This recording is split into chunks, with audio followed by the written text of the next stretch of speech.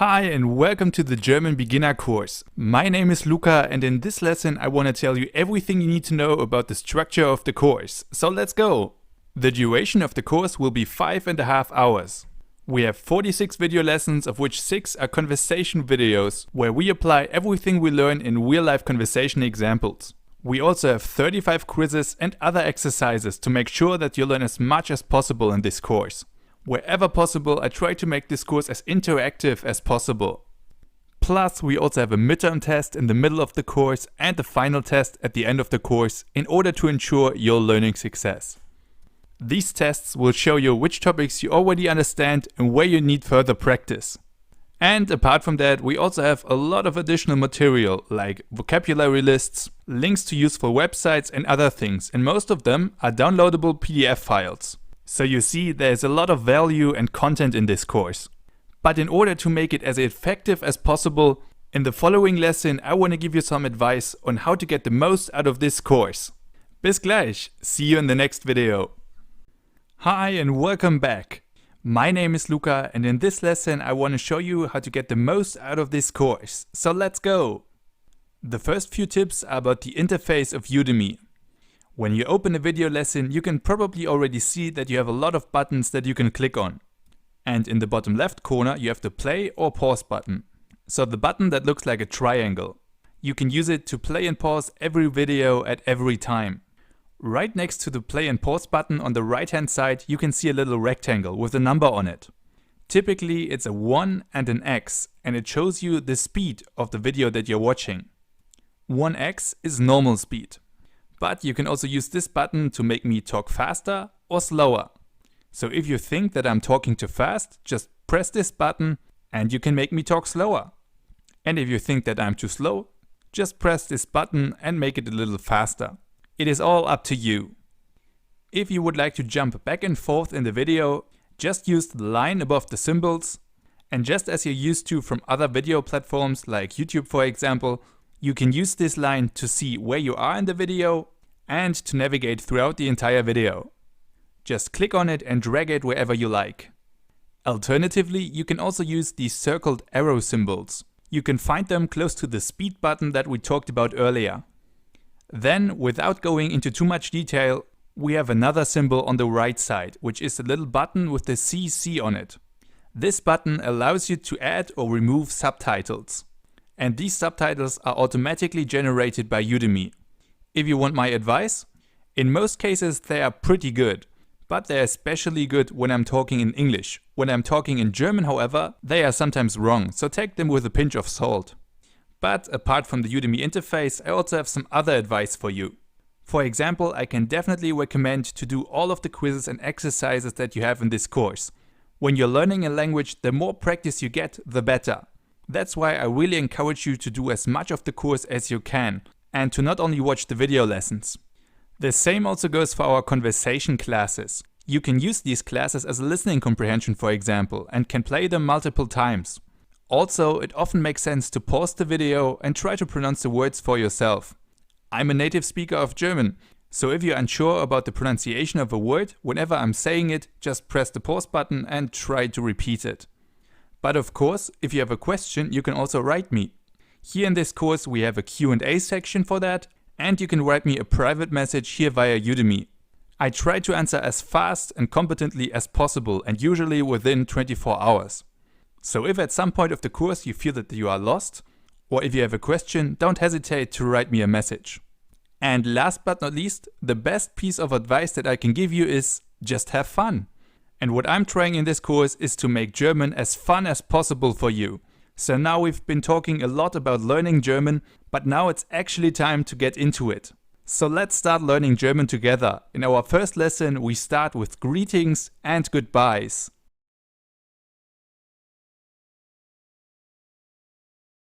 Hi and welcome to your very first lesson. My name is Luca and in this lesson we will take a look at the greetings and goodbyes in German. So let's go! Just like in most languages, in German there's more than just one way to say goodbye or hello. And in this lesson we will go through the most used greetings and goodbyes in German. So let's start with the greetings. And we'll start with one of the most used greetings of all. It's the word Hallo. the German term for hello. Hallo. So as you can see, it is pretty close to English, and we use it exactly in the same situations where you would use hello. But the pronunciation is a little different, so let's listen and repeat. Hallo. Hallo. And we even have an option that's a little easier, and it's hi. Hi. This greeting is used especially often among younger people, and we pronounce it exactly the same as in English. Hi. So far we have hallo and hi, and both are informal greetings. Let's look at some more formal greetings. And in German, these greetings depend on the time of the day. In the morning, for example, you say Guten Morgen. Guten Morgen, the German version of good morning. Guten Morgen. Listen and repeat. Guten Morgen. Guten Morgen. And then once we've reached noon or even afternoon, the typical greeting would be Guten Tag. Guten Tag. It literally means good day. Guten Tag. So that's basically our version of good afternoon. Listen and repeat. Guten Tag. Guten Tag.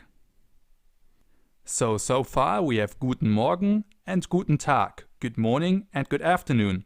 But there's one greeting missing, and it's the greeting good evening, or in German, Guten Abend. Guten Abend. Listen and repeat. Guten Abend. Guten Abend.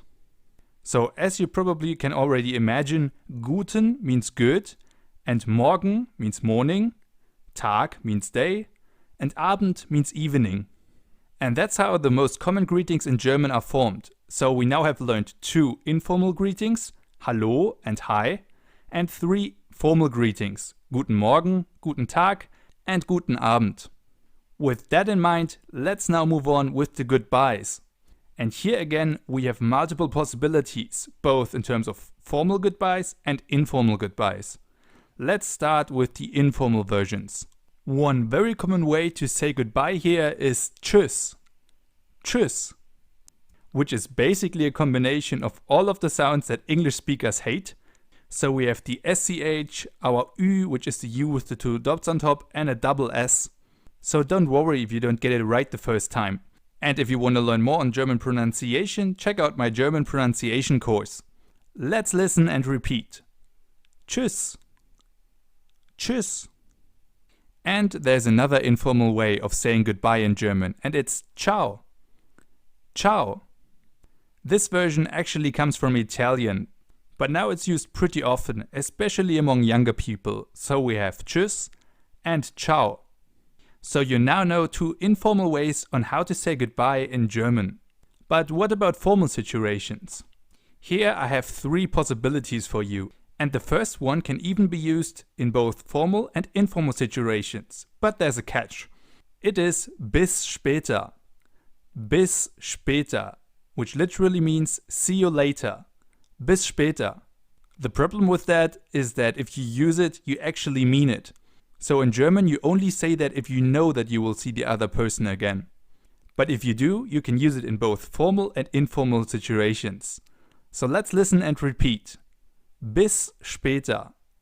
Bis später. Bis means until and später means later. So literally it means until later. See you later. Bis später. And then finally we have 2 very formal ways of saying goodbye in German. And they are Wiedersehen and Auf Wiedersehen. Both mean something like hope to see you again soon. And the first one, Wiedersehen, is the shorter version, while Auf Wiedersehen is the long version. So Wiedersehen and Auf Wiedersehen. Listen and repeat. Auf Wiedersehen. Auf Wiedersehen. And the short version, Wiedersehen. Wiedersehen. Good, so now you know 5 ways how to greet someone in German and 5 ways how to say goodbye in German. Now it's time to practice all of that. Imagine you meet someone early in the morning, let's say on the street for example. How would you greet him or her in German? If you like, you can pause the video and try for yourself before I give you the correct solution. The correct answer would be Guten Morgen. Guten Morgen. You say Guten Morgen because it's early in the morning and because we said that it's a random person on the street. So you would generally use a more formal greeting. Guten Morgen. Good morning. Are you ready for another one? Imagine you meet a good friend in a cafe. How would you greet him or her in German? Again, if you like, you can pause the video and try for yourself. In this situation, as it's a good friend, you would either say hallo, hallo, or hi, just like in English. So either hallo or hi. Let's have one final example.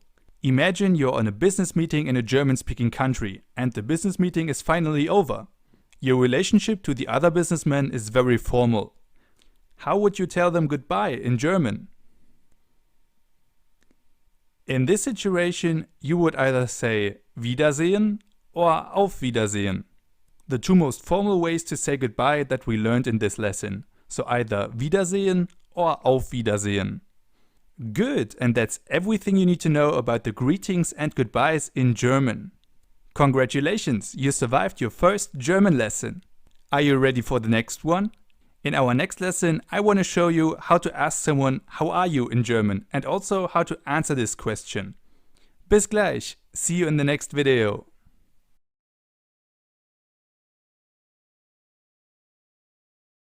Hi and welcome back. In today's lesson you will learn how to ask someone how are you in German and also how to answer this question. You will learn many different possibilities and we will practice everything in a dialogue at the end. So let's go!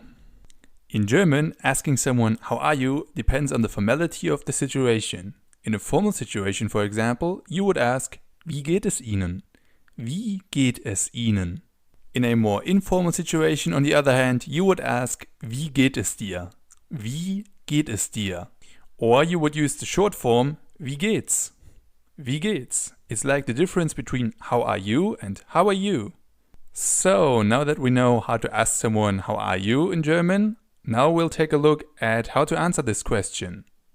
If you're feeling good, you could say, for example, mir geht es gut. Mir geht es gut. I'm feeling good. Listen and repeat. Mir geht es gut.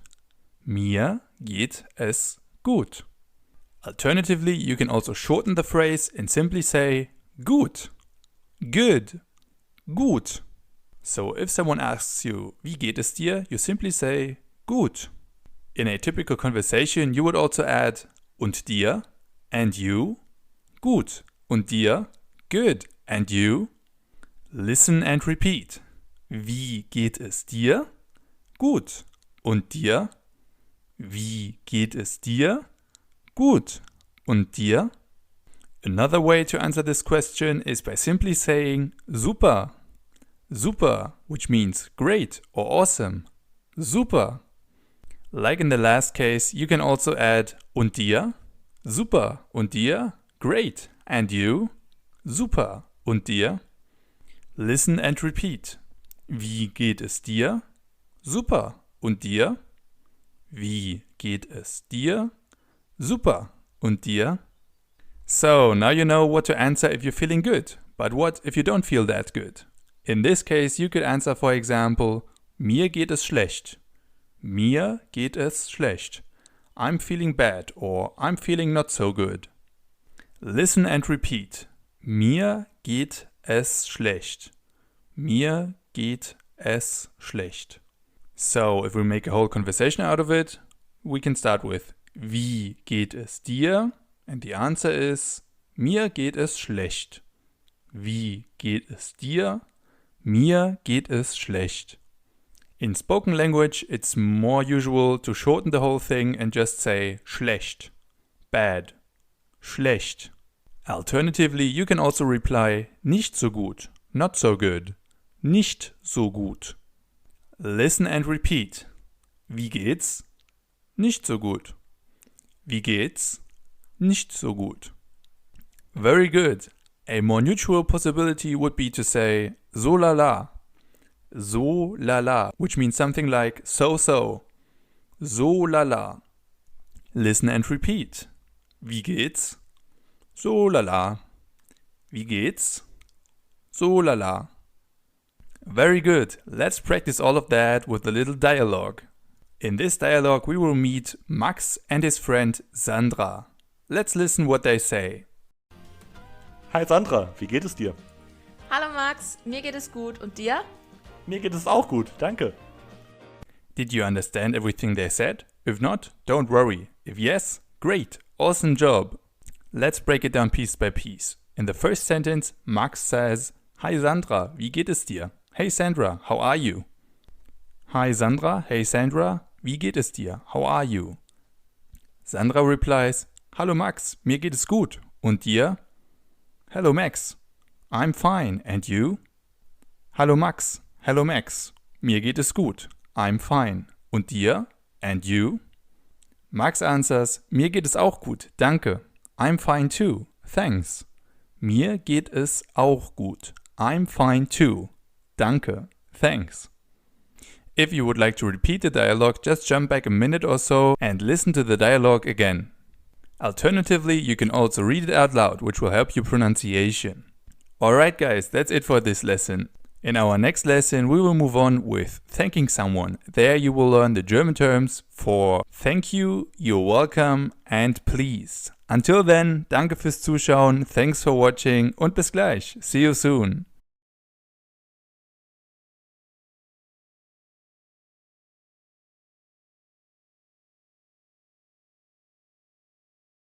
Hi and welcome back. In this lesson you will learn how to thank someone in German and you will also learn the German terms for please and you're welcome. Plus at the end of the video we will have a little practice session. So make yourself ready and let's go! In German the simplest way to say thank you is to say danke. Danke. If you want to give it a little more strength you can also say Dankeschön. Dankeschön. The schön at the end means nice. However, it's more common to simply say danke. If you want to respond to that, you can say bitte.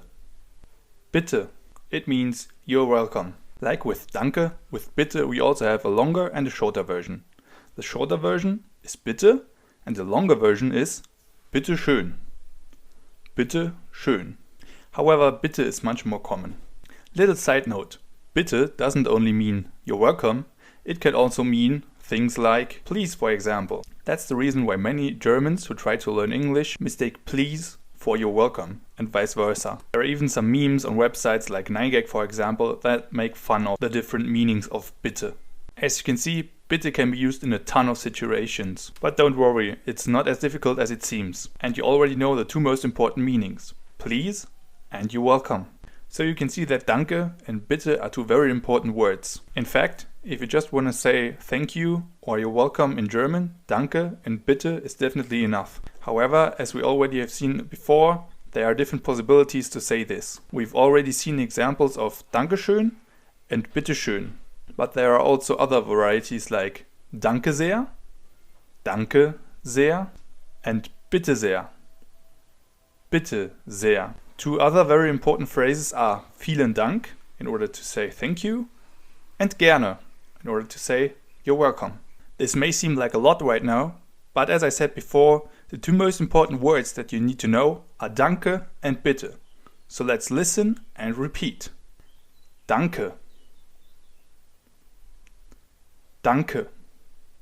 And the same with you're welcome. Bitte. Bitte.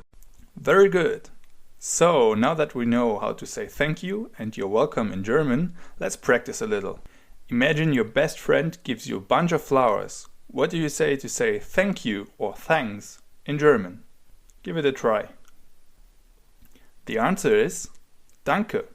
Of course, you could also say Dankeschön or Danke sehr, but danke would be the most common answer. Let's have another one. We stay with the example from earlier on. In this case, in return, you give him or her a little present. Your friend answers with Dankeschön. What do you say in response? Think about it. In this case, you could answer bitte or bitteschön. But bitte sehr or gerne would also be correct. Not that difficult, right? Don't worry too much about the difference between bitte, bitteschön or bitte sehr. It's all correct. And that's already it for this lesson. I hope you've enjoyed it. In our next lesson, we will take a look at the question, what's your name in German, and also how to answer it. Until then, danke fürs Zuschauen, thanks for watching und bis gleich. See you soon. Hi and welcome back. In today's lesson, we will take a look at how to ask someone for their name in German and also how to answer this question. So let's go! In German, if you want to ask someone, what's your name, you have two possibilities. You can either ask, wie heißt du? Wie heißt du? Which is the more common version and it can be translated with, what are you called? Wie heißt du? Heißen means to be called. Wie heißt du? And the other less common version would be, wie ist dein Name? Wie ist dein Name? As you can see, the second version is a lot more similar to English, and it's definitely also correct, but to my German ears it sounds a little bit weird. So if you can, try to use the first version. Wie heißt du? Wie heißt du? You can answer this question by either saying, ich heiße, for example, ich heiße Luca, or mein Name ist, as in, mein Name ist Luca. Here there's no real difference between the two, so both are pretty common. You can either say, ich heiße, or mein Name ist, So now you can try it out for yourself. What is your name? Wie heißt du, or wie ist dein Name? You can tell me in our next exercise. And once you're done with the exercise and the corresponding quiz, we will move on with the question, where are you from in German, and also how to answer it. Until then, danke fürs Zuschauen, thanks for watching und bis gleich. See you soon. Hi and welcome back. In this lesson, we will take a look at how to ask someone, where are you from in German, and also how to answer this question. You will learn country names, city names, and a lot more. So let's go! So in German, if you want to ask someone, where are you from? You have two possibilities. You can either ask, wo kommst du her? Wo kommst du her? Or you can ask, woher kommst du? Woher kommst du? Both sentences mean basically the same. They ask, where are you from? So if you want to answer this question, in English you would say, I'm from In German, this I'm from is ich komme aus. Ich komme aus And then after that you can add country names, city names and whatever you like. For example, if you're from Germany, you could say ich komme aus Deutschland. Ich komme aus Deutschland, the German term for Germany. The same of course also goes for other countries. Let's say you're from France. In this case you could say ich komme aus Frankreich. Ich komme aus Frankreich. Or if you're from the US, you could say ich komme aus den Vereinigten Staaten. Or ich komme aus den USA, if you want to use the short form. Ich komme aus den USA or ich komme aus den Vereinigten Staaten. Or one last example, let's assume you're from China. In that case, you could say ich komme aus China. Ich komme aus China. I'm from China. If you want to learn the German term for your country, don't worry. I've added a list in the additional material where you can find all of the German terms for country names. So no matter whether you're from Europe, Africa, America or Asia, you can find your country name there. As I already said, the same also goes for city names. Let's take Berlin as an example, the capital of Germany. If you're from Berlin, you could say, ich komme aus Berlin. Ich komme aus Berlin. I'm from Berlin. Or if you're from Hamburg, the second largest city in Germany, you could say, ich komme aus Hamburg. Ich komme aus Hamburg. I'm from Hamburg. As you can already see or hear, some cities have a different pronunciation in German than they have in other languages. This doesn't only go for German cities, it also goes for cities outside of Germany. Let's take London for example. In German, London is called London. London. So I'm from London is ich komme aus London. Ich komme aus London. But don't worry, not every city has a different name in German than in English. Some cities only have minor differences. For example, let's take Sydney, the largest city of Australia. The German term for Sydney is Sydney. So if you want to say I'm from Sydney, you would say ich komme aus Sydney. Ich komme aus Sydney. And the same also goes for other cities like New York or Washington, for example. Got it? Great! Let's practice that in a few examples. We'll start with the example of Mark. Let's listen what Mark has to say. He says, Hi, ich heiße Marc und ich komme aus Berlin, der Hauptstadt von Deutschland. So let's break this down piece by piece. First he says, Hi, ich heiße Marc. Hi, my name is Marc. And he adds, und ich komme aus Berlin. And I'm from Berlin. Hi, ich heiße Marc und ich komme aus Berlin. Hi, my name is Marc and I'm from Berlin. And then he adds, der Hauptstadt, the capital, von Deutschland, of Germany. Der Hauptstadt von Deutschland, the capital of Germany. Hi, my name is Marc and I'm from Berlin, the capital of Germany. So you can see, Hauptstadt is the German term for capital. Die Hauptstadt, the capital. So let's listen to it one more time. Hi, ich heiße Marc und ich komme aus Berlin, der Hauptstadt von Deutschland. Ready for another one? This time we have Annika. Let's listen what Annika has to say. Hallo, ich heiße Annika und ich komme aus Wien, der Hauptstadt von Österreich. Alright, let's break this down again. Annika starts by saying, Hallo, ich heiße Annika. Hi, my name is Annika. Und ich komme aus Wien. And I'm from Vienna. Und ich komme aus Wien. And I'm from Vienna. And then she adds, der Hauptstadt von Österreich. Die Hauptstadt, as you now know, means the capital. So, der Hauptstadt von Österreich means the capital of Austria. The capital of Austria. Hallo, ich heiße Annika und ich komme aus Wien, der Hauptstadt von Österreich. Hi, my name is Annika and I'm from Vienna, the capital of Austria.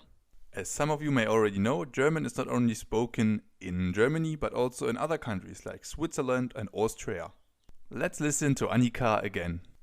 Hallo, ich heiße Annika und ich komme aus Wien, der Hauptstadt von Österreich. Did you understand everything she said? If yes, great! Alright guys, that's it for today.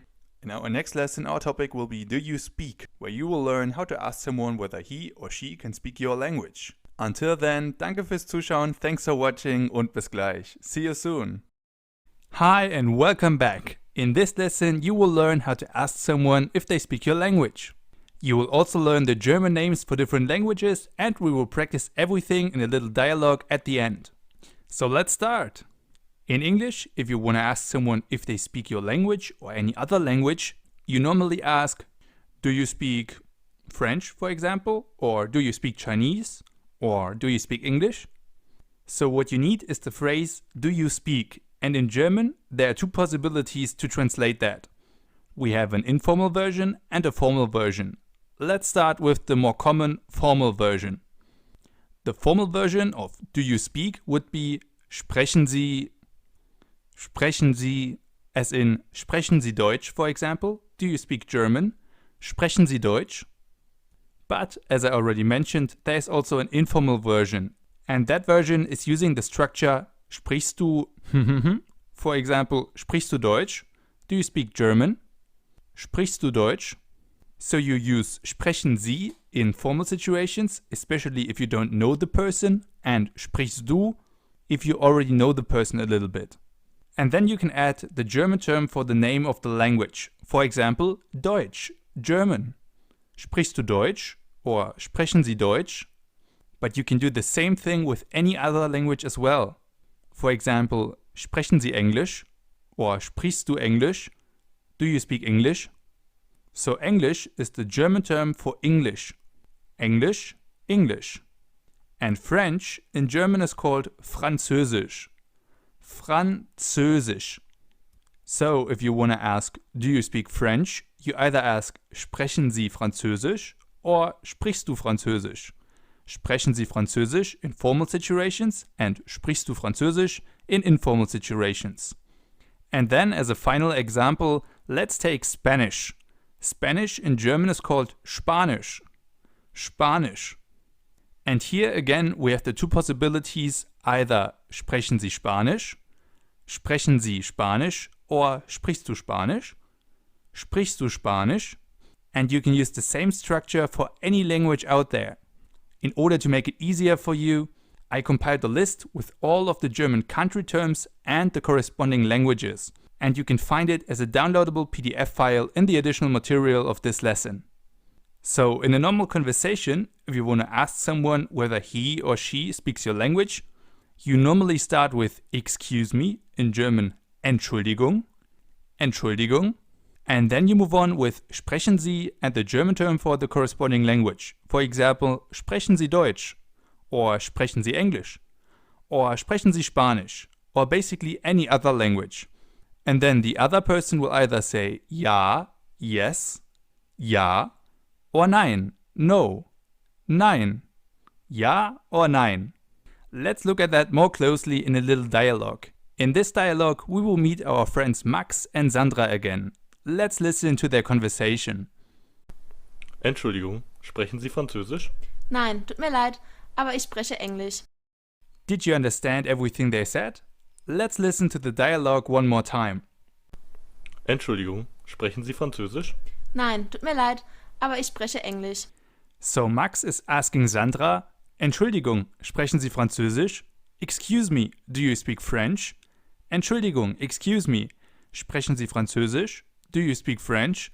And Sandra answers, Nein, tut mir leid. No, sorry. Aber ich spreche Englisch. But I speak English. Or but I can speak English. So the whole dialogue in English would be, Excuse me, do you speak French? No, I'm sorry, but I speak English. Dialogues like these are a great way to see how language is actually used in practice. That's why throughout this course we have many more of these dialogues.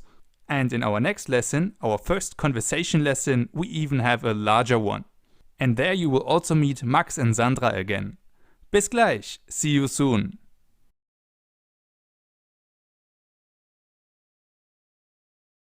Hi and welcome back. In today's video we will practice everything we've learned so far in a little dialogue. So let's go! In today's dialogue we will meet our friends Sandra and Max again. Let's listen what they say. Hi, ich heiße Sandra. Wie heißt du? Hallo, mein Name ist Max. Freut mich, dich kennenzulernen. Mich auch. Wie geht es dir, Max? Mir geht es gut, danke. Und dir? Auch gut, danke. Wo kommst du her? Ich komme ursprünglich aus Paris, aber jetzt wohne ich in Berlin. Und du? Ich komme aus Berlin. Wow, du bist aus Paris. Wie cool. Sprichst du Französisch? Ja, ich spreche Französisch, Deutsch, Englisch und Spanisch. Super. Did you understand everything they said? If yes, awesome job. If not, don't worry, we'll break it down piece by piece. The dialogue starts with Sandra saying, Hi, ich heiße Sandra. Wie heißt du? Hi, my name is Sandra. What's your name? Max answers with, Hallo, mein Name ist Max. Freut mich, dich kennenzulernen. Hello, my name is Max. So, freut mich, dich kennenzulernen means nice to meet you. Freut mich, dich kennenzulernen. Sandra answers, mich auch. Wie geht es dir, Max? Nice to meet you too. How are you, Max? Mir geht es auch gut, danke. Und dir? I'm fine too, thanks. And you? To which Sandra replies, auch gut, danke. I'm fine too, thanks. Or me too, thanks. Then Max asks, wo kommst du her? Where are you from? Sandra answers, ich komme ursprünglich aus Paris, aber jetzt wohne ich in Berlin. Und du? I'm originally from Paris, but now I live in Berlin. And you? So, ursprünglich means originally. Ursprünglich. And the phrase, aber jetzt wohne ich in Berlin means, but now I'm living in Berlin. Or, but now I live in Berlin. Max replies, ich komme aus Berlin. Wow, du bist aus Paris, wie cool. Sprichst du Französisch? I'm from Berlin. Wow, you're from Paris. Cool. Do you speak French? Sandra answers, ja, ich spreche Französisch, Deutsch, Englisch und Spanisch. Yes, I speak French, German, English and Spanish. To which Max simply replies, super, great, or awesome. So, now that you know what they say, let's listen to the dialogue again. Hi, ich heiße Sandra. Wie heißt du? Hallo, mein Name ist Max. Freut mich, dich kennenzulernen. Mich auch. Wie geht es dir, Max? Mir geht es gut, danke. Und dir? Auch gut, danke. Wo kommst du her? Ich komme ursprünglich aus Paris, aber jetzt wohne ich in Berlin. Und du? Ich komme aus Berlin. Wow, du bist aus Paris. Wie cool. Sprichst du Französisch? Ja, ich spreche Französisch, Deutsch, Englisch und Spanisch. Super. This time I'm sure that you've understood a lot more than the first time round. If you want to practice a little more, listen to the dialogue again, or you can read the dialogue out loud. This will both help you to learn the phrases in the text and also to improve your pronunciation. Alright guys, that's all for today. In our next lesson we will move on with our first grammar topic, which is personal pronouns. Until then, danke fürs Zuschauen, thanks for watching und bis gleich. See you soon!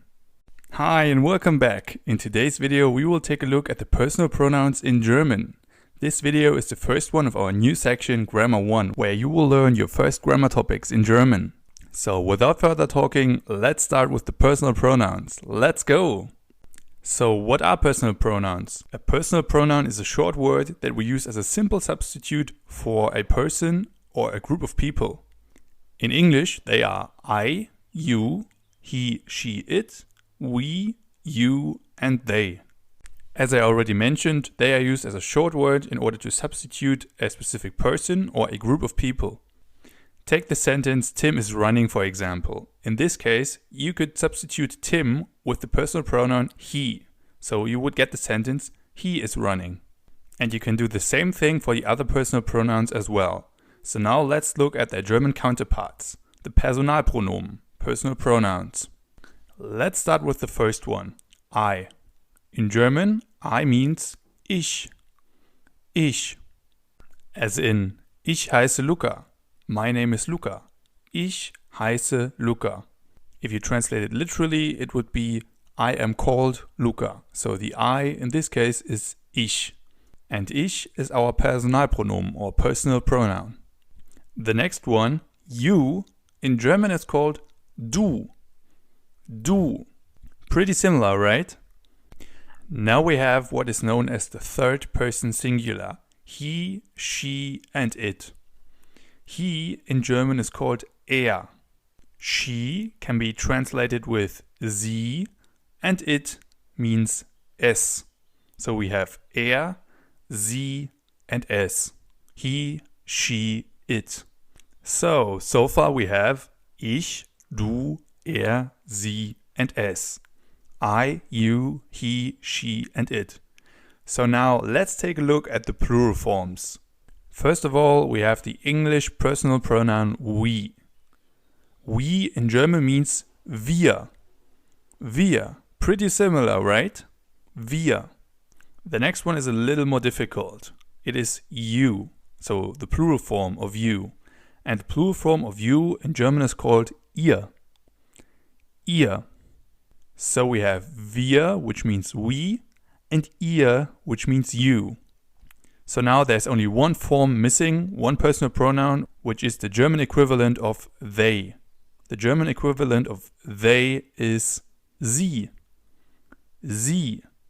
And that's already it. Those are all of the personal pronouns in German. So let's repeat them one more time. We have ich, du, er, sie, and es for the singular forms, and wir, ihr, and sie for the plural forms. Ich, du, er, sie, es, I, you, he, she, it, wir, ihr, and sie, we, you, and they. The personal pronouns are the basis for other grammar topics that are still to come in this course, especially for the verb forms, so make sure to learn them. As always, a good help to learn them by heart is the quiz after this video, which will be all about the personal pronouns. Alright guys, that's enough for today. In our next lesson we will take a look at the question words in German, so words like who, what, where, when and why. Until then, danke fürs Zuschauen, thanks for watching und bis gleich. See you soon.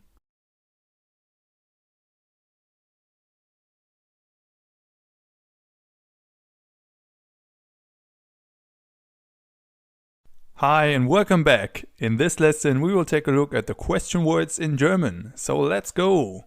So what are question words, you ask? Question words or Fragewörter are words like where, what, when, why and how. They kind of introduce a question. In German it's exactly the same. So let's look at their German counterparts. So let's start with where. Where in German is wo. Wo. As in, where is it? Wo ist es?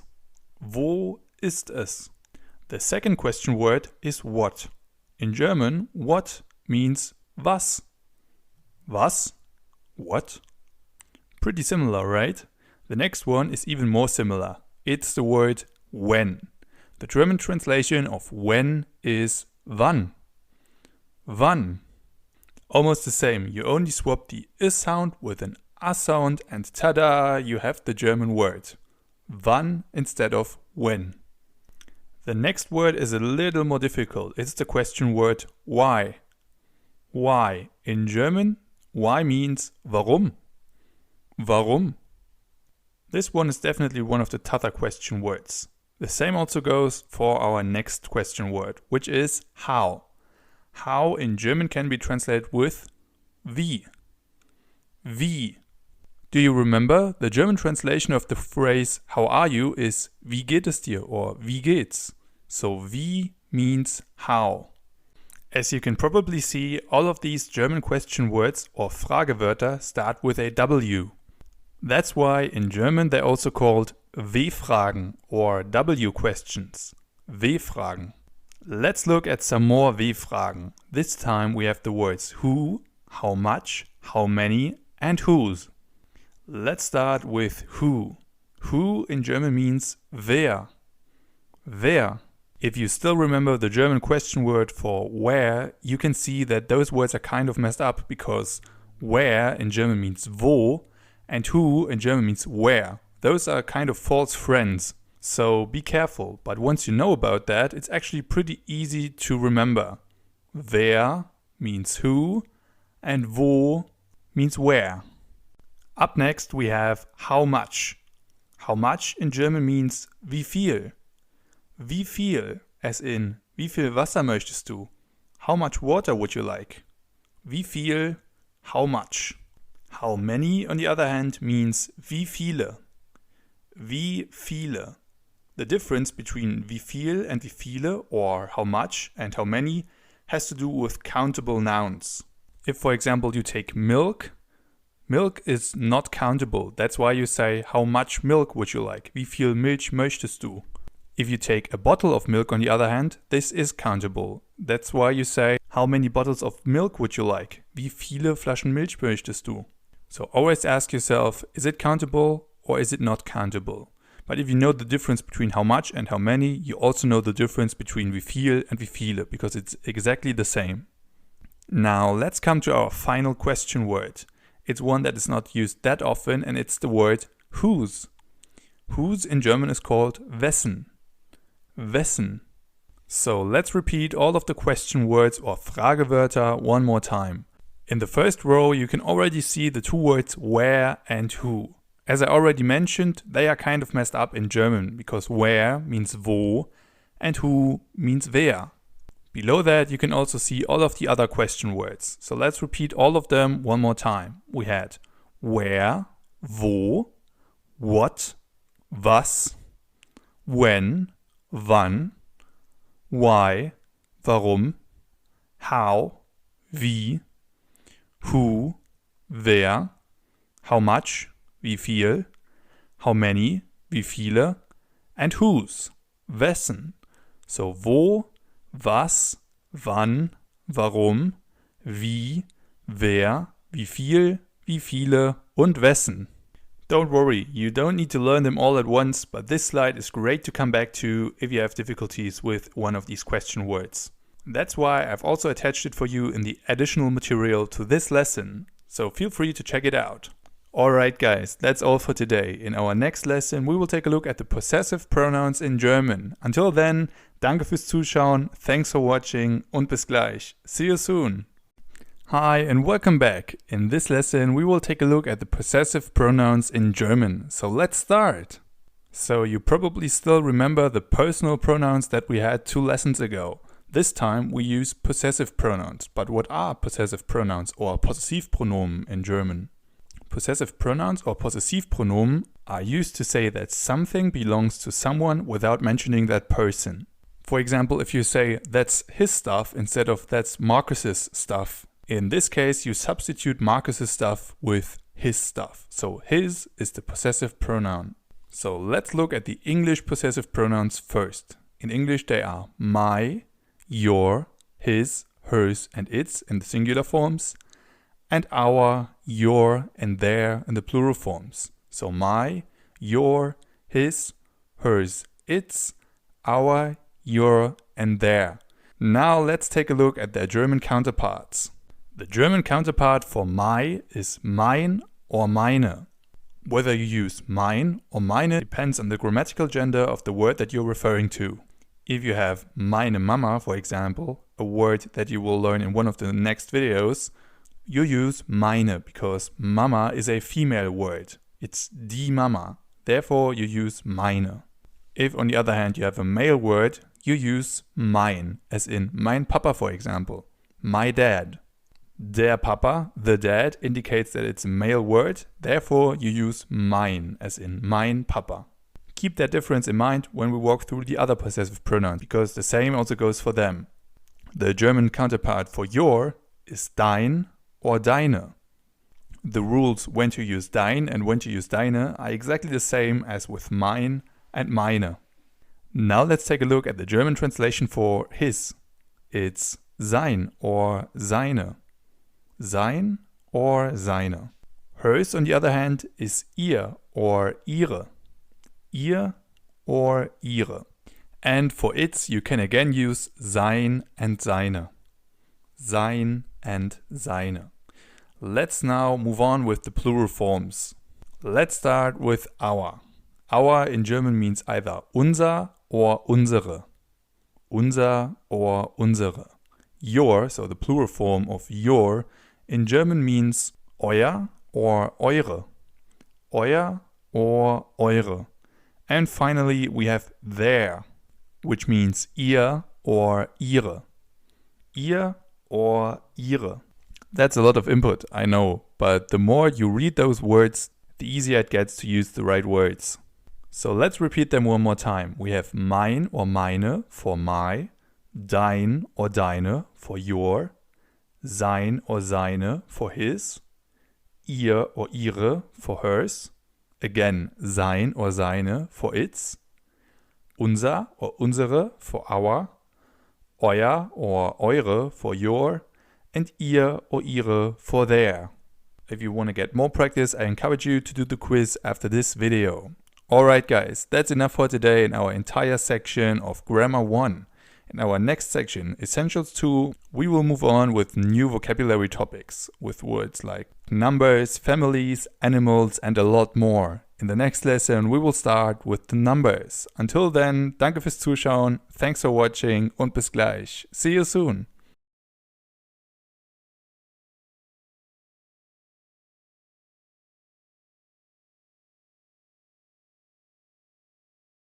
Hi and welcome back. In today's video we will take a look at the numbers in German. We will start with the numbers 1 to 20. So let's go! The word number in German means Zahl. So the plural, numbers, in German is called Zahlen. Zahlen. Let's start with the first few. The first number is 1. Eins. Eins. It is followed by the numbers 2, 3, 4 and 5. Let's count together. 1, 2, 3, 4, 5. Very good. After 5, we move on with 6. 6. Then we continue with 7, 8, 9 and 10. So let's count together from 1 to 10. 1, 2, 3, 4, 5, 6, 7, 8, 9 and 10. As you can see, many of these numbers are actually quite similar to the ones in English. For example, 10, 10 or 9, 9 or also 4, 4. Don't worry too much about the pronunciation unless you want to sound like a native. If, for example, you say zwei instead of zwei, people will usually understand you, so don't worry. So let's repeat them one last time. We have 1, 2, 3, 4, 5, 6, 7, 8, 9 and 10. Let's do some maths. Everybody knows how to calculate 1 plus 1, right? But how do you calculate that in German? Let's do the same thing in German. As we can see, 1 in German is called eins. So the whole thing would be 1 plus 1 ist gleich equals 2. 2. 1 plus 1 ist gleich 2. Let's have one more. In English, this one would be 3 plus 4 equals. In German, we have 3, 3, plus 4, 4, ist gleich 7. 3 plus 4 gleich 7. 3 plus 4 equals 7. You may have already noticed that the plus sign in German is called plus. Plus, plus. The equals sign, on the other hand, is called gleich or ist gleich. Keep that in mind when we take a look at some more maths exercises. So now that we know the numbers 1 to 10, let's practice a little. I have some maths exercises for you. However, the calculation is not written in numbers, but in German words. Please give the answer in German words as well. Let's start with 2 plus 3 gleich. 2 plus 3 gleich. I'll give you some time to think. If you like, you can also pause the video. So, 2 means 2, plus, 3 means 3, equals, do you know it? 5, 5. 2 plus 3 gleich 5. 2 plus 3 equals 5. Let's have one more. This time we have 1 plus 8 gleich 1 plus 8 gleich. Again, I'll give you some time to think. Do you know it? If you convert it into numbers, you get 1, 1 plus 8, 8 gleich equals, so 1 plus 8 equals, do you know it? 9. 1 plus 8 gleich 9. 1 plus 8 equals 9. Let's have one final example. In this case, our task is 4 plus 6 gleich 4 plus 6 gleich. So, converted into numbers, it would look like this. 4 plus 6 equals 4 plus 6 gleich. Do you know it? 10. 10. 4 plus 6 gleich 10. 4 plus 6 equals 10. Good job! Let's now move on with the numbers 11 to 20. We'll start with 11. 11 in German is called 11. 11. It is followed by 12, 13, 14, 15, 16, 17, 18, 19 and 20. So 11 and 12 are 11 and 12. Quite similar, right? And then we move on with 13, 14, 15, 16, 17, 18 and 19, which is almost like 13, 14, 15. Do you see the pattern? The 10 at the end is the equivalent to the teen at the end of the English digit. Alright, so let's count together. 11, 12, 13, 14, 15, 16, 17, 18, 19, 20. One more time. 11, 12, 13, 14, 15, 16, 17, 18, 19, 20. One more thing, we already had the plus and the equal sign, and this time we will add one more. The minus sign, or in German, minus. Minus. So with that in mind, plus, gleich and minus, we can move on with some more calculations. Let's practice. The task is basically the same as the last time. I'll give you a simple math exercise that is not written in numbers, but in German words. Please give the answer in German. Let's start with 14 minus 2 gleich. 14 minus 2 gleich. I'll give you some time to think. So, if you convert it into numbers, the task would look like this. 14 minus 2 equals 14 minus 2 gleich, do you know it? 12. 14 minus 2 gleich 12. 14 minus 2 equals 12. Let's take a look at another one. This time we have 6 plus 12 gleich. 6 plus 12 gleich. Do Do you know it? Converted into numbers, it would look like this. 6 plus 12 equals 6 plus 12 gleich 18. 18. 6 plus 12 gleich 18. Let's have one final example. This time, if you can, try to give me the answer directly in German without first converting into numbers. So, let's go. The task is 7 plus 9 gleich 7 plus 9 gleich. Do you know it? 16. 7 plus 9 gleich 16. 7 plus 9 equals 16. Well done. If you still need more practice, check out the quiz after this video. It will give you a great opportunity to practice the numbers that we've just learned. And that's it for today. In our next lesson, we will dive a little deeper into the topic of numbers. There you will learn numbers like 100, 1000 and many others. Until then, danke fürs Zuschauen, thanks for watching und bis gleich. See you soon.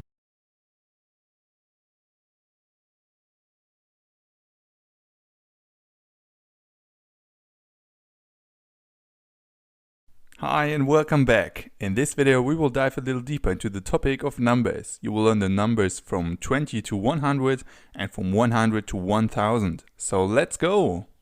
Let's continue where we left off in the last session. So as you now know, the German term for 20 is 20. 20. Now let's move on with 30. 30 in German is 30. 30. It is followed by 40, 50 and 60. As you can see, all of these numbers are built up in the same way. They all start with the German number for the left digit. For example, 3, 4 or 5. And then you simply add a zig. So you get 40, 50 or 60. And Germans also tend to pronounce it zig instead of zig. So 40, 50, 60. By the way, in English the structure is almost the same. 30, 40, 50, 60, 30, 40, 50, 60. Now that we know this, let's continue with 70. The German term for 70 is 70. 70. It is followed by 80, 90 and 100. 100. 100. Almost the same as in English, right? Now, if you add one more zero, you get 1000, 1000, 1000, 1000. Let's take a look at some example numbers. We will take 24 and 32 as example numbers. In German, they are 24 and 32. As you can see, both numbers start with the German term for the second digit, like the 4 in 24 and the 2 in 32. It is followed by an und, the German word for and, und. Then finally you add the value of the first digit, in this case 20 and 30, 20 and 30. So you kind of switch sides, 24 becomes 24 and 32 becomes 32. So if you would translate them literally, they would be 4 and 20 and 2 and 30. So let me repeat this one more time. You first take the second digit, then you add an und, which means and then you add the value of the first digit, for example 30 or 40. Let's practice that a little. We'll start with the number 54. 54. So we start with the second digit, which is 4 in German, 4. Then we add the und then we take the first digit, which is 5 or 50 in this case. So the number overall is 54, 54. 54. Let's have another one. This time our number is 71. I'll give you some time to think. Do you have it? The correct answer would be 71. 71. The more you practice, the easier it becomes. Let's have another one.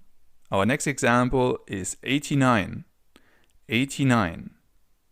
If you like, you can pause the video and try for yourself. So 89 would be 89. You take the second digit, which is 9, add an und then you add the value of the first digit, which is 80. So 89. Let's have a more difficult example. This time we have 132. 132. In this case, we start with the first digit, which is 100. 100. And then things are exactly like before. You take the last digit, which is the 2 or 2 in 32. Then you add the and then you take the second digit, which is 30. 132. 132. Got it? Great. Then I have one final example for you. It is 466. 466. Got it? So this time, again, we start with the first digit, which is 400, 400. And then things are exactly like before. We have 6 und 60, 66. 466, 466. As you can probably imagine, practice is key to learning this. I had the same problems when I was learning English and also had to switch the numbers the other way around. So don't worry if you're making mistakes at first. German people would usually also understand you if you switch the numbers. But of course it's better to do it right. I mean, if I would say 4 and 70 instead of 74 because I wouldn't know any better, it would sound pretty wrong, right? But there still could be a fair chance that people could understand me. Alright guys, so now that we know the numbers, it's time to apply that. And we will start applying it by taking a look at the question, how old are you in German, and how to answer it. This will be the topic of our next lesson. Until then, danke fürs Zuschauen, thanks for watching und bis gleich. See you soon.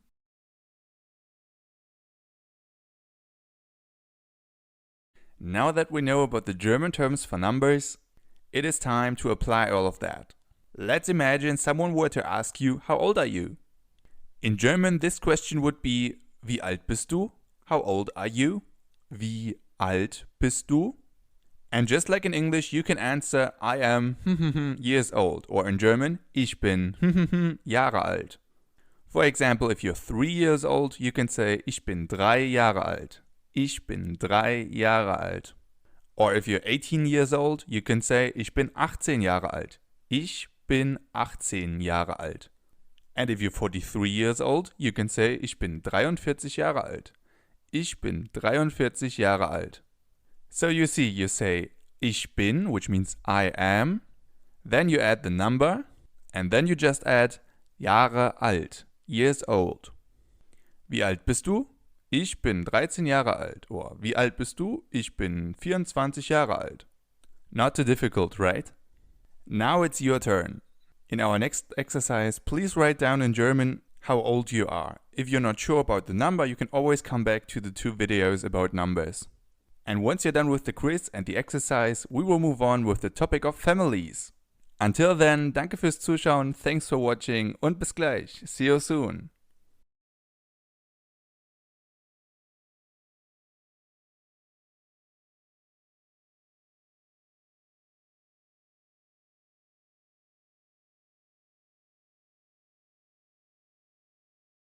Hi and welcome back. In this video we will take a look at the German terms for family members and families. You will learn the German terms for mother, father, brother, sister and many more, so let's go. Let's start with our title. A family or the family in German is called die Familie. Die Familie. In this family, for example, we have a mother, a father and 2 sons. Let's translate that into German. The German term for mom is die Mama. Die Mama. You can also call her die Mutter, which would be like the mother. Die Mutter. So die Mama or die Mutter. Then we have the dad, which in German would be der Papa.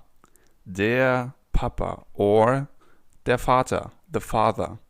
Der Vater. So you can either call him der Vater or der Papa. The difference between Mama and Mutter and Papa and Vater is kind of the same as in English between mom and mother and dad and father. Let's move on with the children. We'll imagine that the family on the picture doesn't have 2 sons, but a son and a daughter. The German term for the son is der Sohn. Der Sohn. And the German term for the daughter is die Tochter. Die Tochter. Pretty close to English, right? Der Sohn, the son, and die Tochter, the daughter.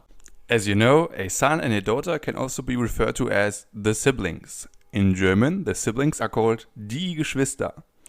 Die Geschwister. and die Geschwister consist of der Bruder, the brother, der Bruder, and die Schwester, the sister, die Schwester. Again, very close to English. The brother, der Bruder, and the sister, die Schwester. Don't worry too much about the articles, this will be a topic for a later video. Let's take a look at the older generation. In German you would call them die Großeltern, the grandparents. Die Großeltern. You've probably already noticed this weird letter that I highlighted in blue. It is called scharfes S or sharp S, and it can be pronounced like this. S. In German we have different S sounds, for example Z or S or S.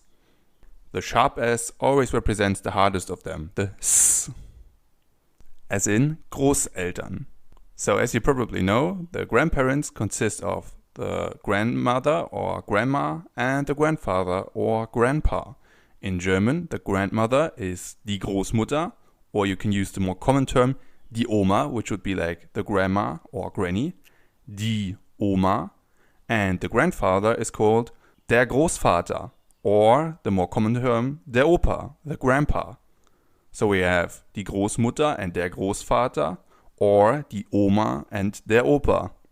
Großvater or Großmutter is the formal version and Oma or Opa is more informal. However, it's much more common to use Oma and Opa, even in formal situations. So, now that we know the German terms for mother, father, brother, sister, grandma and grandpa, let's practice all of that.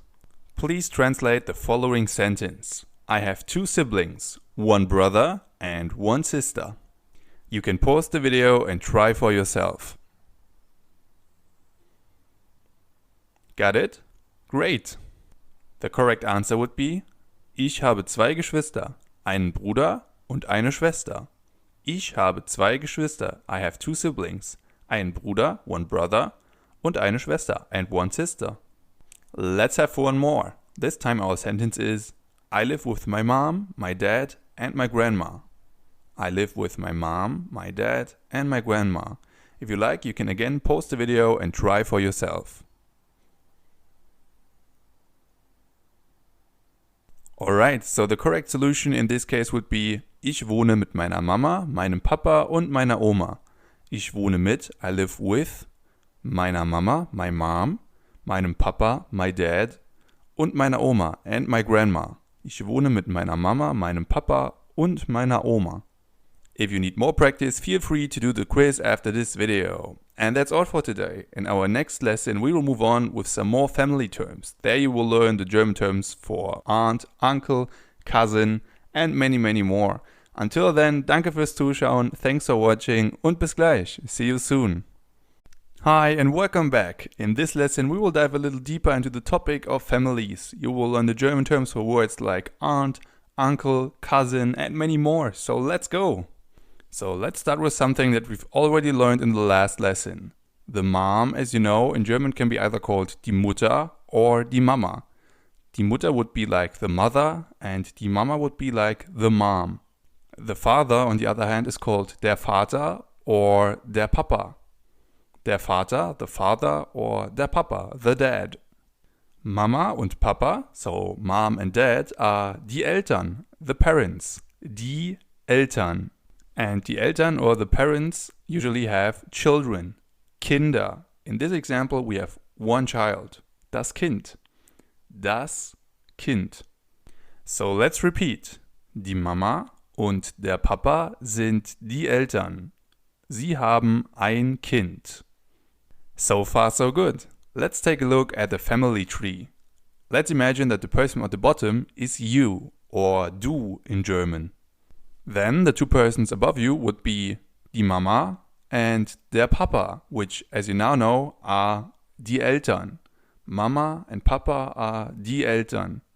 If we move a little further upwards, we have your Großeltern, your grandparents, Großeltern. They consist of your Opa, Grandpa, and your Oma, Grandma. If you're lucky, you still have 2 of each. So your Großeltern are the Eltern of your Eltern. Your grandparents are the parents of your parents. So we have Mama, Papa, Oma and Opa. But how do you call the parents of your grandparents? In English you would call them your great-grandparents. In German we call them Urgroßeltern. Urgroßeltern. They consist of your great-grandfather, Uropa, and your great-grandmother, Uroma. So we have Mama, Papa, Oma, Opa, and Uroma and Uropa. So far so good. By the way, this type of diagram is called a family tree, or in German, der Stammbaum. Der Stammbaum. Let's look at another Stammbaum. As you can see, this one is a little more complex. Imagine that you're the person that I marked with the arrow down there at the bottom. Don't worry, we'll only look at the bottom left area that I highlighted in blue. So let's start with the obvious stuff. The two persons above you that I highlighted in blue are your parents, or deine Eltern. Deine Eltern. Captain Obvious strikes again, but what about their brothers and sisters? In English you would call them your uncle and your aunt. In German, at least the term for uncle is pretty close.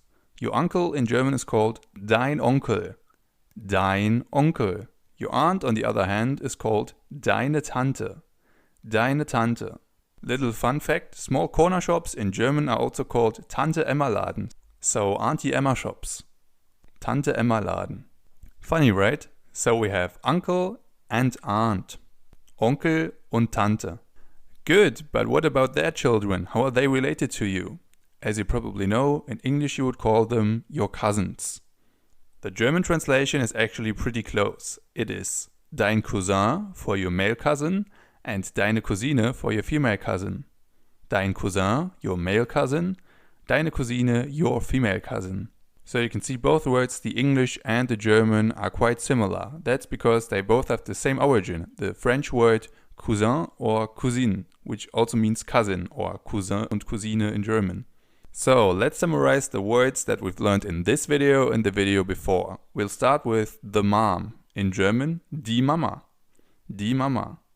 Then we also had the dad, which in German means der Papa. Der Papa. Die Mama und der Papa. The mom and the dad. The more formal versions of these words are the mother, die Mutter, and the father, der Vater. Die Mutter and der Vater. Now let's have a look at their offspring. The son in German is called der Sohn. Der Sohn. The daughter, on the other hand, is die Tochter. Die Tochter. So we have der Sohn and die Tochter. If we then take a look at the parents of your parents, so your grandparents, we have the grandma, die Oma, and the grandpa, der Opa. Die Oma and der Opa. We also learned that the parents in German are called die Eltern and the grandparents are die Großeltern. Die Eltern and die Großeltern. And we also learned that the child in German is called das Kind. Das Kind. The plural form, the children, is die Kinder. Die Kinder. Das Kind, die Kinder. Do you know the chocolate sweet Kinderschokolade or Kinder Surprise? Now you know what that's all about. Then we also had the uncle and the aunt. The German term for the uncle is der Onkel. Der Onkel. And the aunt is called die Tante. Die Tante. Their children, so the cousins, in German are either called die Cousine if it's a female cousin and der Cousin if it's a male cousin. So die Cousine and der Cousin.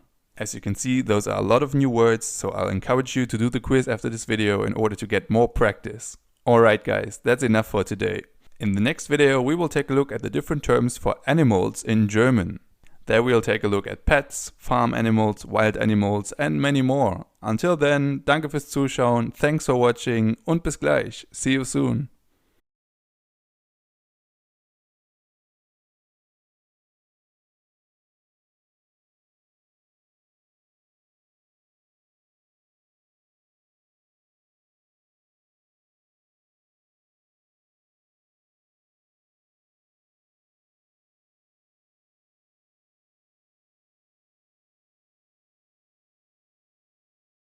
Hi and welcome back. In this video we will take a look at the German terms for animals. We will take a look at pets, wild animals and farm animals. So let's go! The German term for animals is die Tiere. Die Tiere. We are now going to distinguish them into pets and wild animals. So pets in German are called Haustiere. Die Haustiere. They are animals like rabbits, cats and dogs. Wild animals, on the other hand, are called die wilden Tiere in German. Die wilden Tiere. They are animals like polar bears, elephants and snakes. Let's start with the pets, or die Haustiere in German. No video about pets would be complete without man's best friend, the dog. In German, der Hund. Der Hund. Another very popular pet is the cat. Die Katze. Die Katze. So we have der Hund and die Katze. Now let's have another one with long ears and a small tail. It's the rabbit. Der Hase. Der Hase. The next one is even smaller, but it has a long tail. It's the mouse, or in German, die Maus. Die Maus. Pretty similar, right? Let's have another one. It has feathers and it can fly. It's the parrot, or der Papagei. Der Papagei, the parrot. A little anecdote from my childhood.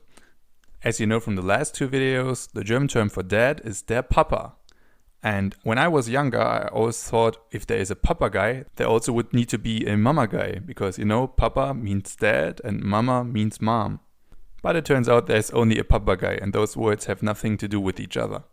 But it's still funny sometimes how children think.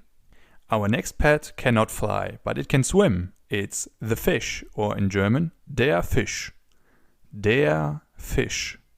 Let's practice. Please translate the following sentence into German. I have two pets, a cat and a dog. You can pause the video and try for yourself.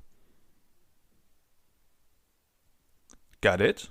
So the correct translation would be: Ich habe zwei Haustiere, eine Katze und einen Hund.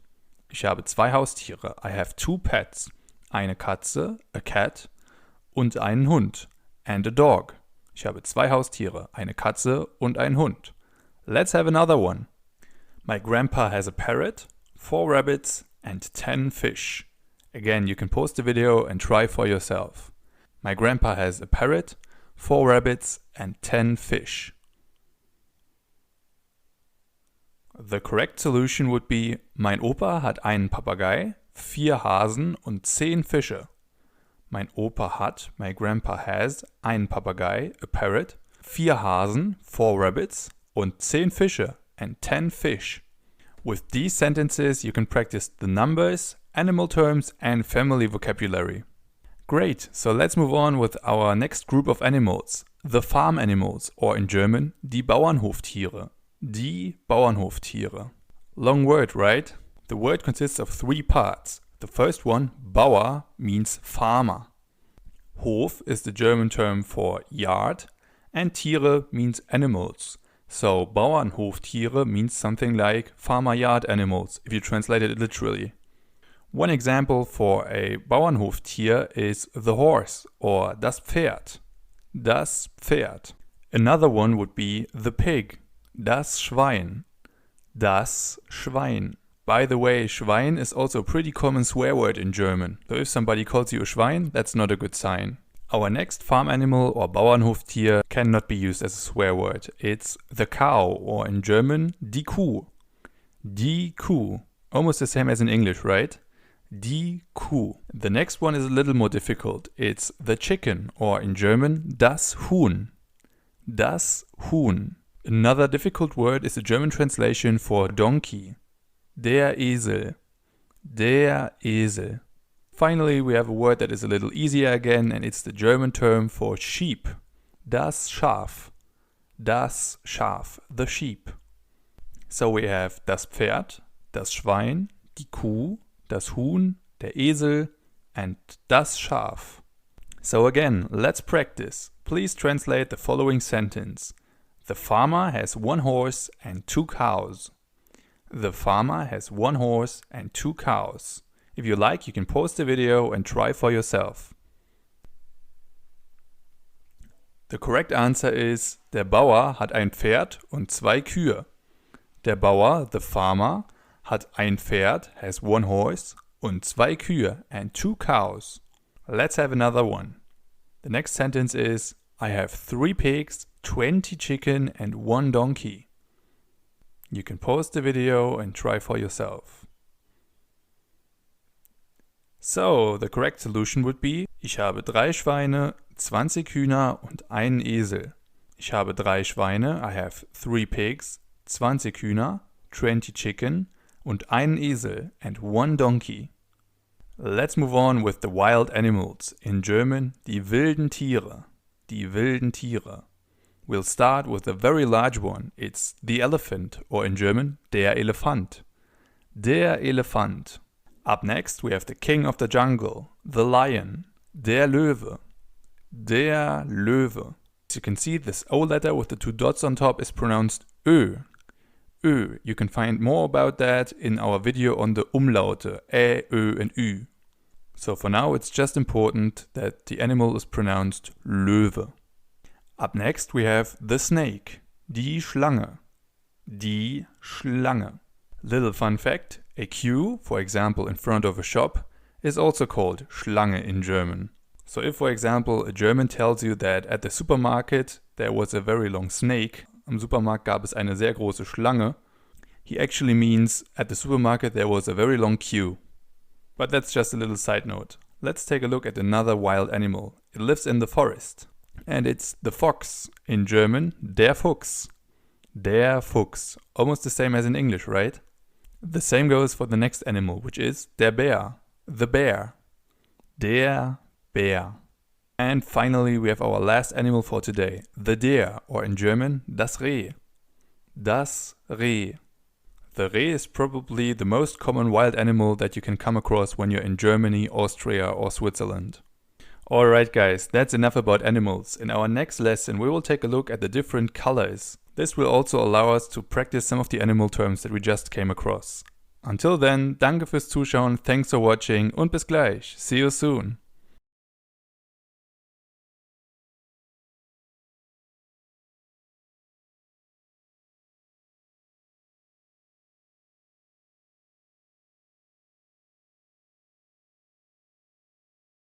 Hi and welcome back to our course. In this video we will take a look at the German terms for colors. So let's go! Let's start with our title. The German term for colors is die Farben. Die Farben. As you know, there are many colors in our beautiful world, but we'll start with the basic ones. Let's start with red. Red in German is rot. Rot. Pretty similar, right? You will see that most color terms in German are actually quite similar to the ones in English. Let's move on with the next one. It's green, or in German, grün. Grün. As you already know, the U with the 2 dots on top is pronounced Ü, as in grün.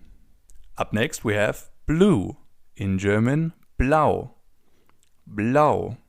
And then finally we have yellow. Yellow in German is gelb. Gelb.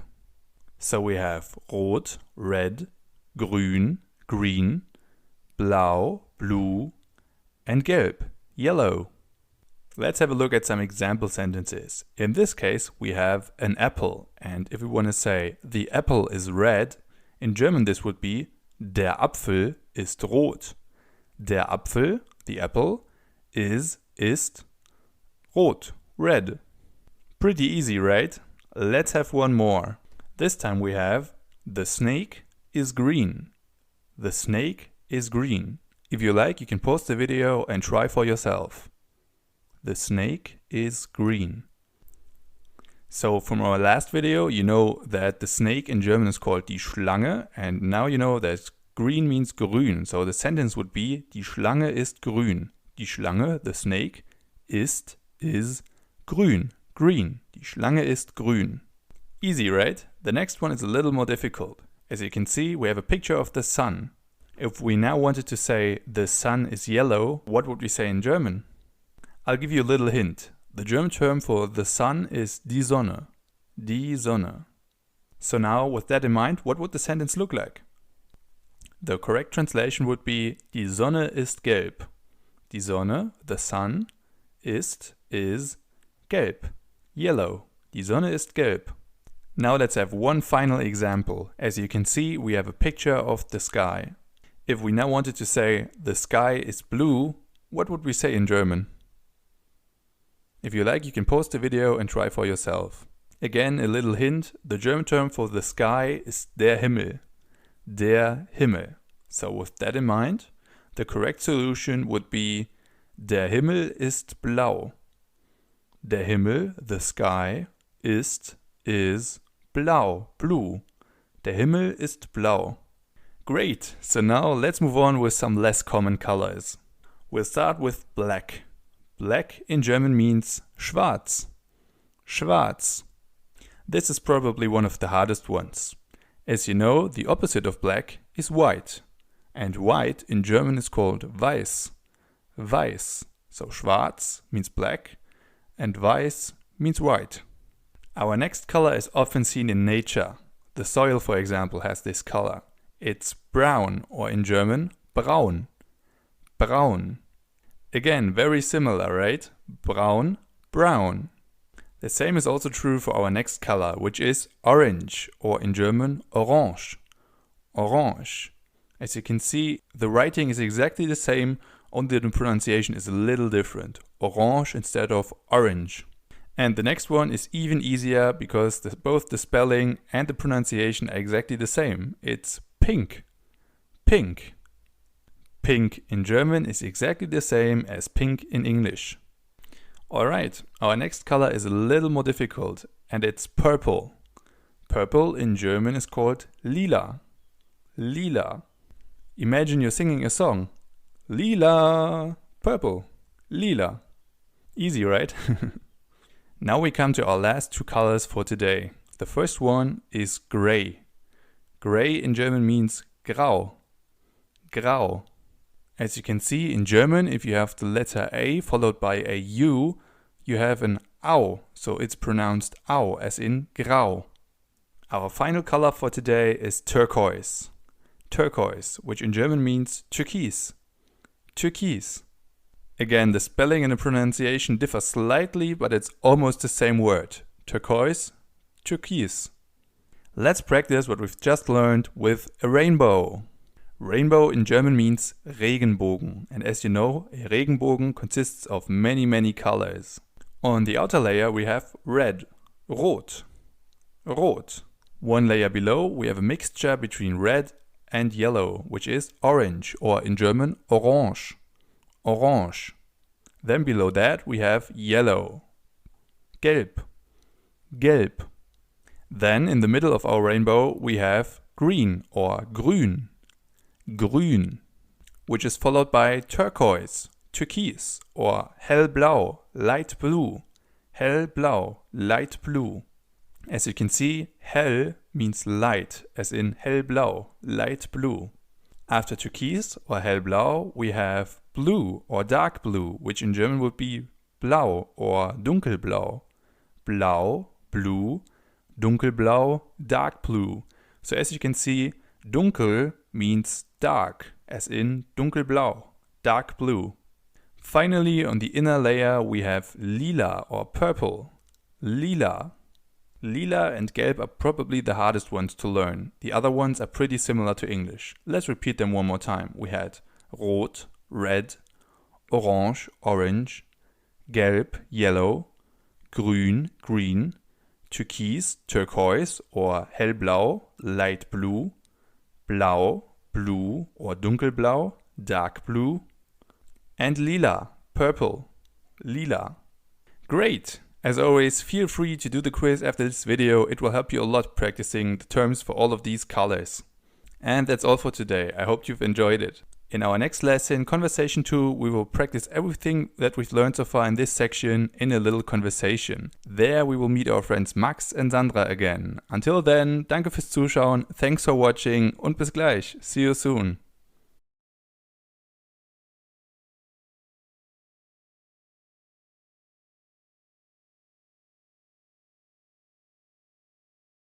Hi and welcome back. In this lesson we will practice everything we've learned so far in this section in a little dialogue. So let's go!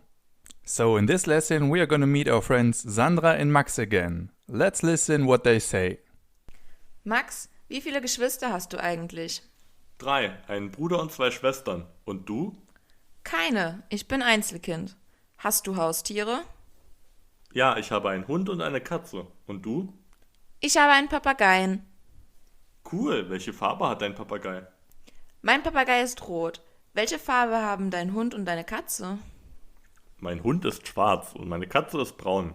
Sie sind wirklich süß. Mein Onkel hat auch einen schwarzen Hund. Der ist auch total süß. Cool. Did you understand everything they've said? If not, don't worry, we'll break it down piece by piece. In the first sentence, Sandra asks Max, Max, wie viele Geschwister hast du eigentlich? Max, how many siblings do you have? Max answers, 3, einen Bruder und 2 Schwestern. Und du? 3, one brother and 2 sisters. And you? Sandra answers, keine, ich bin Einzelkind. Hast du Haustiere? None, I'm an only child. Do you have any pets? So as you can see, ich bin Einzelkind means I'm an only child. As I already mentioned, Sandra then asks Max, do you have any pets? Hast du Haustiere? Do you have any pets? Max answers, ja, ich habe einen Hund und eine Katze. Und du? Yes, I have a dog and a cat. And you? Sandra replies, ich habe einen Papagei. I have a parrot. Ich habe einen Papagei. To which Max replies, cool, welche Farbe hat dein Papagei? Cool, what color is your parrot? Cool, welche Farbe hat dein Papagei? Sandra responds, mein Papagei ist rot. Welche Farbe haben dein Hund und deine Katze? My parrot is red. What color are your dog and your cat? Max says, mein Hund ist schwarz und meine Katze ist braun. Sie sind wirklich süß. My dog is black and my cat is brown. They are really cute. As you can see, the sentence Sie sind wirklich süß means they are really cute. Sie sind wirklich süß. If you translate it literally, süß means sweet. Sandra says, mein Onkel hat auch einen schwarzen Hund. Der ist auch total süß. My uncle also has a black dog. It is also really cute. So, der ist auch total süß means it is also really cute. Total in this case is a synonym for wirklich, so really. Finally, Max answers cool, as in cool, awesome. So let's listen to the dialogue again. This time try to understand as much as you can. If you like, you can either stick to the text or you can try to listen to the dialogue without looking at your text. It's your choice. So let's listen to the text one more time. Max, wie viele Geschwister hast du eigentlich? 3, einen Bruder und 2 Schwestern. Und du? Keine, ich bin Einzelkind. Hast du Haustiere? Ja, ich habe einen Hund und eine Katze. Und du? Ich habe einen Papageien. Cool, welche Farbe hat dein Papagei? Mein Papagei ist rot. Welche Farbe haben dein Hund und deine Katze? Mein Hund ist schwarz und meine Katze ist braun. Sie sind wirklich süß. Mein Onkel hat auch einen schwarzen Hund. Der ist auch total süß. Cool. Did you understand everything they said? If yes, great. If you like, you can also use this dialogue and read it out loud. It will help you a lot, not only with your pronunciation, but also with learning the words that are in the text. And as always, you can also practice by doing the quiz after this video. Alright guys, that's enough for today. In our next section, we will move on with some more grammar topics. In our next lesson, we will start with the negative statements in German. Until then, danke fürs Zuschauen, thanks for watching und bis gleich. See you soon. Hi and welcome back. In today's video, we will take a look at the negative statements in German. So let's start. First of all, what are negative statements? Negative statements are used to express an opposing idea. This can be things like I totally disagree, but it can also be easy things, like just a negative form of a normal sentence. Let's take, for example, the sentence I have a dog. This is a positive statement because you have the dog, right? Now, if you want to convert this sentence into a negative statement, you would say I have no dog. So you would insert a no. I have a dog versus I have no dog. Or you could say I don't have a dog. I have no dog or I don't have a dog. Now, what you've just performed is called a negative statement. So you would use the word no or don't in order to negate the sentence. In German, you would do it similarly. I have a dog. In German would be Ich habe einen Hund. Ich habe einen Hund. And if you wanted to make a negative statement out of it, you would say Ich habe keinen Hund. Ich habe keinen Hund. I have no dog. The word keinen has the same function as the words no and don't in English. Not too difficult, right? If you want to form negative statements, you need to use negative words. They are words like no, nobody, nothing, never, none, and not. And these negative words are also used in German. No, for example, means nein. Nein. Never, on the other hand, means nie. Nie. Up next we have not, which means nicht. Nicht. Our next word even has two translations. Nobody can be translated with either niemand or keiner. So nobody can be niemand or keiner. The next one is a little more difficult. None can be translated with both kein and keine, depending on the following word. Then finally we have nothing, which in German means nichts. Nichts. Good, so now let's repeat our negative words in German. We had nein, which means no, nie, which means never, nicht, which means not, niemand or keiner, which is the German equivalent of nobody, kein or keine, which means none, and nichts, which means nothing. So nein, nie, nicht, niemand or keiner, kein or keine, and nichts. Of course, you don't need to learn them all by heart, but it's good to understand them, because, as you know, there's a big difference between I have a dog and I don't have a dog, right? Let's have a look at some example sentences. We'll start with the example from earlier. If in German you wanted to say I don't have a dog or I have no dog, in German you would say Ich habe keinen Hund. Ich habe keinen Hund. As you can see, keinen and no mean the same thing. They are the negative words that make our statement a negative statement. Alright, let's have another one. Let's imagine that you have a cold or that you have fever. In this case, you could say something like, I feel sick. Or if you want to say it as a negative statement, you could say, I don't feel well. I don't feel well. In German, you would say, mir geht es nicht gut. Mir geht es nicht gut. I am not well, or if you want to translate it literally, it is not going well. So as you can see, those little words are actually really important. I will give you some more practice sentences in the quiz section after this video. There you can find both translation exercises and exercises where you need to convert a positive statement into a negative statement and vice versa. As always, if you have any questions, feel free to write me a message and I will try to answer as quickly as possible. Alright guys, that's enough for today. In our next lesson we will take a look at two of the most important verbs in German. The verbs sein, to be, and haben, to have. Until then, danke fürs Zuschauen, thanks for watching und bis gleich. See you soon.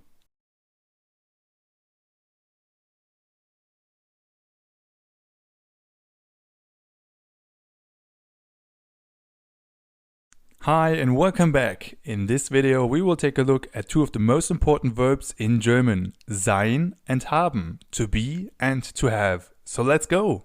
Throughout the video we will conjugate both verbs and we will practice everything in a few example sentences. So let's start with our first verb, the verb sein, or in English, to be. Sein. As you already know, the personal pronouns in German are ich, du, sie, es, wir, ihr, and sie.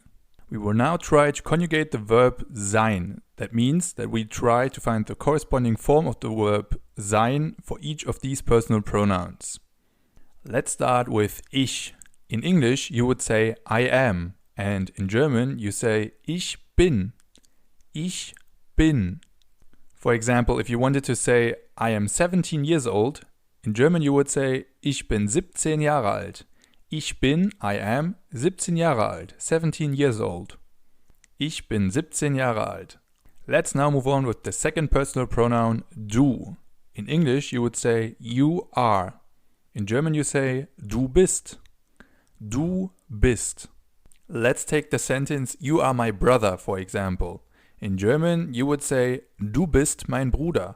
Du bist, you are, mein Bruder, my brother. Du bist mein Bruder. Let's move on to the third person singular, which in German is sie, and es. In English you would say he, she, it, is, and in German you say sie, es, ist. So you basically just add a t. Sie, es, ist. Let's look at some example sentences. If, for example, you wanted to say he is 21 years old, you would say ist 21 Jahre alt. ist, he is, 21 Jahre alt, 21 years old. Or if we wanted to form a sentence with the sie, we could say, for example, she's my sister. Sie ist meine Schwester. Sie ist, she is, meine Schwester, my sister. Sie ist meine Schwester. Or finally, if you want to have an example sentence for es ist, you could say, es ist ein schöner Tag. It's a beautiful day. Es ist, it is, or it's, ein schöner Tag, a beautiful day. Es ist ein schöner Tag. So far we have ich bin, du bist, and sie es ist. So now let's move on with the plural forms. We move on with wir. In English you would say we are. In German you say wir sind. Wir sind. For example, the sentence we are a happy family in German would be wir sind eine glückliche Familie. Wir sind, we are, eine glückliche Familie. A happy family. Wir sind eine glückliche Familie. So as you can see, glücklich means happy, and as you already know, Familie means family. So we have two more forms to come. Our next one is you are, or in German, ihr seid. Ihr seid. One possible example sentence would be ihr seid toll. Like you are great, or you are amazing. Ihr seid toll. Now let's come to our final form, which is they are, or in German, sie sind. Sie sind. One example sentence could be sie sind meine Haustiere. They are my pets. Sie sind, they are, meine Haustiere. My pets. Sie sind meine Haustiere. Great. Let's move on to our next verb, the verb haben. In English, to have. Haben. The personal pronouns stay the same, so we can jump right in. The first person in English would be I have, and in German it is ich habe. Ich habe. It is followed by du hast, sie es hat, wir haben, ihr habt, and sie haben.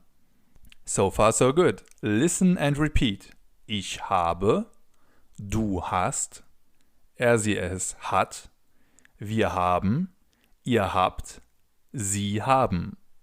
Now again, let's have a look at some example sentences. An example sentence for ich habe could be, for example, ich habe einen Papagei. I have a parrot. Ich habe, I have, einen Papagei, a parrot. Ich habe einen Papagei.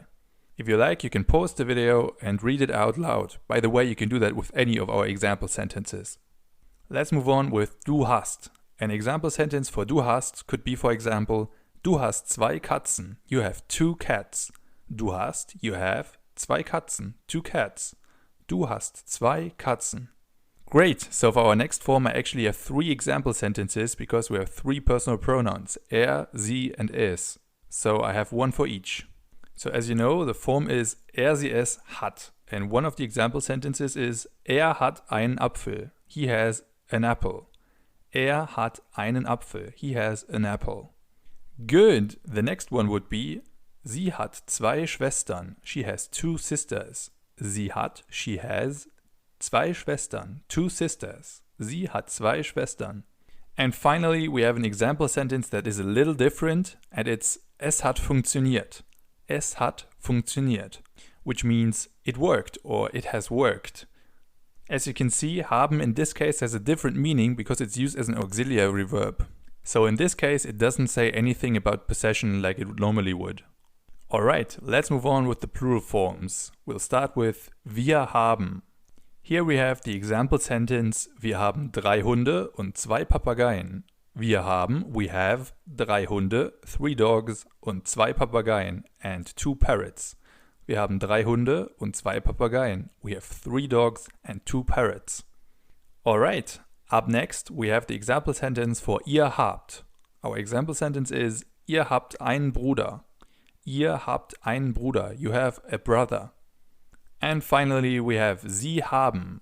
Sie haben, as in, sie haben 2 Katzen. They have 2 cats. Sie haben 2 Katzen. Good. So now that we know both verbs, let's compare them to another. Good. So again we have the verbs sein and haben, to be and to have. And if we take a look at their forms, we can see that they share some similarities. As you can see, when you take a look at the second person singular, they both end in st. Du bist and du hast. And the same also goes for the third person singular, which means sie es ist and sie es hat. Here both end in a T. Sie es ist, sie es hat. Then with the plural forms, you can also see that in the first and in the third person plural, the verb is the same. Wir sind and sie sind, and the same also goes for haben. Wir haben and sie haben. So that's another similarity. Now the problem with both verbs is they are what is known as unregelmäßige Verben or irregular verbs. Unregelmäßige Verben. This means that some of their forms differ from the norm. You will learn that in more detail in some other videos because I both have a video on the regular verbs and one on the irregular verbs. So for now, let's just only focus on the verbs sein, to be, and haben, to have. So let's repeat both verbs one more time. We'll start with sein. Ich bin, du bist, sie es ist, wir sind, ihr seid, and sie sind. One more time, listen and repeat. Ich bin, du bist, sie es ist, wir sind, ihr seid, sie sind. Now we'll do the same thing with haben. We had ich habe, du hast, sie es hat, wir haben, ihr habt, and sie haben. Listen and repeat. Ich habe, du hast, sie es hat, wir haben, ihr habt, and sie haben. Alright, those two verbs are really important. They occur in almost every sentence, which is why it's really important to learn the forms properly. If you want to have more practice, you can use the quiz after this video, and it's also not a bad idea to learn these verb tables by heart. As always, if you have any questions, feel free to ask me anything, and you can also write me a private message. Alright guys, that's enough for today. In our next lesson we will move on with the definite articles in German. Until then, danke fürs Zuschauen, thanks for watching und bis gleich. See you soon.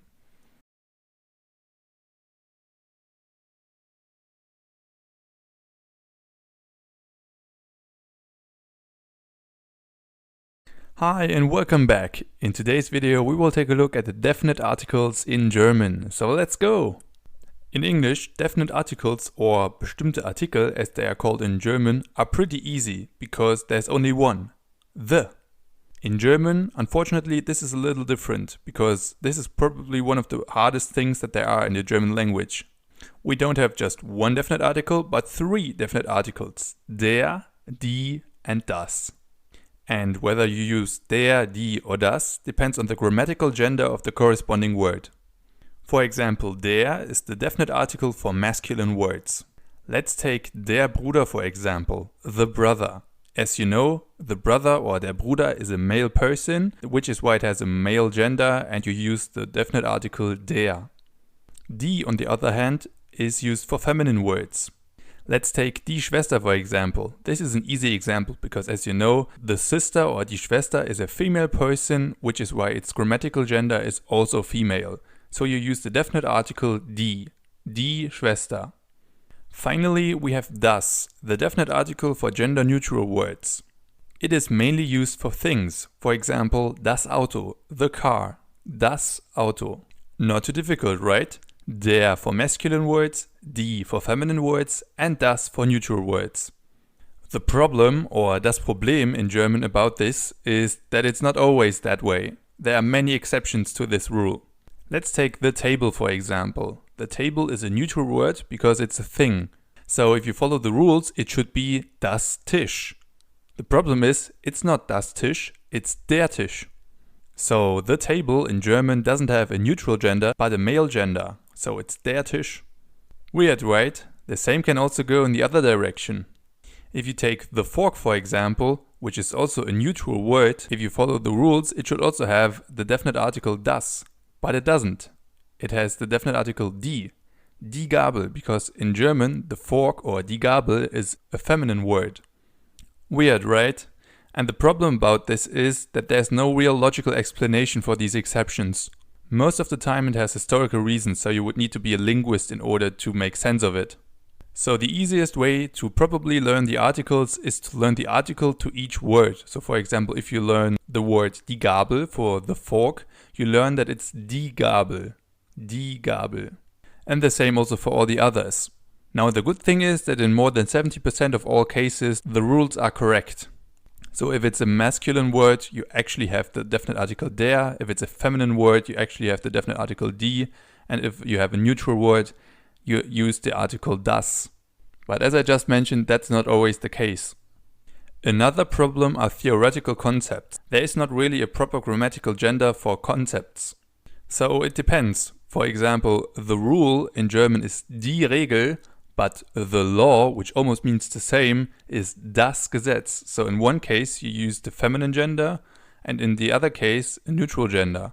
The rule, die Regel, the law, das Gesetz. But don't worry, not everything is that difficult. Like I said, those are just a few exceptions, but as I said, those exceptions make it a lot more difficult. Most words though have a logical explanation for their grammatical gender. So that's all for now. In our next lesson we will take a look at the indefinite articles in German. Don't worry, those ones will be easier. Until then, danke fürs Zuschauen, thanks for watching und bis gleich. See you soon.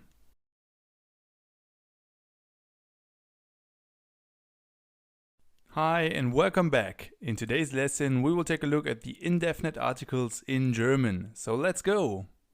The indefinite articles or unbestimmte Artikel in English are or in, depending on the following word.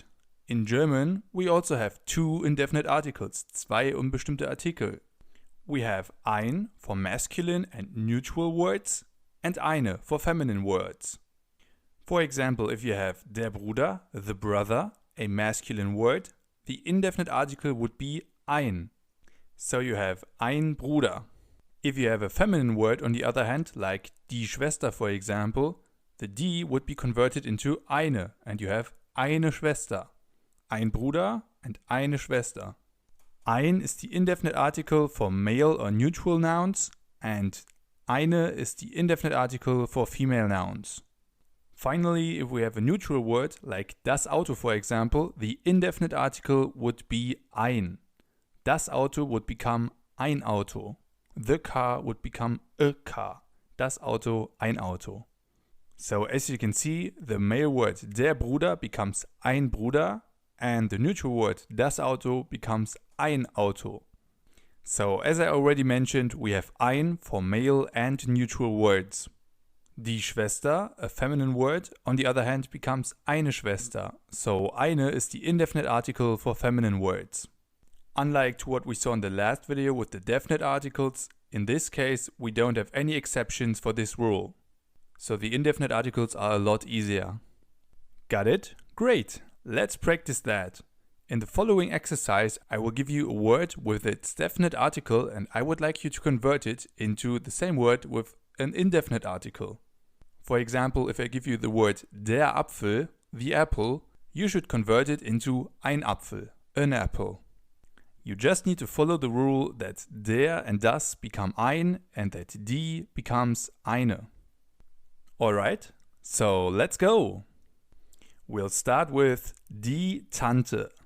Die Tante. If you like, you can pause the video and try for yourself. So, with die Tante, we have the definite article die, which indicates that it's a feminine word. So if we want to use an indefinite article instead, we would need to use eine. Eine Tante. Die Tante becomes eine Tante. Great! In the next example, we have das Tier.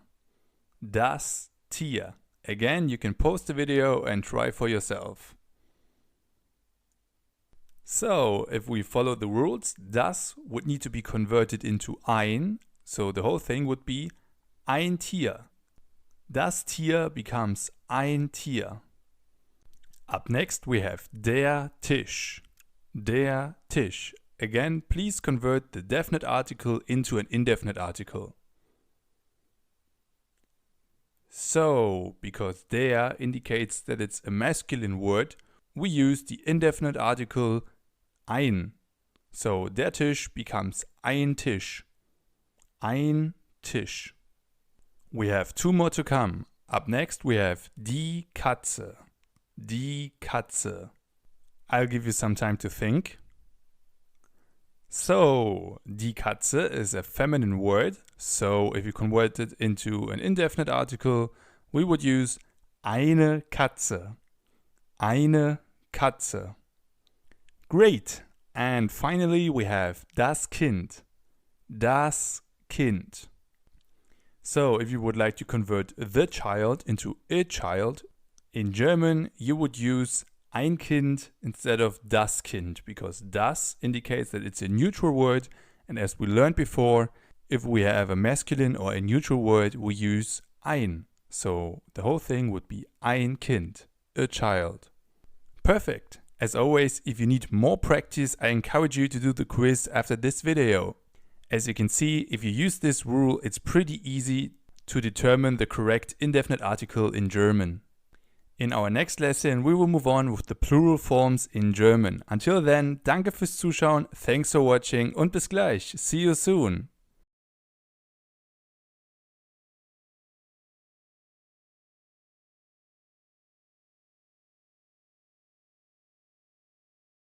Hi and welcome back. In this lesson we will take a look at the plural forms in German. You will learn the plural forms for nouns, definite articles and indefinite articles. So let's go!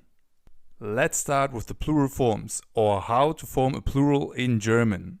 For that you use the singular form of the word that you would like to convert into plural, and then you add the plural ending. Depending on the word, this can be n or or s. Or r. So you add an n, en, I, s, r or er. For example, if you have the word Kind, you use the plural ending er. So you get the plural form Kinder. Das Kind, die Kinder. Let's take a look at when to use which plural ending. As you have seen, we have the endings s, n or en, I, r or er. Let's start with the easiest one, the ending s. S is used when a noun ends in a vowel or y. For example, the plural of Opa, grandpa, is Opas. So you just add a s. Opas. That one is not too difficult. Whenever you see a vowel at the end of a word, you can add a s and you have the plural form. Unfortunately, the next one is a lot more difficult. It's the ending n or en. This ending is used if the word ends in one of the following syllables. I, ent, ant, ont, ist, jor, in, jon, ich, heit, keit, schafft, tät, or ung. For example, if you have the word Student, student, which ends in ent, you would use the ending in, so the plural form would be Studenten. Der Student, die Studenten. This is probably the hardest form to learn. I would recommend you to, depending on what learning type you are, to learn these endings by heart or to not learn them at all and to learn the article with each individual new word that you learn. For example, if you learn the word Wort, word, you learn that the corresponding plural form is Wörter, words. The same also goes for the other two endings. It's your choice whether you want to learn these rules by heart or if you want to learn the plural form with each word individually. The plural ending I, or in German is used for nouns that end in the syllables ich, ihr, ich, ing and as well as many single syllable nouns. For example, Freund, friend, a single syllable noun, becomes Freunde. So you simply add an Freund becomes Freunde. Or let's take an example for the first case. Here we have Friseur, for example, hairdresser, which has the ending Here the plural form would be Friseure, hairdressers. So you simply add an Friseur becomes Friseure. Good, let's come to our final plural ending. This one is a little easier again. It's the ending r or er, r or er. This ending is used for many single syllable neuter nouns, so only for neuter nouns. So only for nouns that have the article das. For example, das Kind. Das Kind, the child, would become die Kinder, the children. So far so good. If you want my advice, the first and the last ending are not too difficult, so it would make sense to learn the rules for those two categories. The other two are a lot more difficult, so here I would prefer to learn the plural forms with each new word individually. But it's up to you whether you learn the rules or whether you learn it with each word individually. Good! Now let's have a look at the plural forms of articles. Luckily, this one is a lot easier. If you have the singular form of a definite article, for example, so der, die, or das, the plural form would always be die. Die. So the plural form for all of the definite articles is the same, no matter whether the grammatical gender of the corresponding word is masculine, neuter, or feminine. You always use die. The same goes for the indefinite articles ein and eine. The plural form of these two articles is viele. Viele. So die is the plural form for definite articles and viele is the plural form for indefinite articles. I'll give you one example. If you have eine Katze, for example, a cat, and would like to convert it into a plural, you would need to use the plural form of the indefinite article, so viele instead of eine, and you would need to add the plural ending. So we have viele Katzen. Eine Katze becomes viele Katzen. Great! Now let's have some more examples. Let's start with das Kind. Das Kind. If we wanted to get the plural form of das Kind, we would need to convert the definite article das into the plural form of das, which is die, and we would need to add the corresponding plural form. Now, as I already mentioned, the plural form of das Kind is die Kinder, because das Kind is a one-syllable neuter word, so it gets the ending r or er, in this case er, so das Kind becomes die Kinder. Good, let's have another one. This time we have der Hund. Der Hund. The plural of der Hund is die Hunde. Die Hunde.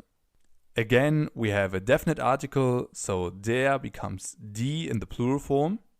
So we only need to add the corresponding plural ending. Now comes the harder part for me as a teacher, because there's no logical explanation why the plural form of der Hund is die Hunde. It's an exception which probably has historical reasons. So keep in mind, the plural of Hund is Hunde. Der Hund becomes die Hunde. Now let's take a look at the dog's best friend, a cat, or eine Katze. The plural of eine Katze is viele Katzen. Viele Katzen. Eine becomes viele because it's the plural of the indefinite article, and Katzen is the plural of Katze. Katze is a word that ends with an so it gets the plural ending en. Katzen. Good, we're halfway done. 3 more examples to come. The next one is der Tisch, the table. Der Tisch. The plural of der Tisch is die Tische. Die Tische. As you know, we use the plural form for definite articles die because der is also a definite article, and Tische gets the plural ending I or because Tisch ends in ish, which requires the plural ending or en. In this case, Tische. The same also goes, for example, for the plural form of fish, Fische. Good. The next one is a little more difficult. It's the German term for a house. It's ein Haus. Ein Haus. The plural form of ein Haus is viele Häuser. Viele Häuser. So let's start with the easy part. Ein is an indefinite article, so it gets the plural form viele. Now we have 2 difficulties. The first one is that there is no rule that says that words that end in s require an r or er, as in Häuser. And the second thing is that, as you probably already noticed, the a in Haus has become an ä in Häuser. Now again, unfortunately, there's no logical explanation for this. But this case actually doesn't happen that rarely. For example, let's take our last one. Ein Glas would become viele Gläser. Viele Gläser. So again, the easy part, ein becomes viele because it's an indefinite article. But now again we have the same thing like with house. We get the ending er, Gläser.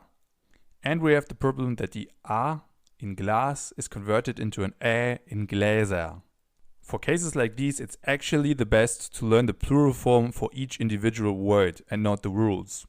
So, for example, if you learn the word das Haus, the house, you learn that its plural form is die Häuser or viele Häuser. The more words you know, the easier it gets for you to guess which one is the right form. I know that's a lot right now, but as always, practice is key. That's why in our next lesson, Conversation 3, we will have a lot of practice for all of the things that we've just learned. We'll practice negative statements, definite articles, indefinite articles, and plural forms. We'll also meet our friends Sandra and Max again. So keep practicing and danke fürs Zuschauen, thanks for watching und bis gleich. See you soon.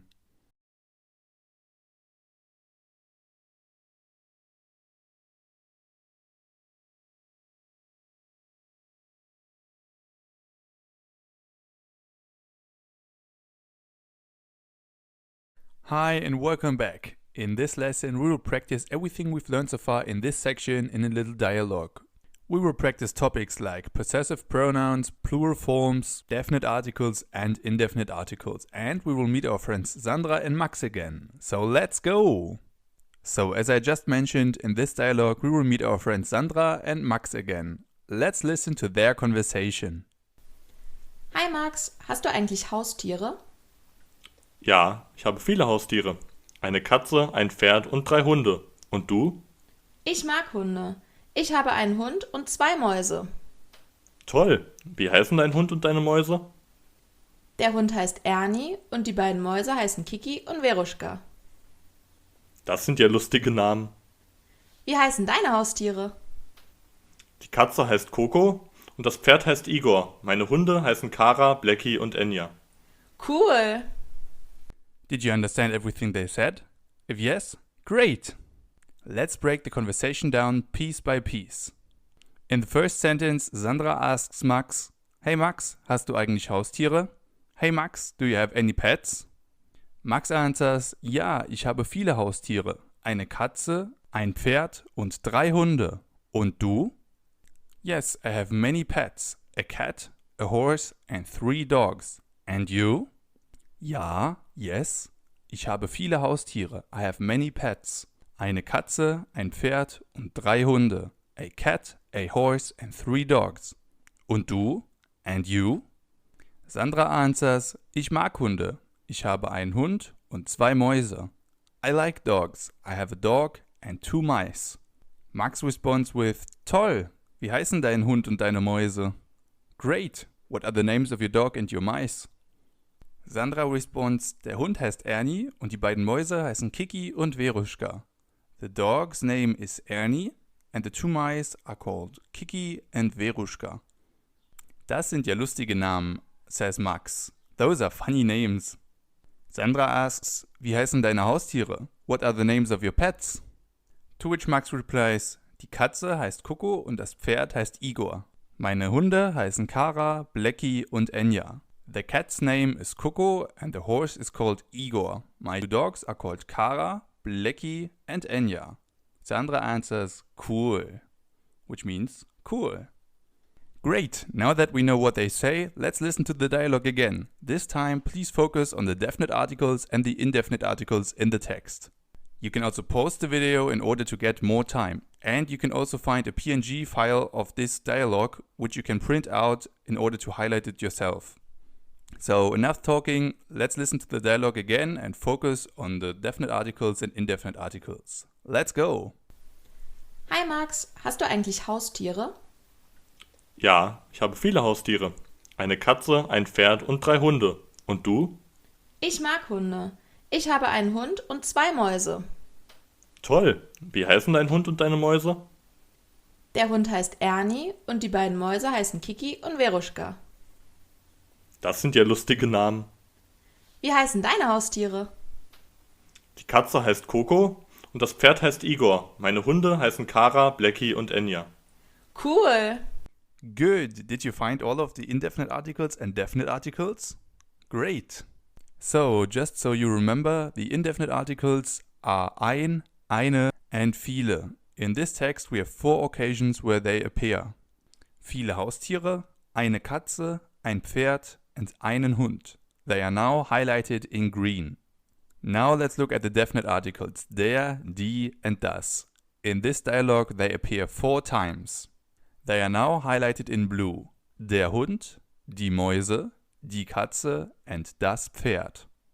So 4 indefinite articles and 4 definite articles.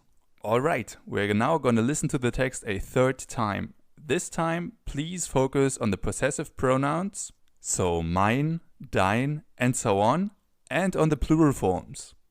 I'll give you a little hint. There are 4 possessive pronouns in the text and 10 plural forms. Can you spot all of them? Hi Max, hast du eigentlich Haustiere? Ja, ich habe viele Haustiere. Eine Katze, ein Pferd und 3 Hunde. Und du? Ich mag Hunde. Ich habe einen Hund und 2 Mäuse. Toll. Wie heißen dein Hund und deine Mäuse?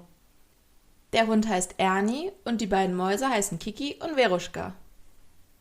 Das sind ja lustige Namen. Wie heißen deine Haustiere? Die Katze heißt Coco und das Pferd heißt Igor. Meine Hunde heißen Kara, Blackie und Enya. Cool! Did you find all 4 possessive pronouns? They are now highlighted in red. They are dein Hund, deine Mäuse, deine Haustiere and meine Hunde. Your dog, your mice, your pets and my dogs. Good! And finally, let's look at the final task. Did you find all of the plural forms? All 10 of them? Let's check. They are now highlighted in blue. They are Haustiere, Haustiere, Hunde, Hunde, Mäuse, Mäuse, Mäuse, Namen, Haustiere and again Hunde. If you spotted all of them, you did a really good job. Alright guys, that's enough for today in our entire section of Grammar 2. In our next section, Repetition 1, we will repeat all of the topics that we've come across in the past 20 sessions in order to prepare you for your midterm exam. In our next session, we will start with countries and nationalities. Until then, danke fürs Zuschauen, thanks for watching und bis gleich. See you soon. Hi and welcome back. In today's lesson, we will repeat the German terms for countries and nationalities. So let's go! This session, like all of the other repetition sessions, is meant as a little recap. So we will go over the topics that we've already covered, but a little quicker. So if you want to have it more in depth, you can also rewatch the other videos. So let's jump right in. As you already know, in German, if you want to ask someone, where are you from? You have 2 possibilities. You can either ask, wo kommst du her? Wo kommst du her? Or you can ask, woher kommst du? Woher kommst du? You can answer this question by saying, ich komme aus, I'm from, Ich komme aus, and then you add the name of your country or your city. You could say, for example, ich komme aus Deutschland. I'm from Germany. Ich komme aus Deutschland. Or ich komme aus Frankreich. I'm from France. Ich komme aus Frankreich. Or ich komme aus den Vereinigten Staaten. I'm from the US. Ich komme aus den Vereinigten Staaten. Or ich komme aus den USA. Or ich komme aus China. I'm from China. Ich komme aus China. And you can of course also do the same thing with all of the other countries out there. In the additional material to this video you can find a detailed list with all of the German country names, languages and so on. Now let's move to nationalities. If for example you wanted to say I am German, for example, you would say ich bin Deutsch. Ich bin, I am, Deutsch, German. In this case, German is an adjective, which is why it's written with lowercase letters. But you could also use it as a noun. In this case, you would say ich bin Deutscher or ich bin Deutsche, depending on your gender. So, ich bin Deutscher if you're male, or ich bin Deutsche if you're female. The same goes for other languages as well. For example, if you wanted to say I am French, you would say ich bin Französisch. Ich bin Französisch. Or you could use the noun, which would be ich bin Franzose if you're male, and ich bin Französin if you're female. Ich bin Franzose, ich bin Französin. If you're Spanish, for example, you could say ich bin Spanisch. Ich bin Spanisch. Or again, you could use the noun, which would be ich bin Spanier or ich bin Spanierin, depending on your gender. Ich bin Spanier if you're male and ich bin Spanierin if you're female. And the same also goes for other languages. It's more common to use the nouns Deutscher, Deutsche, Franzose, Französin and Spanier, Spanierin, but you can also use the adjective, which would be Deutsch, Französisch or Spanisch. Let's take another example. This time we have Chinese, which would be Chinesisch if you use the adjective, and Chinese or Chinesin if you use the noun. Ich bin Chinese or Ich bin Chinesin, depending on your gender. Little fun fact, in German, if someone doesn't understand what you're saying, you could say, spreche ich Chinesisch? Do I speak Chinese? Which means something like, why don't you understand me? Okay, let's move on. If you're American, for example, you could say, ich bin amerikanisch. Ich bin amerikanisch. Or you could use the noun, I am an American, ich bin Amerikaner, or ich bin Amerikanerin. As I already mentioned, the second one, so the noun, is more common. And finally, if you're Russian, you can say, ich bin Russisch, or ich bin Russe, ich bin Russin, depending on your gender. Ich bin Russisch would be the adjective, and ich bin Russe or ich bin Russin would be the noun again. Good, now let's take a look at languages. As we've already seen, with languages it's pretty similar as with nationalities. If you want to ask someone, do you speak, you say, sprechen Sie, sprechen Sie, or sprichst du, depending on the formality of the situation. And then you add the name of your language, which is pretty much the adjective that we've already seen with the nationalities. For example, for German it would be Deutsch.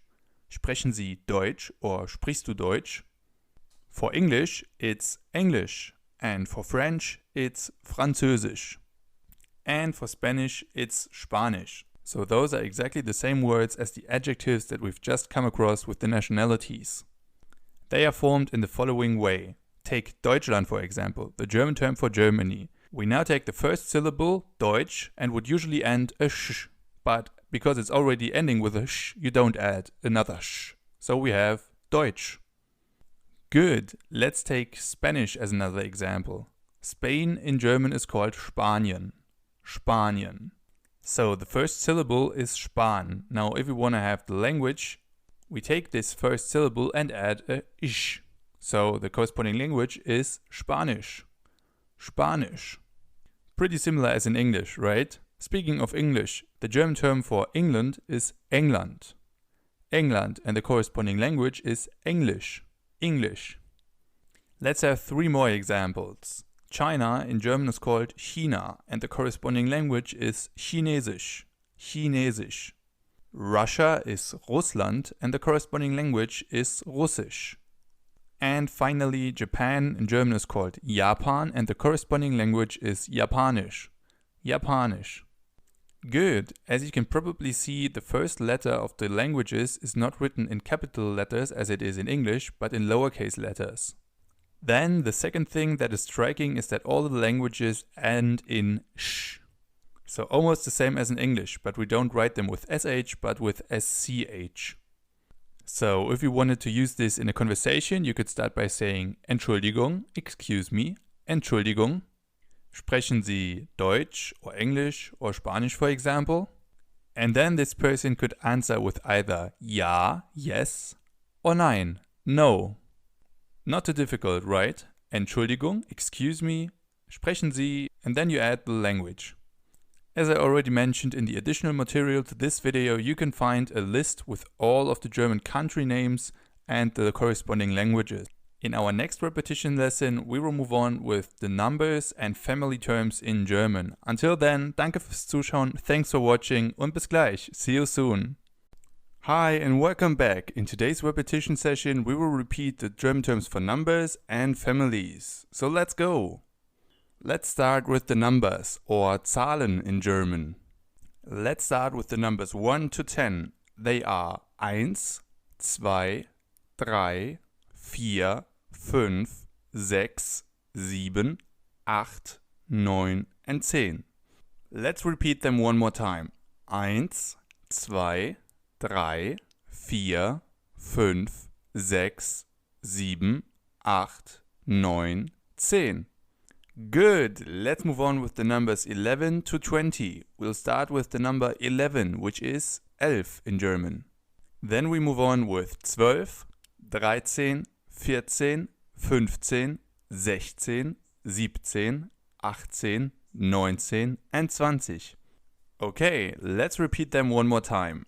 11, 12, 13, 14, 15, 16, 17, 18, 19, 20.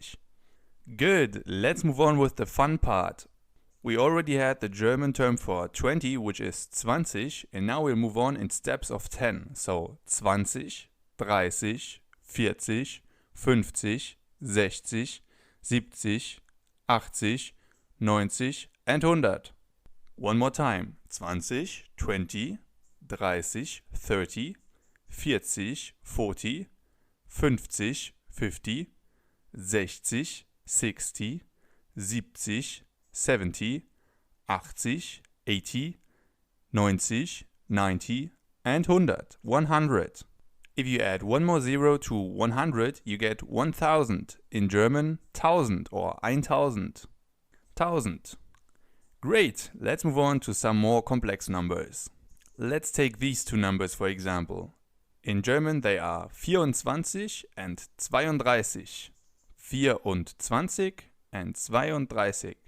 These numbers are built up in the following way. They start with the German term for the second digit, so the 4 and 24 and the 2 and 32. Then you add an und, which means and then we move on to the German term for the first digit, which is 20 in the case of 24 and 30 in the case of 32. So we get 24 and 32. Good. Let's repeat that. So you start with the second digit, then you add an und, and then you move on with the first digit, which is something like 20, 30, 40, and so on. Good. Let's move on with the family terms. As you already know, the German term for the family is die Familie. Die Familie. And a typical family consists of die Mama, die Mutter, the mother, der Papa, der Vater, the father, der Sohn, the son, and die Tochter, the daughter, die Tochter. So we have die Mama or die Mutter, der Papa or der Vater, and der Sohn and die Tochter. As you know, der Sohn and die Tochter are also called die Geschwister, the siblings, die Geschwister.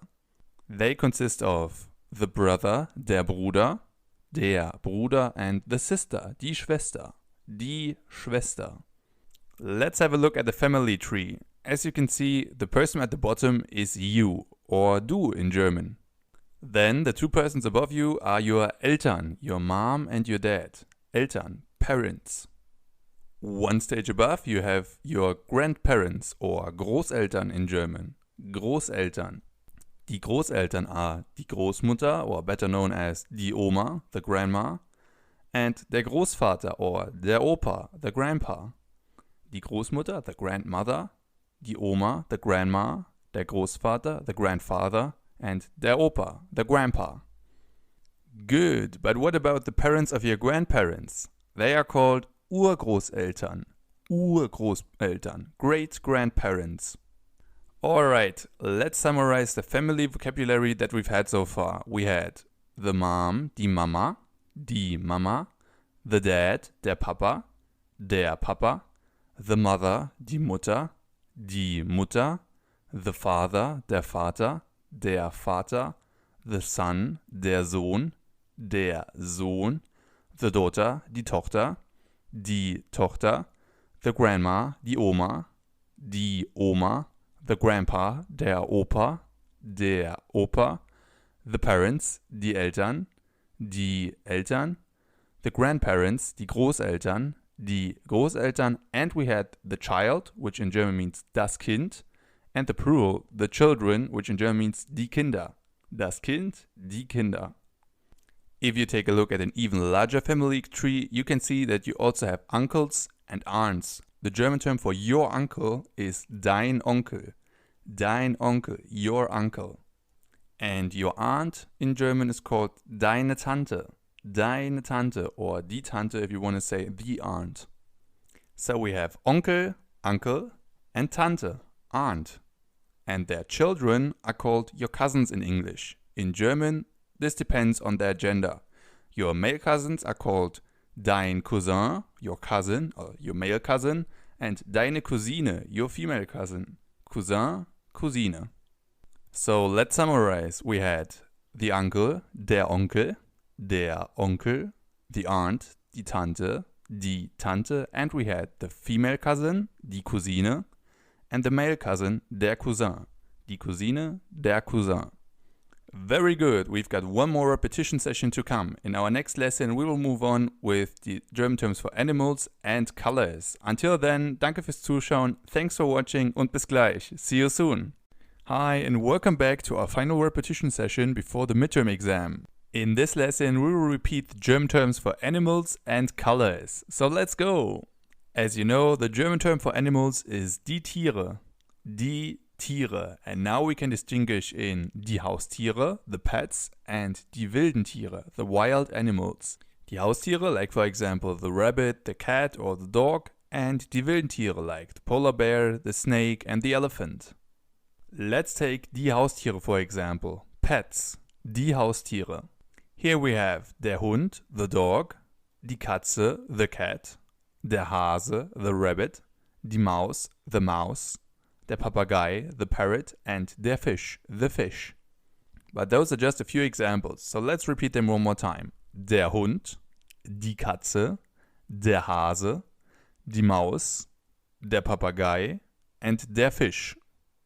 Let's move on to die Bauernhoftiere, the farm animals, die Bauernhoftiere. Here we have das Pferd, the horse, das Schwein, the pig, die Kuh, the cow, das Huhn, the chicken, der Esel, the donkey, and das Schaf, the sheep. So, das Pferd, das Schwein, die Kuh, das Huhn, der Esel, and das Schaf. Finally, we have a few examples for the wild animals, or die wilden Tiere in German. Die wilden Tiere. We have der Elefant, the elephant, der Löwe, the lion, die Schlange, the snake, der Fuchs, the fox, der Bär, the bear, and das Reh, the deer. So, der Elefant, der Löwe, die Schlange, der Fuchs, der Bär, and das Reh. As you know, there are many more animals, but those are just a few examples. Now let's have a look at their colors and colors in general. We'll take the example of a rainbow. On the outer layer we have rot, or red. Then if we move on we have orange, orange, gelb, yellow, grün, green, türkis, turquoise or hellblau, light blue, blau, blue or dark blue, dunkelblau, and lila, purple. So let's repeat them one more time. Rot, orange, gelb, grün, türkis or hellblau, blau or dunkelblau, and lila. Apart from that, we also have some other colors like schwarz, black, weiß, white, braun, brown, and orange, orange. Schwarz, weiß, braun, and orange. Good, let's practice both the animal terms and the terms for colors in some example sentences. Our first example sentence is, the snake is green. Please translate the sentence into German. The snake is green.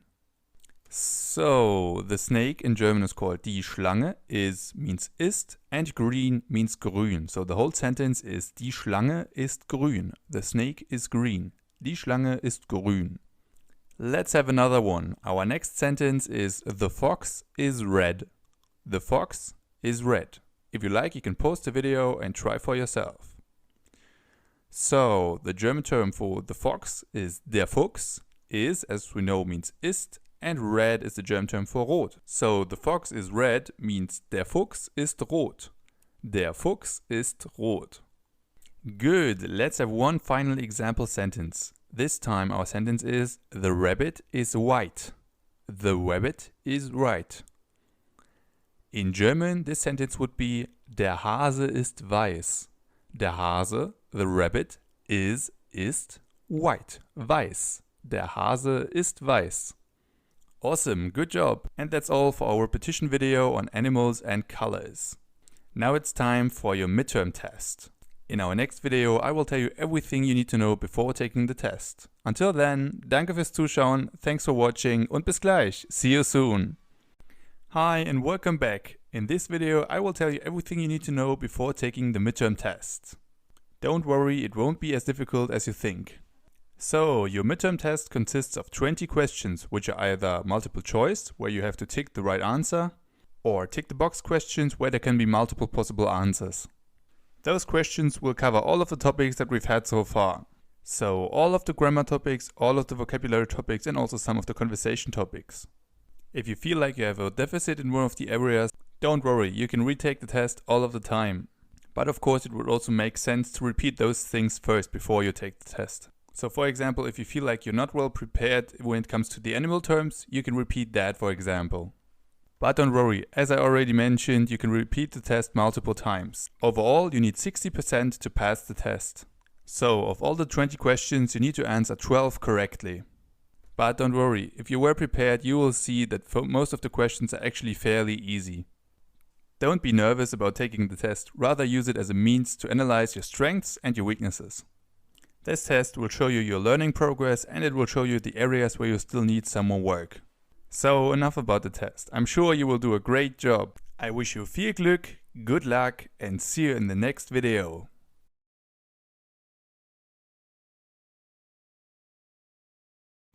Hi and welcome back. In today's video we will take a look at the German umlautes of the letters Ä, Ö and Ü. The A with the 2 dots on top, the O with the 2 dots on top and the U with the 2 dots on top. It's the first video of our new section Grammar 3 where we will go more into depth into some more grammar topics. So grab yourself some popcorn and let's go! So as I already mentioned, the umlaute are the letters Ä, Ö and Ü, the vowel sounds with the 2 dots on top. They can be divided into lange Umlaute or long umlauts and kurze Umlaute or short umlauts. As with the vowels, this has to do with their length. For example, if we take the word Mädchen, girl, we see that it's a long umlaut, Mädchen. If we take the word Hände on the other hand, the German term for hands, we have a short umlaut, Hände. Mädchen, Hände. One is long, one is short. Hände, Mädchen. Mädchen, Hände. Can you see the difference? And the same of course also goes for the other umlaute as well. Now we'll go through them each individually. We'll start with Ä. Ä is the A or A with the 2 dots on top. You can find it for example in words like erzählen, to tell, and Äpfel, the German term for apples.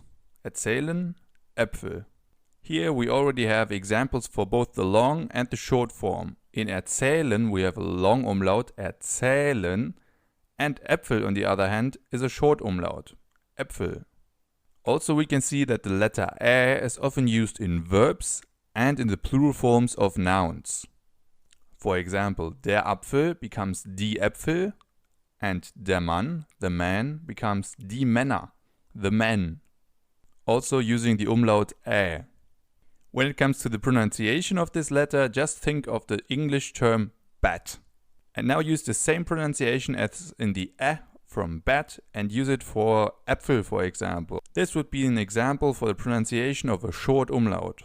If you have a long Ä sound, use the same sound but stretch it a little longer. Bat, bat, bat. It's not exactly the same sound, but it comes really close. Let's come to our next letter, which is Ö, the O with the 2 dots on top. The pronunciation of Ö is probably the hardest one of all of the 3 umlaute. That's because there's no real equivalent in English. You can try to make it by pursing your lips halfway in a circle, as if you're trying to say O, but somewhere in between O and Ä, so Ö. Don't worry if you struggle at first, because this is probably one of the hardest ones. If however your native language is Turkish or Hungarian, you will be very fine, because this sound also exists in your language. Funny side note, if you look carefully and with a little creativity, the Ö looks a little bit like a frog. In German, der Frosch, der Frosch. Its plural form, die Frösche, even contains the Ö sound as well, die Frösche. Die Frösche is also a perfect example for a short umlaut, the short Ö. You can also find Ö in other words, like for example, schön, the German term for beautiful, and öffnen, the German word for to open. Schön is an example for a long Ö, because you stretch it. Schön, beautiful. Öffnen on the other hand uses a short Ö. Öffnen. Finally, we have the letter Ü, which, if you look carefully, looks a little bit like a smile. You can find it, for example, in words like Frühstück, breakfast, and Tür, door. The word Frühstück is a perfect example because it contains both a long Ü and a short Ü. Frühstück. The first Ü is a long Ü sound and the second one is a short one. Frühstück. The Ü in Tür, on the other hand, is again a perfect example for a long Ü sound. Tür. Ü is the most common umlaut. It can be found in many nouns, especially in their plural forms. When it comes to its pronunciation, it's again a pretty tough letter. However, you can start by trying to pronounce an E and then rounding your lips, so you get something like E. And this point where you finally end up is something like the Ü sound. Ü. So round your lips and close your mouth a little more and you get the Ü. Again, this sound is pretty difficult for English speakers because this sound doesn't exist in your language. If, however, you speak Dutch or Turkish or any other language that contains this sound, this will be a lot easier for you. So let's repeat our umlaute one more time. We have Ä, Ö and Ü. So the first one, our A or A with the two dots on top, is called Ä. Listen and repeat. Ä. The next one, the O with the two dots on top, is called Ö. Listen and repeat. Ö. Ö. And finally we have the U with the two dots on top, which is our Ü. Listen and repeat. Ü. Ü. As always, practice is key, but this topic, although it may seem a little difficult, is actually one of the things that most people learn pretty quickly. So don't worry, I'm sure you will make it. Alright guys, that's all for today. In our next lesson we will move on with the verbs in German. Until then, danke fürs Zuschauen, thanks for watching und bis gleich. See you soon.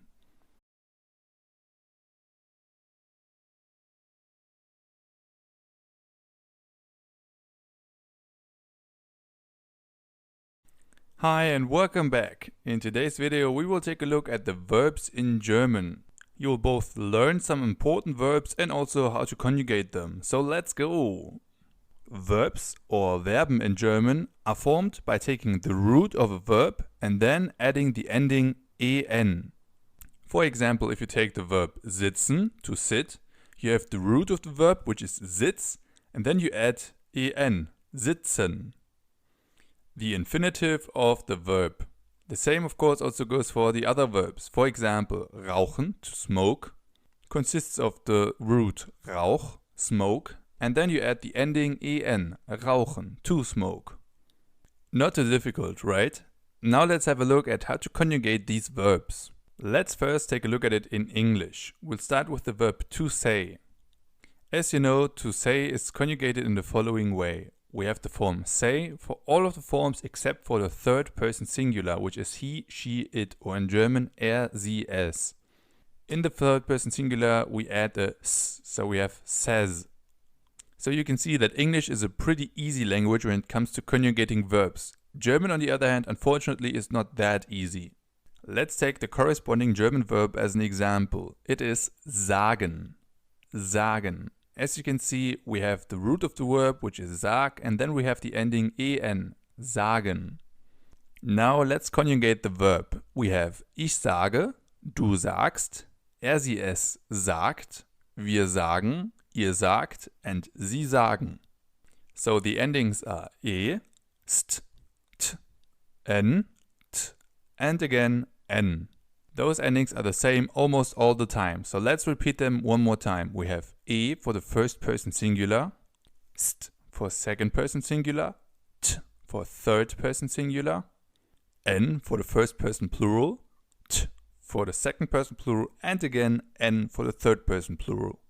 So you basically just take the root of the verb and then add those endings. For example, if we have the verb gehen, to go, we have the following endings.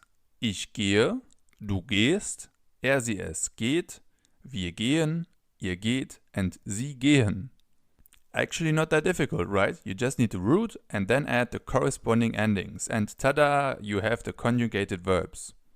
The hard thing is to know the corresponding ending. Let's take another verb as an example. This time we have the verb schauen, to watch. It is conjugated in the following way. Ich schaue, du schaust, sie es schaut, wir schauen, ihr schaut, and sie schauen.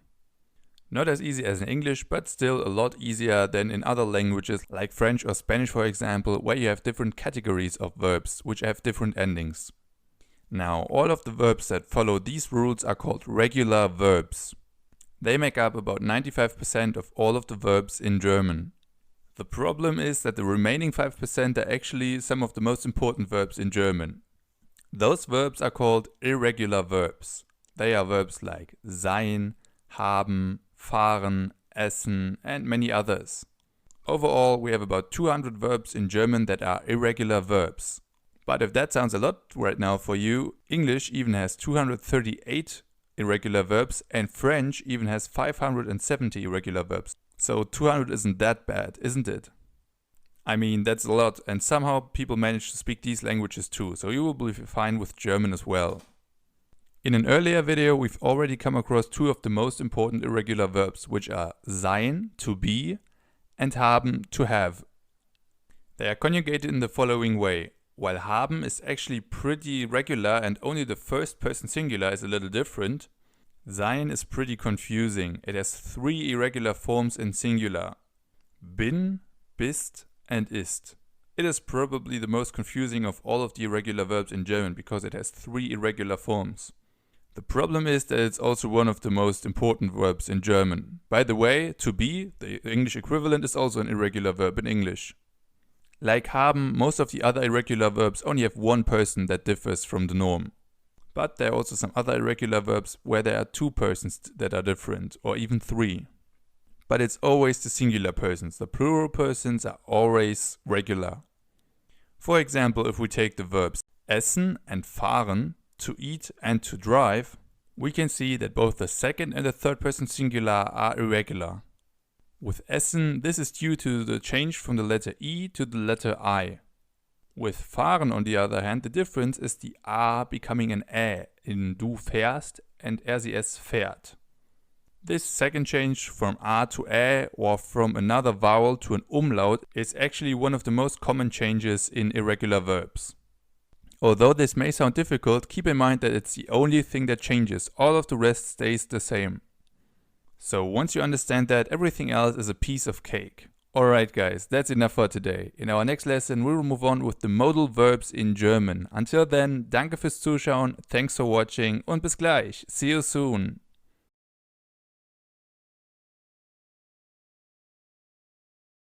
Hi and welcome back. In today's video we will take a look at the modal verbs in German. So let's get started. So what are modal verbs? Modal verbs are verbs that express ability, necessity, obligation, permission or possibility. In German they are the verbs müssen, können, dürfen, sollen, mögen and wollen. Let's break them down piece by piece. We'll start with müssen. Müssen or to need to is conjugated in the following way. Ich muss, du musst, sie es muss, wir müssen, ihr müsst and sie müssen. So as you can see, müssen is an irregular verb. This is also the case for all of the other modal verbs in German. They're all irregular verbs. However, as you learned in the last video, in irregular verbs the plural forms are still regular. So wir müssen, ihr müsst and sie müssen are exactly as in regular verbs. So the only forms that we need to look at are the singular forms. So ich muss, du musst and sie es muss. As you can see in these forms, the letter Ü becomes an U, as in muss, and the endings are a little different, especially in the first and in the third person singular. Like all of the other modal verbs, müssen is a very important verb, so it's very important that you know how to conjugate it. Let's move on to the next one. Können. Können, or to be able to, is conjugated in the following way. Ich kann, du kannst, sie es kann, wir können, ihr könnt, and sie können. Like müssen, können is also an irregular verb where the plural forms are regular but the singular forms are kind of messed up. Here we don't use the Ö as in the infinitive können but an A or A as in ich kann, du kannst and sie es kann. Plus, just like with müssen, the first and the third person singular also have different endings that they usually would. Ich kann and RCS kann. So we have müssen, to need to, and können, to be able to. Let's move on to modal verb number 3, dürfen. Dürfen, or to be allowed to, is conjugated in the following way. Ich darf, du darfst, RCS darf, wir dürfen, ihr dürft, and Sie dürfen. Just like the other two, dürfen is an irregular verb where the singular forms are kind of different. As you can see, in the singular forms, the Ü in dürfen becomes an A, as in ich darf, du darfst, and RCS darf. And again, we can observe that the ending in the first and in the third person singular is also different than it usually would. Ich darf and RCS darf. So we have ich darf, du darfst, and RCS darf. I'm allowed to, you're allowed to, he, she, it is allowed to. Moving on to our next modal verb, we have sollen. Sollen, or to ought to or should, is conjugated in the following way. Ich soll, du sollst, RCS soll, wir sollen, ihr sollt, and Sie sollen. This verb is still irregular, but a little less than the other ones we had before. Here the root stays the same, so the root in the singular forms and in the plural forms is the same as in the infinitive. The only thing that changes is that still the first and the third person singular is irregular. Ich soll, RCS soll, so there is a different ending than there usually would be. We have 2 more verbs to come. Our next one is mögen. Mögen, or to like, is conjugated like this. Ich mag, du magst, RCS mag, wir mögen, ihr mögt, and Sie mögen. This time again we have a verb where all of the singular forms are irregular. Ich mag, du magst, and RCS mag. In these cases the root changes. The Ö from mögen becomes an A or A in ich mag, du magst, RCS mag. Plus, as in all the other modal verbs that we've seen so far, the first and the third person singular use a different ending than they usually would. So ich mag and RCS mag. As always, the plural forms stay regular, so we have wir mögen, ihr mögt, and Sie mögen. And finally, we have our last modal verb, which is wollen. Wollen, or to want to, is conjugated like this. Ich will, du willst, RCS will, wir wollen, ihr wollt, and Sie wollen. Just like with the verb mögen, the singular forms of wollen are very irregular. We have ich will, du willst, and RCS will. So the O in wollen is changed into the I or I in will, willst, and will. Plus, as we now already know, the first and the third person singular have a different ending than they usually would. Ich will and RCS will. So let's repeat that. We have 6 modal verbs in German. They are müssen, to have to or must, können, to be able to or can, dürfen, to be allowed to or may, sollen, to ought to or should, mögen, to like, and wollen, to want to. Now let's have a look at their usage. Modal verbs usually require another verb. For example, or zum Beispiel, ich kann Deutsch sprechen. Ich kann Deutsch sprechen. In this sentence we have the form kann, the first person singular of the modal verb können. Ich kann. We also have the infinitive of the verb sprechen, which is at the end of the sentence. So ich kann Deutsch sprechen. Because kann or können is a modal verb, it requires another verb. In this case, the verb sprechen.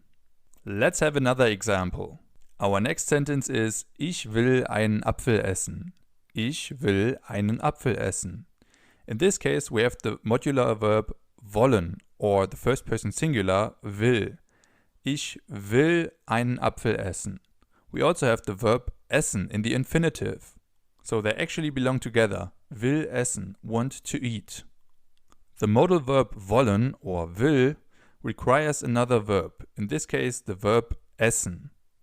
Otherwise, we wouldn't know what the person wants. So, ich will einen Apfel essen means I want to eat an apple or I would like to eat an apple. As in the examples before, modal verbs can express ability, necessity, obligation, permission, or possibility. Without them, it would be pretty difficult to express these things, which is why it's very important that you know them and that you know how to conjugate them. Among all of the irregular verbs in German, these 6 verbs plus the verbs sein, to be, and haben, to have, are the most important ones. So if you would like to know which irregular verbs out of all the 200 ones in German you would need to learn, I would recommend you to learn at least these 8. The more, the better. Great! I know that was a lot today, and as always, if you have any questions, feel free to write me a message and I will try to answer as quickly as possible. Also, I encourage you to do the quiz after this video to get more practice with the modal verbs. In our next session, we will move on with the difference between du and sie, a difference that many English speakers struggle with. Until then, danke fürs Zuschauen, thanks for watching und bis gleich. See you soon.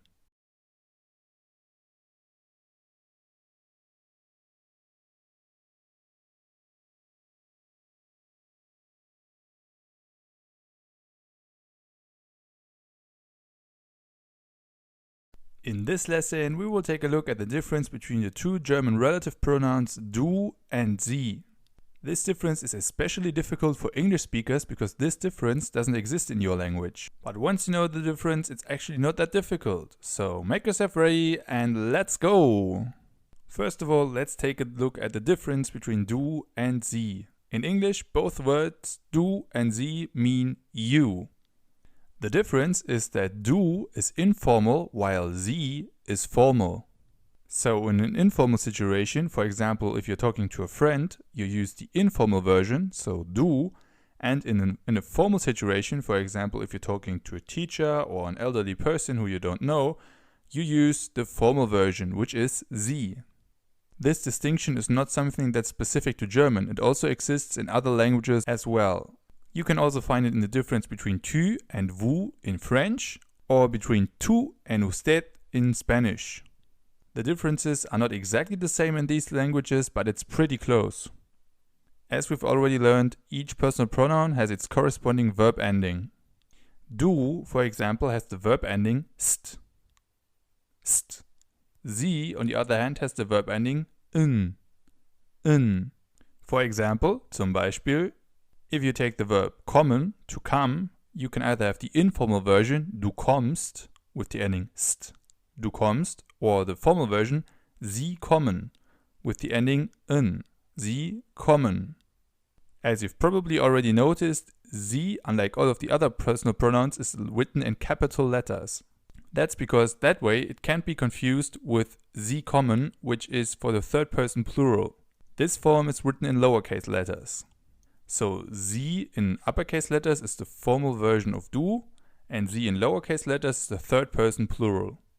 Both in English would be translated with you, but in one case you in singular form and in the other case you in plural form. Sie with capital letter is also known as Höflichkeitsform. Polite form. Höflichkeitsform. Let's have a look at that in a little example sentence. Take the sentence, do you speak German, for example.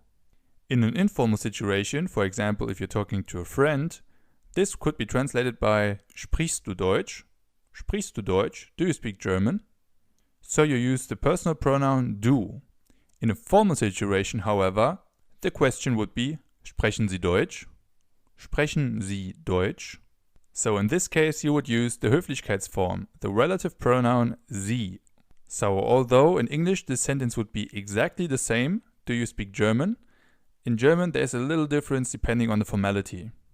As I already mentioned, the personal pronouns are also used with their corresponding verb endings. So in the case of du we have sprichst, and in the case of sie we have sprechen, so st in the one case and n in the other case. Let's have a look at another example. This time we'll have another question. The question, what do you want? In an informal situation, in German this question would be, was willst du? Was willst du? Again, we use the personal pronoun du because it's an informal situation. In a formal situation, on the other hand, the question would be, was wollen Sie? Was wollen Sie? Just as in the previous example, you can also see that the verb endings correspond to the personal pronouns du and sie. In the informal sentence, we have du willst or willst du with the ending st. In the formal sentence, on the other hand, we have the ending in wollen Sie. So you can see that the rules that we've just learned also go for W-Fragen, W questions, as what, for example. So you can see, compared to other grammatical topics that we've had so far, this one is actually fairly easy. Especially if your native language also makes a similar distinction. If you don't know which one of the two to use, you're safer if you use the formal version. However, it's becoming increasingly popular to use the informal one. So the Höflichkeitsform Sie is mostly used if you talk to elderly people who you don't know, or if you talk to persons who rank above you. For example, your boss or your teacher. But even that is slowly changing, and among young people it's already common to use du if you're talking to your boss. But not always, so beware. Alright guys, that's enough for today. In our next lesson we will move on with another repetition session, where we will repeat both the definite articles and the indefinite articles in German. Until then, danke fürs Zuschauen, thanks for watching und bis gleich. See you soon. Hi and welcome back. In this lesson we will repeat everything we've learned about the German articles, a topic that causes many problems. So let's go. Let's repeat everything we've learned about the articles. Let's start with the definite articles, or bestimmte Artikel in German. As you know, they are der, die and das. Der is used for masculine nouns, die is used for nouns with a female gender, and das is used for nouns with a neutral gender. So unlike English, where we use the for each and every case, in German we have 3 definite articles which depend on the gender of the corresponding word.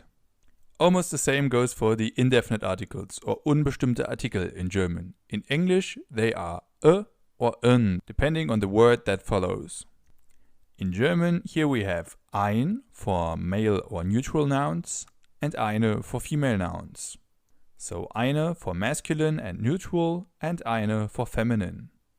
So our definite articles are der, die and das, and our indefinite articles are ein and eine.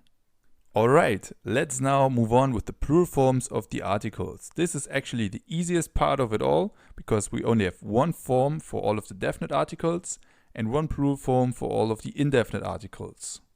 In the plural, the definite articles der, die and das always become die. Die. So no matter whether you have der, die or das, no matter the grammatical gender, we always have die in the plural forms.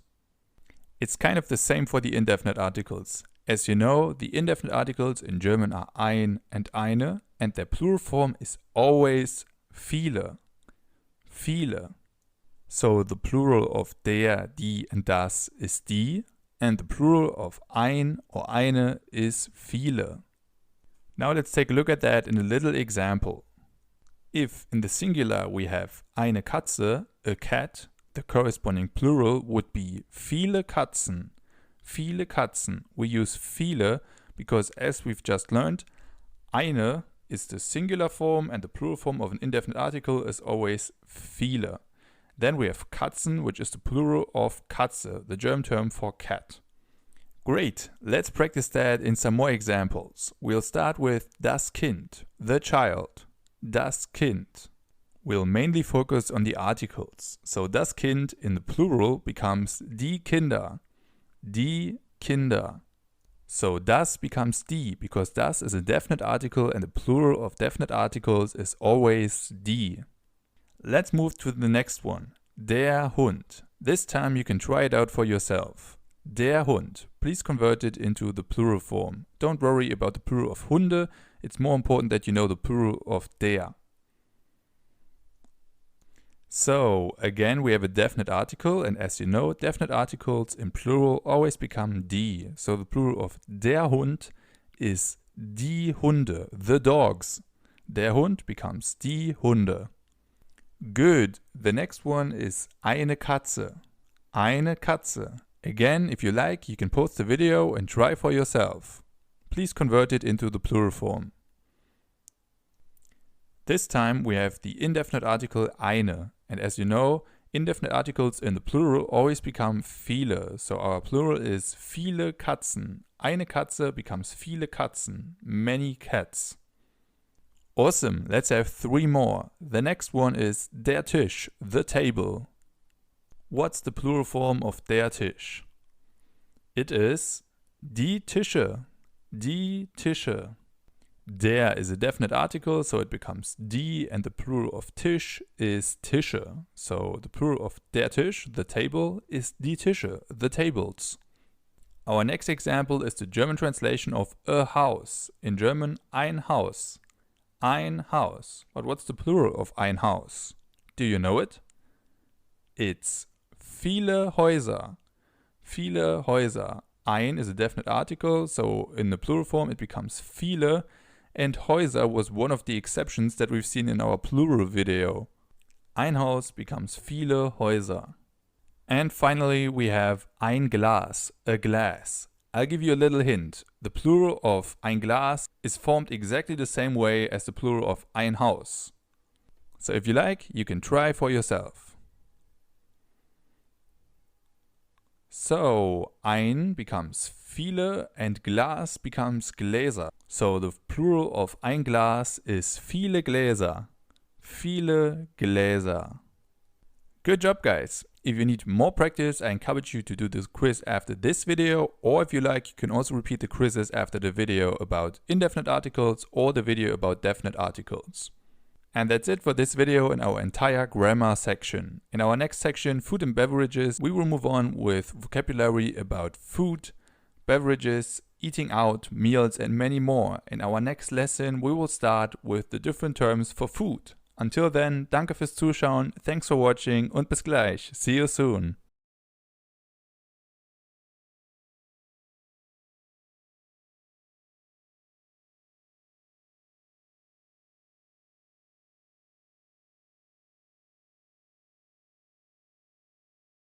Hi and welcome back. In today's lesson we will take a look at the German terms for food. You will learn words like meat, vegetables and many others. So let's go! Let's start with our title. The food in German is called das Essen. Das Essen. The corresponding verb, in English to eat, in German is essen. Essen. It's an irregular verb and it's conjugated like this. Ich esse, du isst, sie es isst, wir essen, ihr esst, and sie essen. So you can see that the second and the third person singular are irregular, the rest is regular. Essen is a very important verb, especially when you're at a restaurant, for example. Great! Now that you know the German term for food, let's have a look at some actual food. We'll start with fruits. The German term for fruits is das Obst. Das Obst. Fruits or das Obst are, for example, the apple, in German der Apfel, die Banane, the banana, die Banane, die Orange, the orange, die Orange, or die Ananas, the pineapple, die Ananas. So we had das Obst and we had the examples der Apfel, die Banane, die Orange, and die Ananas. Of course, there are also many other fruits, but those four will give you a good start. As you can see, most of them are pretty similar to English. The only two that are different are das Obst for the fruit and die Ananas for the pineapple. Now let's move on to another group of food. In this case, the vegetables or the vegetable. In German, das Gemüse. Das Gemüse. Here we have, for example, die Kartoffel, the potato, die Kartoffel, die Karotte, the carrot, die Karotte, die Tomate, the tomato, die Tomate, and der Salat, the lettuce, der Salat.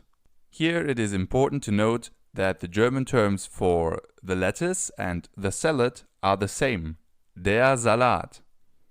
So let's repeat that one more time. We have das Gemüse for the vegetables and we have the examples of die Kartoffel, die Karotte, die Tomate, and der Salat. Now let's move on with something a little less green, something more bread-like, like bread for example. The German term for the bread is das Brot. Das Brot. And if you look at the smaller bread, a bread roll for example, in German this would be called das Brötchen. Das Brötchen. The ending chen is a so-called diminutive. It makes the Brot a little smaller, so Brötchen is like a small bread, a bread roll. Let's have a look at something that is a little more sweet. The cake. In German, der Kuchen. Der Kuchen. Fun fact, in Germany there's even a little town in the Bavarian forest that is called Kuchen. Up next we have something that's typically German. It's the pretzel, or in German, die Brezel. Die Brezel. Good. And finally, let's have a look at some animal-based foods. Up first we have the meat. The meat in German is called das Fleisch. Das Fleisch. The fish, on the other hand, is called der Fisch. Der Fisch. So we have das Fleisch, the meat, and der Fisch, the fish. And finally, another animal-based product is the egg, or in German, das Ei. Das Ei. So we have das Fleisch, der Fisch, and das Ei. Awesome! Let's look at that more closely in a few example sentences.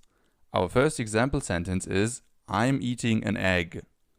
I'm eating an egg. In German, this means ich esse ein Ei. Ich esse ein Ei. Ich esse is the first person singular of the verb essen, and ein Ei means an egg. Our next sentence is I like bananas. I like bananas. A little reminder, the verb like in German is called mögen. Mögen. And the first person singular of mögen, which we need in this case, is mag. Ich mag. So the whole sentence would be ich mag Bananen. I like bananas. Ich mag Bananen.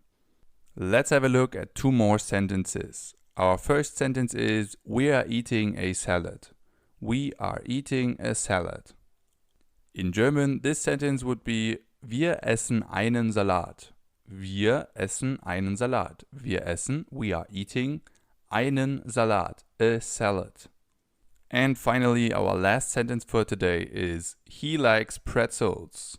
He likes pretzels. In German, this sentence would be mag Brezeln. Mag Brezeln. Pretty German sentence, right? Mag, he likes Brezeln, pretzels. Mag Brezeln. Good! I know that was a lot of new vocab today, which is why I'm encouraging you to do the quiz after this video. Alright guys, that's enough for today. In the next video we will take a look at the German terms for drinks, aka beverages. Until then, danke fürs Zuschauen, thanks for watching und bis gleich. See you soon.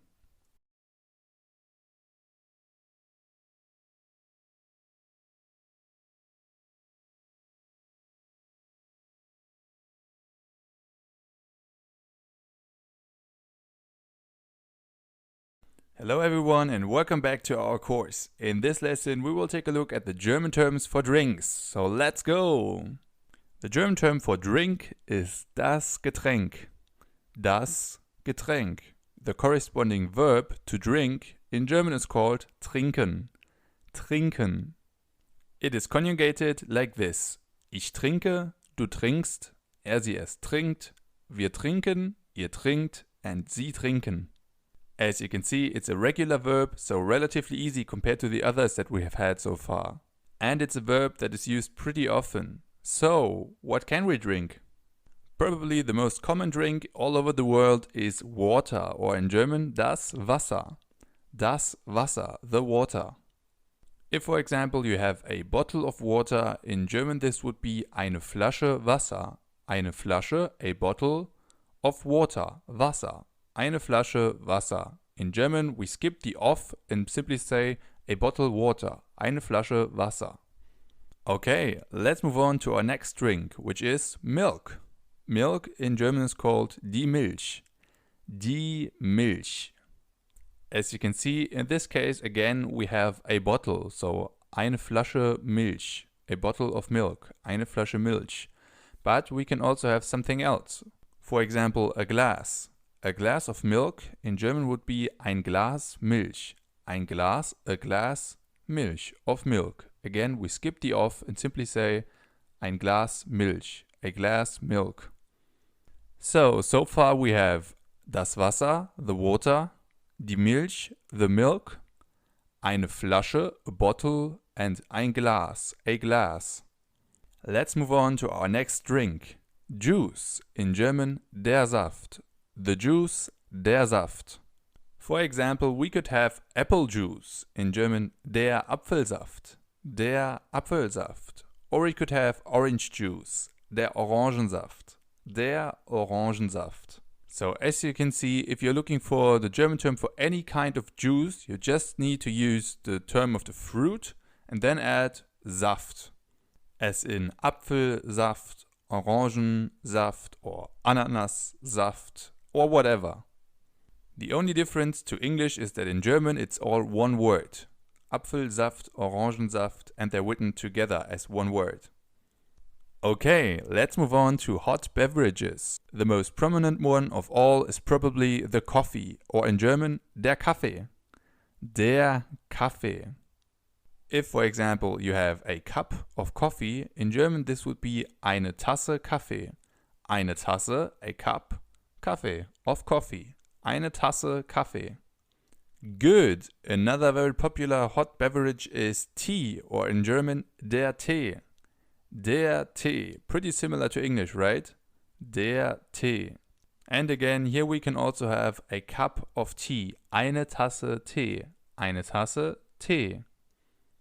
So we have eine Tasse Kaffee and eine Tasse Tee. A cup of coffee and a cup of tea.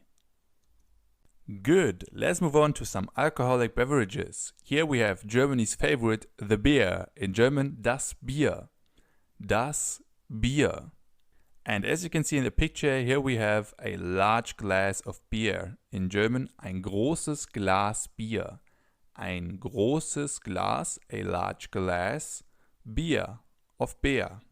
Ein großes Glas Bier. Good. Another very popular alcoholic beverage is the wine, or in German, der Wein. Very similar, right? Der Wein. And here we both have a bottle of wine and a glass of wine. A bottle of wine would be eine Flasche Wein, and as you already know, a glass of wine would be ein Glas Wein. Eine Flasche Wein, ein Glas Wein. Great! Let's practice that in a few example sentences. Our first sentence is, we are drinking a glass of milk. We are drinking a glass of milk. In German, this sentence would be, wir trinken ein Glas Milch. Wir trinken, we are drinking, ein Glas, a glass, Milch, of milk. Wir trinken ein Glas Milch. So far, so good. Let's have another sentence. This time our sentence is, she likes coffee. She likes coffee. In German, this would be, sie mag Kaffee. Sie mag Kaffee. Sie mag comes from the verb mögen, which means to like. Sie mag is the third person singular. So she likes Kaffee, coffee. Sie mag Kaffee. She likes coffee. Let's have two more. Our next sentence is, I'm drinking a bottle of water. I'm drinking a bottle of water. In German, this is, ich trinke eine Flasche Wasser. Ich trinke, I'm drinking, eine Flasche, a bottle, Wasser, of water. Ich trinke eine Flasche Wasser. I'm drinking a bottle of water. And now let's move to our final sentence for today, and it's, you like apple juice. If you like, you can post a video and translate it for yourself. You like apple juice. In German, this sentence would be, du magst Apfelsaft. Du magst, you like, apple juice, Apfelsaft. Du magst Apfelsaft. Great, good job. And that's all for today. In our next lesson, we will move on with the German terms for meals. There you will learn the German terms for breakfast, dinner, aperitif, dessert and many, many more. Until then, danke fürs Zuschauen, thanks for watching und bis gleich. See you soon.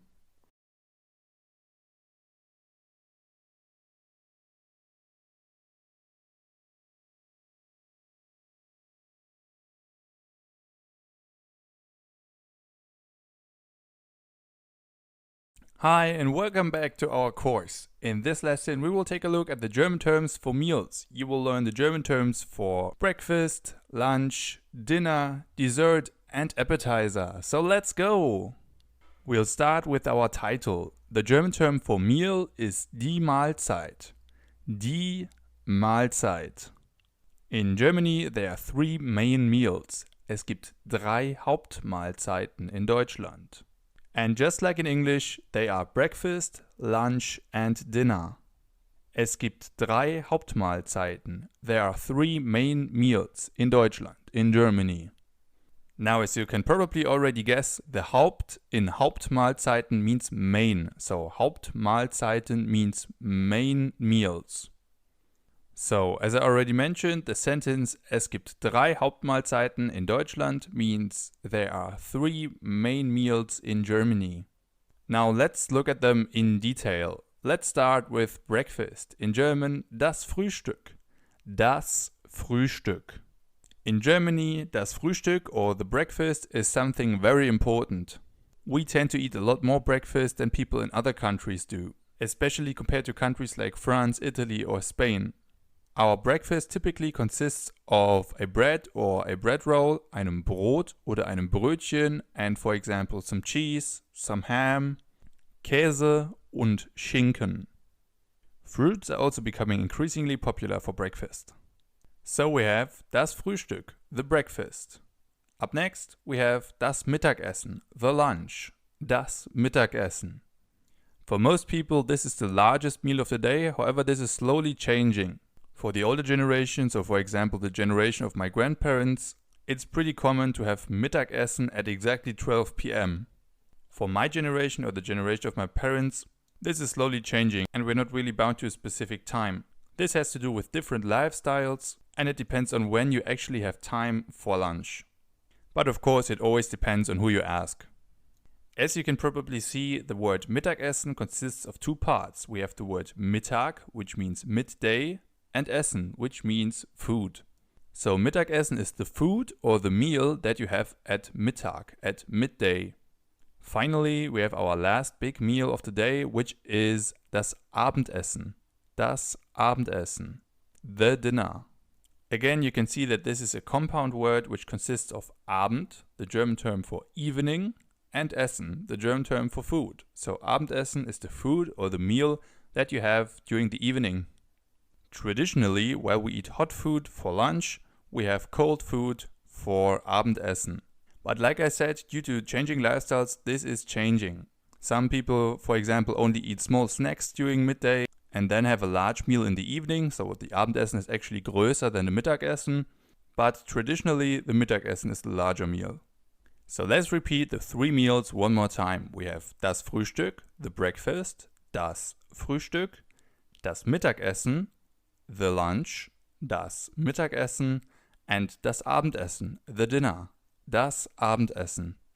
Now that we know the different meals, let's have a look at the courses of which these meals consist. Let's start with the German term for course. It's das Gericht. Das Gericht. So, just like in English, we have 3 main courses, which are the appetizer, the main course, and the dessert.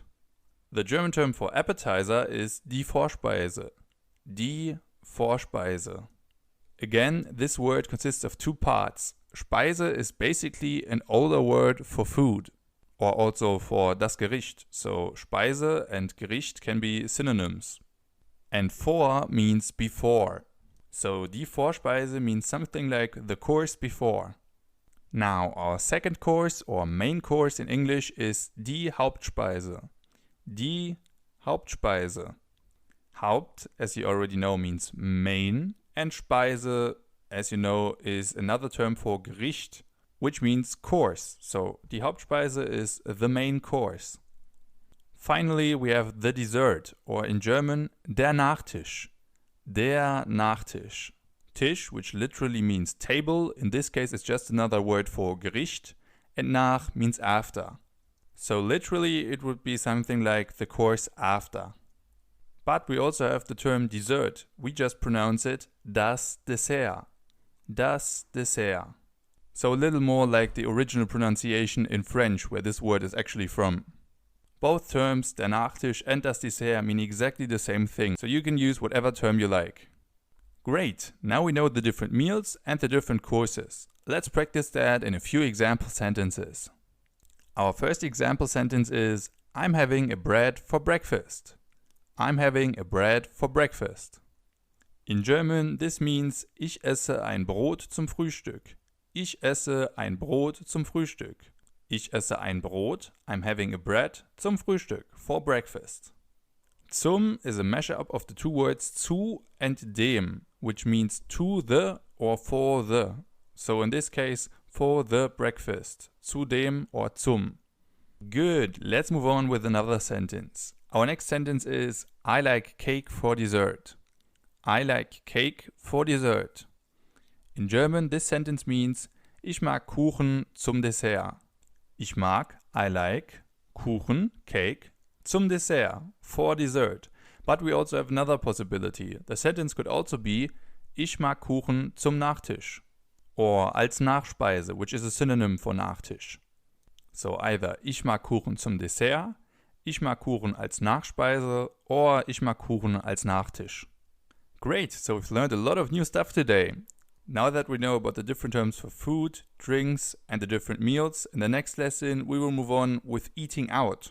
There you will not only learn useful words and phrases for eating out in a German-speaking country, it will also give us the opportunity to practice the new words that we've learned in the past few videos.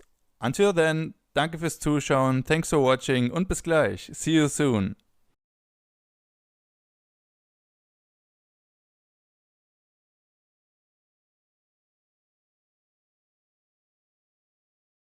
Hi and welcome back. In this lesson our topic will be eating out. You will learn useful words and phrases for eating out in German-speaking countries. So let's go! Let's start with our title. The German term for eating out is essen gehen. Essen gehen. Essen, to eat. Gehen, to go. Essen gehen. Where can you go for eating out? There are many possibilities, but the most common one is probably the restaurant. In German, das Restaurant. Das Restaurant. Or you can go to a pub, for example, which in German would be die Kneipe. Die Kneipe. So we have das Restaurant and die Kneipe. Now, when you're at a bar or at a restaurant, you will likely come across a waiter or a waitress. The German terms are der Kellner for the waiter and die Kellnerin for the waitress. Der Kellner, the waiter, die Kellnerin, the waitress. Now I'm pretty sure that if you go to a bar or to a restaurant that you want to order something. The German verb for to order is bestellen. Bestellen.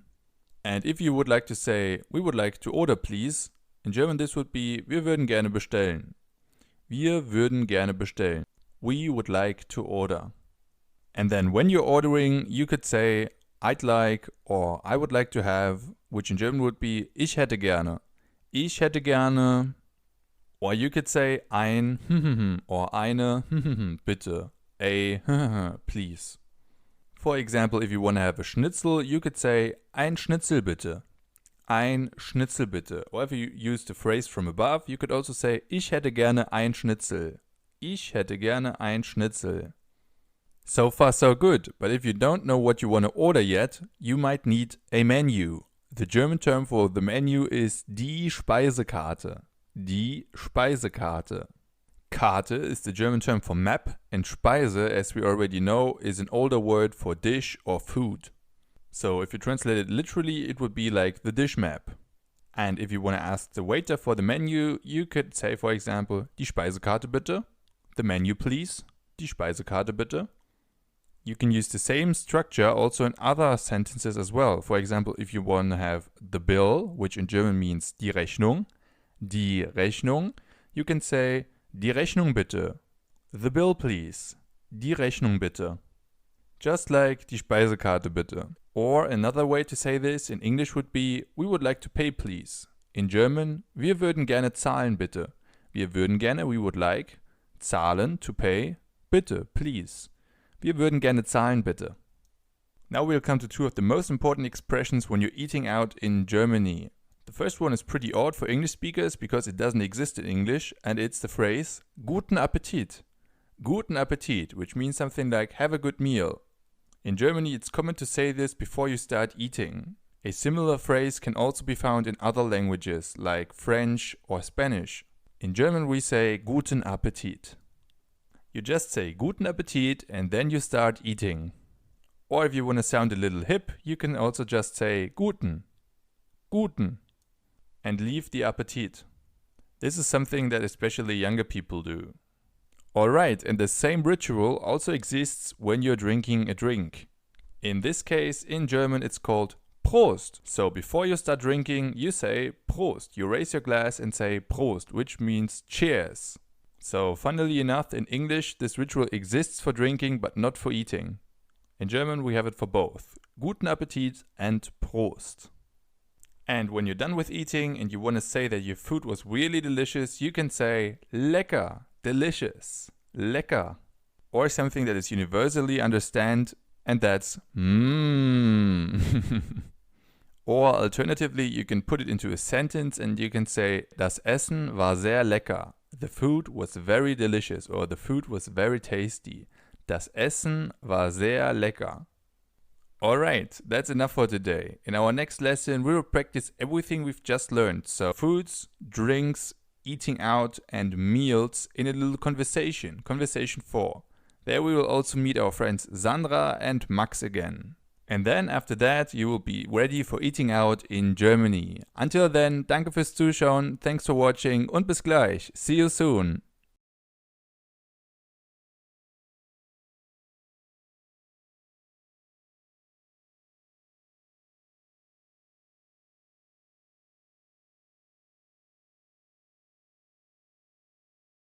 Hi and welcome back. In today's conversation video, we will practice everything we've learned so far in this section in a little dialogue.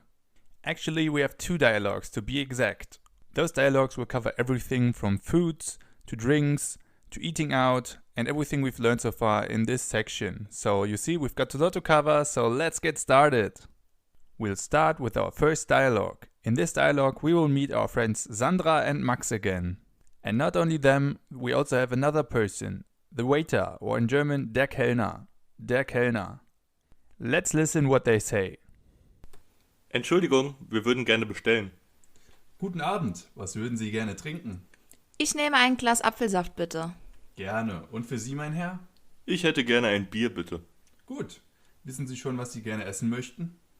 Also ich nehme ein großes Schnitzel mit Kartoffeln. Und du, Sandra? Ich nehme einen italienischen Salat und dazu etwas Brot. Sehr gerne. Did you understand everything they said? Great! We'll now break it down piece by piece. In the first sentence, Max says, Entschuldigung, wir würden gerne bestellen. Excuse me, we would like to order, please. Then the waiter comes over and says, Guten Abend, was würden Sie gerne trinken?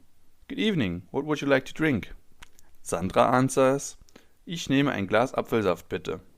I'll take a glass of apple juice, please. To which the waiter replies, Gerne. Und für Sie, mein Herr? With pleasure. And for you, sir? As you can see, gerne means with pleasure, and mein Herr means something like sir. Gerne is a more formal and maybe also more friendly way to say bitte. Max then answers, Ich hätte gerne ein Bier, bitte. I'd like 1 beer, please. To which the waiter or der Kellner replies, Gut, wissen Sie schon, was Sie gerne essen möchten? Good, do you already know what you would like to eat? Gut, wissen Sie schon, was Sie gerne essen möchten? Max answers, also ich nehme ein großes Schnitzel mit Kartoffeln. Und du, Sandra? So I'll take a large schnitzel with potatoes.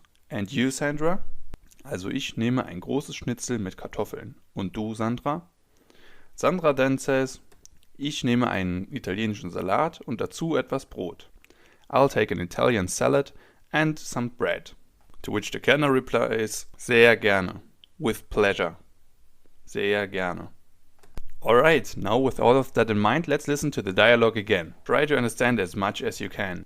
Entschuldigung, wir würden gerne bestellen. Guten Abend, was würden Sie gerne trinken? Ich nehme ein Glas Apfelsaft, bitte. Gerne. Und für Sie, mein Herr? Ich hätte gerne ein Bier, bitte. Gut. Wissen Sie schon, was Sie gerne essen möchten? Also ich nehme ein großes Schnitzel mit Kartoffeln. Und du, Sandra? Ich nehme einen italienischen Salat und dazu etwas Brot. Sehr gerne. Awesome. Let's have a look at our second dialogue for today. This one is a little shorter. In this dialogue, again, we have our friends Max and Sandra and the waiter, der Kellner. The dialogue takes place at the end of their dinner, so let's listen to their conversation. Das Essen war sehr lecker. Ja, mir hat es auch sehr gut geschmeckt. Sollen wir zahlen oder hättest du gerne noch ein Dessert? Nein, danke. Wir können ja zahlen und danach noch in eine Kneipe oder ein Café. Klingt gut. Entschuldigung, wir würden gerne zahlen. Sehr gerne. Hier ist Ihre Rechnung. Did you understand what they said? This time again we will break the dialogue down piece by piece. We'll start with Max. In the first sentence, Max says, das Essen war sehr lecker. The food was very delicious. Sandra replies, ja, mir hat es auch sehr gut geschmeckt, which means something like, yeah, I also really liked it. Or if you take it literally, yeah, to me it also tasted really, really good. Then Max asks, sollen wir zahlen oder hättest du gerne noch ein Dessert? Should we pay or would you like a dessert? Sollen wir zahlen? Should we pay? Oder hättest du gerne or would you like a dessert? Noch ein Dessert. Sollen wir zahlen oder hättest du gerne noch ein Dessert? Sandra answers, nein danke. Wir können ja zahlen und danach noch in eine Kneipe oder ein Café. No thank you. We could pay and later go to a pub or a café. Nein danke, no thank you. Wir können ja zahlen und danach noch in eine Kneipe oder ein Café. We could pay and later go to a pub or a café. Max answers, klingt gut. Sounds good. And then he says to the waiter, Entschuldigung, wir würden gerne zahlen. Excuse me, we would like to pay please. The waiter says, sehr gerne, hier ist Ihre Rechnung. With pleasure, here's your bill. Great! Again, with all of that in mind, let's listen to the dialogue again. Try to understand as much as you can. Das Essen war sehr lecker.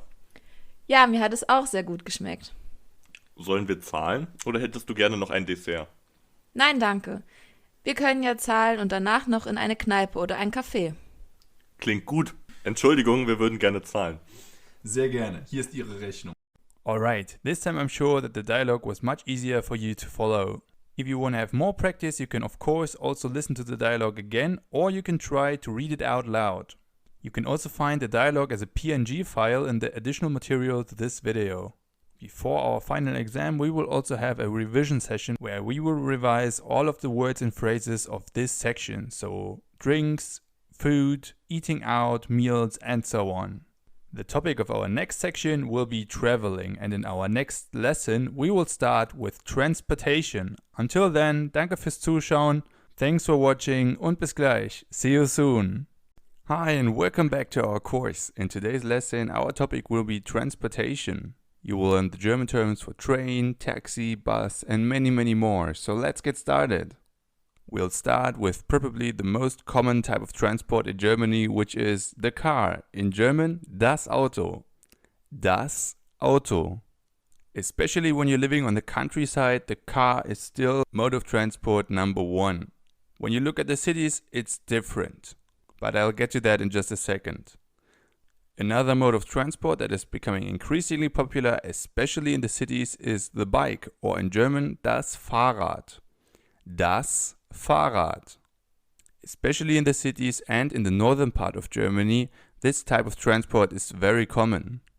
So we have das Auto and das Fahrrad. And for both nouns we have the same verb, which is fahren. Fahren. So it doesn't make a difference whether you use the car or the bike, we use the same verb for both of them. In English you would say to drive a car and to ride a bike, but in German you use fahren in both cases. For example, you could say, ich fahre Auto, I'm driving a car. Or ich fahre Fahrrad, I'm riding a bike. We use the same verb for both of them. The same also goes for public transport, but here it's a little different, but we'll see that in just a minute. Let's take a look at 3 examples. The first one is the bus, or in German, der Bus. Der Bus.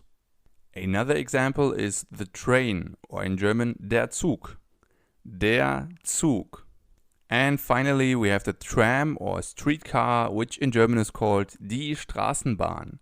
Die Straßenbahn. This is a compound word. Straße is the German term for street and Bahn is just another word for Zug or train. So it's something like the street train. But some people also call it Tram, so a Germanized version of tram. So we have der Bus, der Zug and die Straßenbahn. So as I already mentioned, if you use public transport like der Bus, der Zug or die Straßenbahn, we also use the verb fahren. However, there's a little difference to when you use the verb fahren for das Auto, the car, and das Fahrrad, the bike. And you will see that in our example sentence. Our example sentence is, I'm taking the bus to work. I'm taking the bus to work. In German, this sentence would be, ich fahre mit dem Bus zur Arbeit. So if you translate it literally, I'm driving with the bus to work. Like I said, we use the verb fahren, but we say fahre mit, with. This is due to the fact that you don't drive the bus yourself, that's the job of the bus driver, but you're a passenger. So you're driving with the bus. You're sitting in the bus while somebody else is driving. Ich fahre mit dem Bus zur Arbeit. However, you could also translate the sentence word by word, so I take the bus to work, and then you would say ich nehme den Bus zur Arbeit, because ich nehme means I take. And the same two versions can also be used for our other two types of public transport. You could say, for example, ich fahre mit dem Zug zur Schule. I'm taking the train to school. Ich fahre mit, I'm driving with, or I'm taking den Zug zur Schule, the train to school. And as I already said, you can also translate it with ich nehme den Zug zur Schule, which would be exactly like the English translation. Good, now all of that was everyday transport. Now let's have a look at traveling. The German term for traveling is reisen. Reisen, to travel. And the corresponding noun would be die Reise. Die Reise. Apart from the fact that you can also use your car, your bike, a bus, a train or whatever to go on holiday, there are two main types of transport for going on holiday. The first one is the airplane. In German, das Flugzeug. Das Flugzeug. The second mode of transport that is pretty common for traveling overseas is the ship. In German, das Schiff. Das Schiff. Very similar to English, right? So we have das Flugzeug for the airplane and das Schiff for the ship. A great example sentence could be, for example, ich reise gerne mit dem Flugzeug. Ich reise gerne mit dem Flugzeug. I like traveling by plane. Ich reise gerne, I like traveling mit dem Flugzeug, by plane. Or if you translate it literally, I like traveling with the plane. Great, now let's practice all of that in a few example sentences. Our first example sentence is, I'm going to school by bike. I'm going to school by bike. If you like, as always, you can pause the video and try for yourself. The correct translation would be, ich fahre mit dem Fahrrad zur Schule. This sentence is actually a little difficult because the word order doesn't match up with English. Because ich fahre mit dem Fahrrad means I'm going by bike and zur Schule means to school. So the word order is a little different here. We're not saying I'm going to school by bike, we're saying I'm going by bike to school. Ich fahre mit dem Fahrrad zur Schule. If you would do it the other way around, so if you would keep the English word order, you would say ich fahre zur Schule mit dem Fahrrad. This would still be easy to understand for a native speaker, but it would sound a little odd. Our next example sentence is, I like traveling by ship. I like traveling by ship. Again, if you like, you can pause the video and try to translate it by yourself. In German, this sentence would be, ich reise gerne mit dem Schiff. Ich reise gerne mit dem Schiff. This time the word order is exactly the same. Ich reise gerne, I like traveling, mit dem Schiff, by ship. Or if you translate it literally, I like traveling with the ship. Ich reise gerne mit dem Schiff. Great! Alright guys, that's enough for today. In our next lesson, we will move on with being at the hotel. There you will learn some useful words and phrases for when you are at the hotel in a German-speaking country. Until then, danke fürs Zuschauen, thanks for watching und bis gleich. See you soon.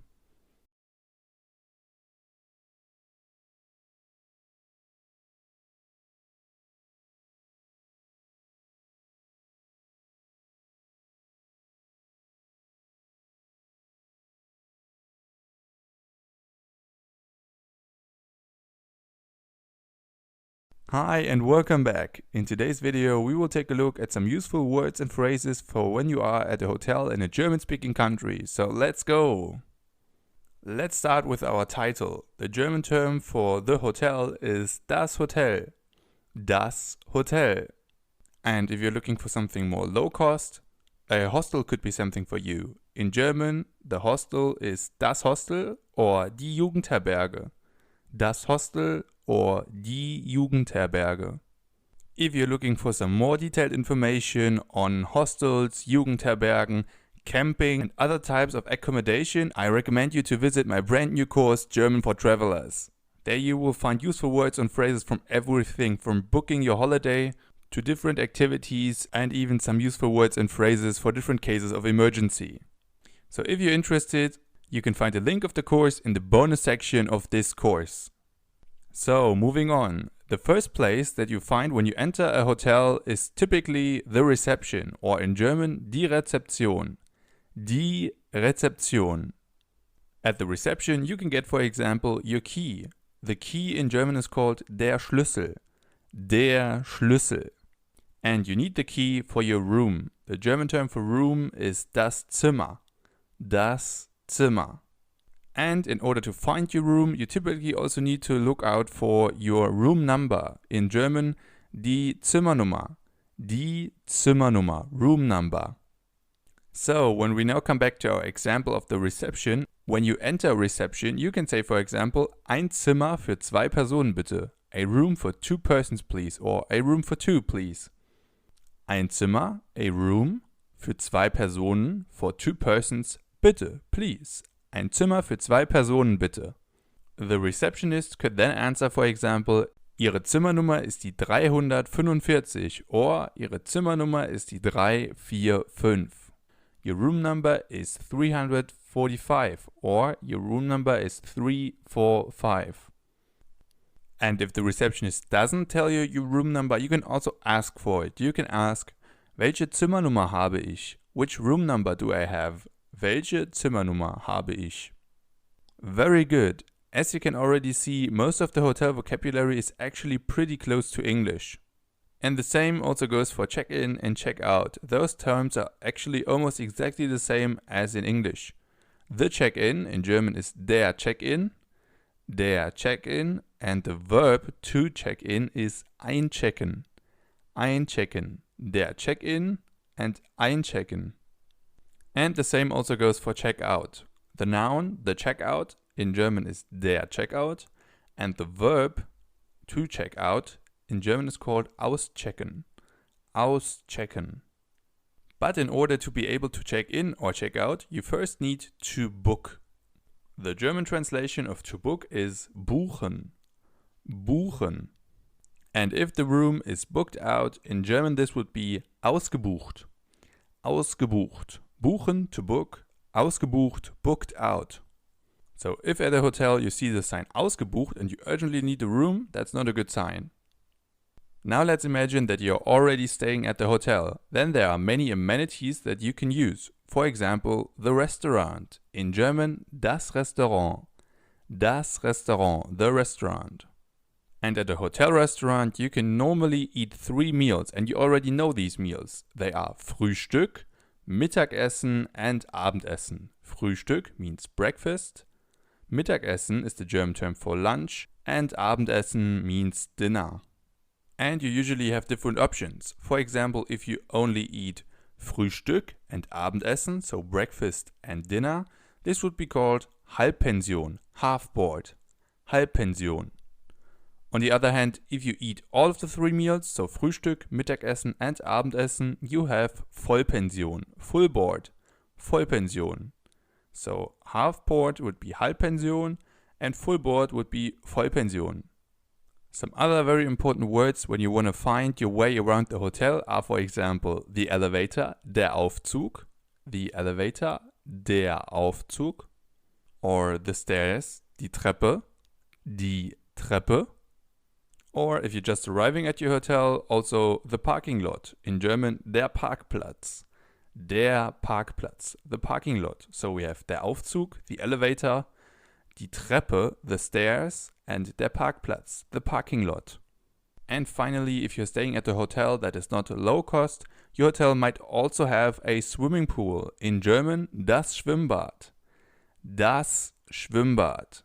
Nowadays, it's also becoming increasingly common to see the term swimming pool also in German. So either look out for a sign for the Schwimmbad, das Schwimmbad, or the swimming pool, swimming pool. Good, let's practice all of those new words. I'll give you 2 example sentences. As always, you can pause the video and try to translate them on your own. Our first sentence is, 1 room for 3 people, please. 1 room for 3 people, please. How would you say that in German? A possible translation would be, for example, ein Zimmer für 3 Personen bitte. Ein Zimmer, 1 room, für 3 Personen, for 3 people.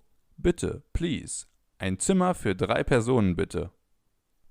Our next sentence is, excuse me, where's the swimming pool? Excuse me, where's the swimming pool? In German, this sentence would be, Entschuldigung, wo ist das Schwimmbad?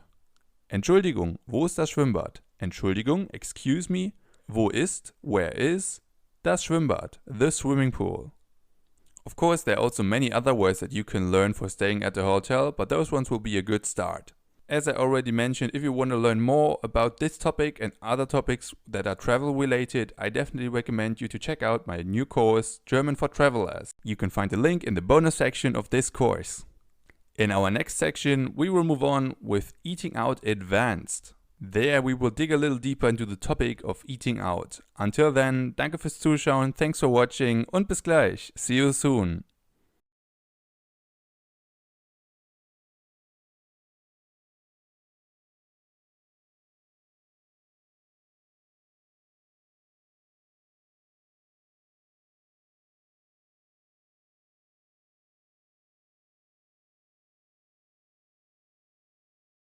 Hi and welcome back to our German beginner course. In this lesson we will dive a little deeper into the topic of eating out. So let's go! As we've already seen in the last video about eating out, the term eating out in German means essen gehen. Essen gehen. As you know, there are many possibilities where you can go for eating out, and the most prominent ones are probably the restaurant, das Restaurant, the bar or the pub, die Kneipe, die Kneipe, or a food stand, for example. The German term for the food stand is der Imbiss, or the larger version, die Imbissbude. Der Imbiss is the short form, which is something like the bite, and die Imbissbude is the long version. And you could also go to a cafe for eating out. In German, das Café. Das Café. So we have das Restaurant, the restaurant, die Kneipe, the bar or the pub, der Imbiss or die Imbissbude, which means the food stand, and das Café, the cafe. So we have many possibilities for eating out. In this video we will mainly focus on the restaurant. So let's have a look at the people who work at a restaurant. In the last video about eating out you already learned the German terms for waiter and waitress. They are der Kellner and die Kellnerin. Der Kellner, the waiter, and die Kellnerin, the waitress.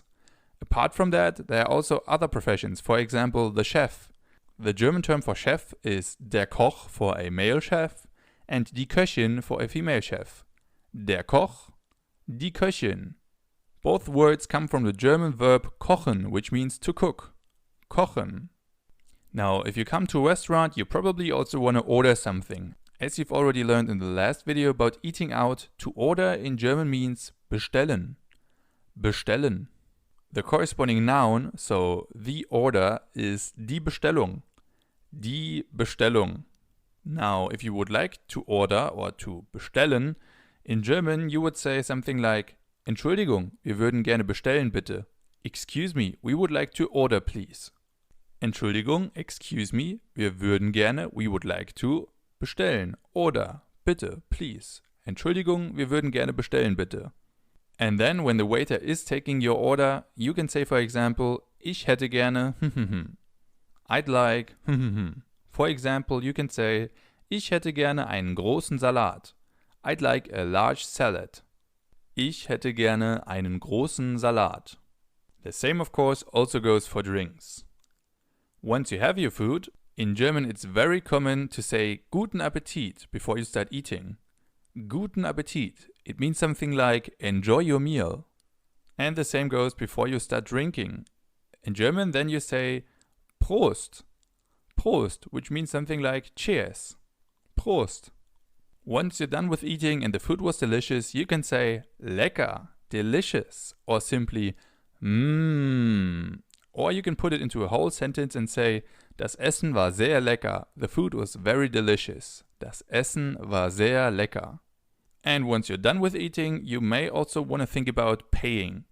To pay in German is called bezahlen. Bezahlen. Or you can use the short form zahlen.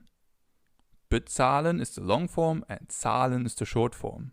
Now, if you would like to say to the waiter, excuse me, we would like to pay please, in German this would be Entschuldigung, wir würden gerne zahlen bitte. Entschuldigung, excuse me, wir würden gerne, we would like to, zahlen, pay, bitte, please. Entschuldigung, wir würden gerne zahlen bitte. Excuse me, we would like to pay please. As you've probably already noticed, the same structure can also be used in other sentences that we've already come across. For example, the sentence, Entschuldigung, wir würden gerne bestellen bitte. Excuse me, we would like to order please. So the structure stays the same, the only thing that changes is the verb. Now once you've asked the waiter for the bill, he will likely say something like, das macht dann bitte. For example, das macht dann 13,40 Euro bitte. So that's 13.40 please. So das macht dann bitte means so that's please. And just like in many other countries across the world as well, in Germany we also have a tipping culture. The German term for the tip is das Trinkgeld. Das Trinkgeld. Literally it means the drinking money. Trink, which means drink, and Geld means money. So das Trinkgeld is the drinking money, if you translate it literally. In Germany, people usually tip about 10% of the normal price. So for example, if your bill adds up to about 50 euros, you tip about 5 euros. If you would like to tip, you can say something like stimmt so, which means keep the change. Or if, for example, your bill adds up to 12 euros and you only have a 20 euro note and you don't want to tip 8 euros, you can say, for example, bitte. Like for example, 14 bitte, 14 please. In this case, the waiter will give you 6 euros back as your change and the rest is the tip. So if the waiter would say, for example, das macht dann 12,34 Euro, you say 14 bitte, and then he would answer usually something like vielen Dank. As you know, the euro is the shared currency of most of Europe, including Germany. Good, so now you know how to order, you know how to tip, you know how to pay, you probably also know how to eat. Let's now talk about some other words that are also very helpful to know in German. Let's start with the German term for plate. It's der Teller. Der Teller. Another important term is the German term for cutlery. It's das Besteck. Das Besteck. And das Besteck consists of das Messer, the knife, das Messer, der Löffel, the spoon, der Löffel, and die Gabel, the fork, die Gabel. So we have der Teller, das Messer, der Löffel, and die Gabel. When it comes to drinks, you already know the German term for the glass, which is das Glas, and the German term for the cup, which is die Tasse. Das Glas and die Tasse. And you know the German term for the bottle, which is die Flasche. Die Flasche. For example, if you would like to order a bottle of water, you could say eine Flasche Wasser bitte. A bottle of water, please. Eine Flasche Wasser bitte. Another term that we haven't had so far is the napkin or the serviette. In German, die Serviette. Die Serviette. So if, for example, you would like to ask the waiter for a napkin, you can say Entschuldigung, könnte ich bitte eine Serviette haben? Entschuldigung, excuse me, könnte ich bitte, could I please, eine Serviette haben? Have a serviette or have a napkin? Entschuldigung, könnte ich bitte eine Serviette haben? Very good, so now you know the main words and the main phrases for eating out in Germany. In our next lesson, we will practice all of that in a little conversation. Also practice the content of the previous 2 videos. Until then, danke fürs Zuschauen, thanks for watching und bis gleich. See you soon.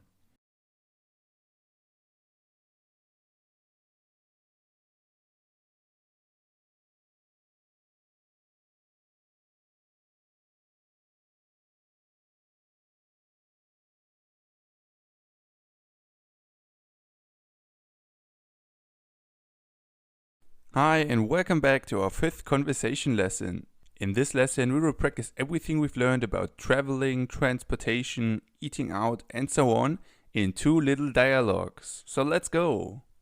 We'll start with dialogue number 1. In this dialogue we will meet our friends Sandra and Max again.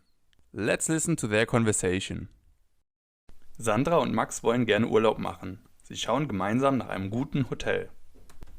Schau mal, Sandra, das Hotel hier hat sogar ein Schwimmbad. Ein Schwimmbad? Cool. Aber gibt es dort auch Vollpension oder nur Halbpension? Nur Halbpension, aber das Restaurant soll sehr gut sein. Klingt gut. Sollen wir mit dem Auto fahren oder Bus und Bahn nehmen? Hat das Hotel einen Parkplatz? Ja, aber der ist ziemlich klein. Dann nehmen wir Bus und Bahn. Did you understand everything they said? If not, don't worry. We have many new words in this dialogue and we will break them down piece by piece. So let's start with the introduction. The introduction sentence is: Sandra und Max wollen gerne Urlaub machen. Sie schauen gemeinsam nach einem guten Hotel. Sandra and Max wanna go on holiday. Sandra und Max wollen gerne Urlaub machen. Together they are looking for a good hotel. Sie schauen gemeinsam nach einem guten Hotel. So, as you can see, Urlaub means holiday und schauen nach means to look for. To look for. So we have Urlaub and schauen nach. And we can also see that the word gemeinsam means together. Gemeinsam. The dialogue starts with Max saying: Schau mal, Sandra, das Hotel hier hat sogar ein Schwimmbad. Look, Sandra, this hotel even has a swimming pool. Schau mal, Sandra. Look, Sandra.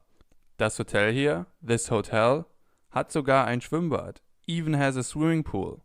So, as you can see, the word sogar means even. Sogar. Sandra answers: Ein Schwimmbad? Cool. Aber gibt es dort auch Vollpension oder nur Halbpension? A swimming pool, ein Schwimmbad? Cool. Aber gibt es dort auch Vollpension? But do they also offer full board? Oder nur Halbpension? Or just half board? Max answers: Nur Halbpension, aber das Restaurant soll sehr gut sein.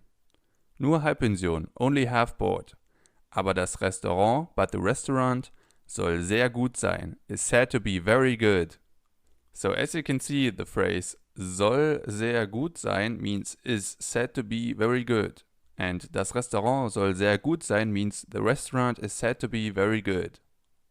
Sandra answers: Klingt gut. Sollen wir mit dem Auto fahren oder Bus und Bahn nehmen?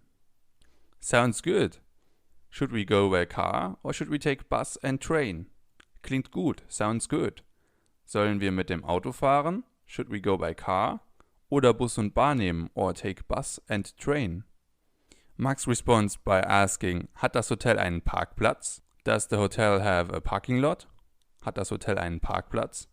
Sandra answers: Ja, aber der ist ziemlich klein. Yes, but it is pretty small. Then Max answers: Dann nehmen wir Bus und Bahn. In that case, we take bus and train. Dann nehmen wir Bus und Bahn. You might be wondering why he's saying Bus and Bahn, so bus and train. In German, that's a short form to say public transport. The German term for public transport is öffentlicher Nahverkehr, which doesn't quite roll over the tongue easily. So, Bus and Bahn, public transport.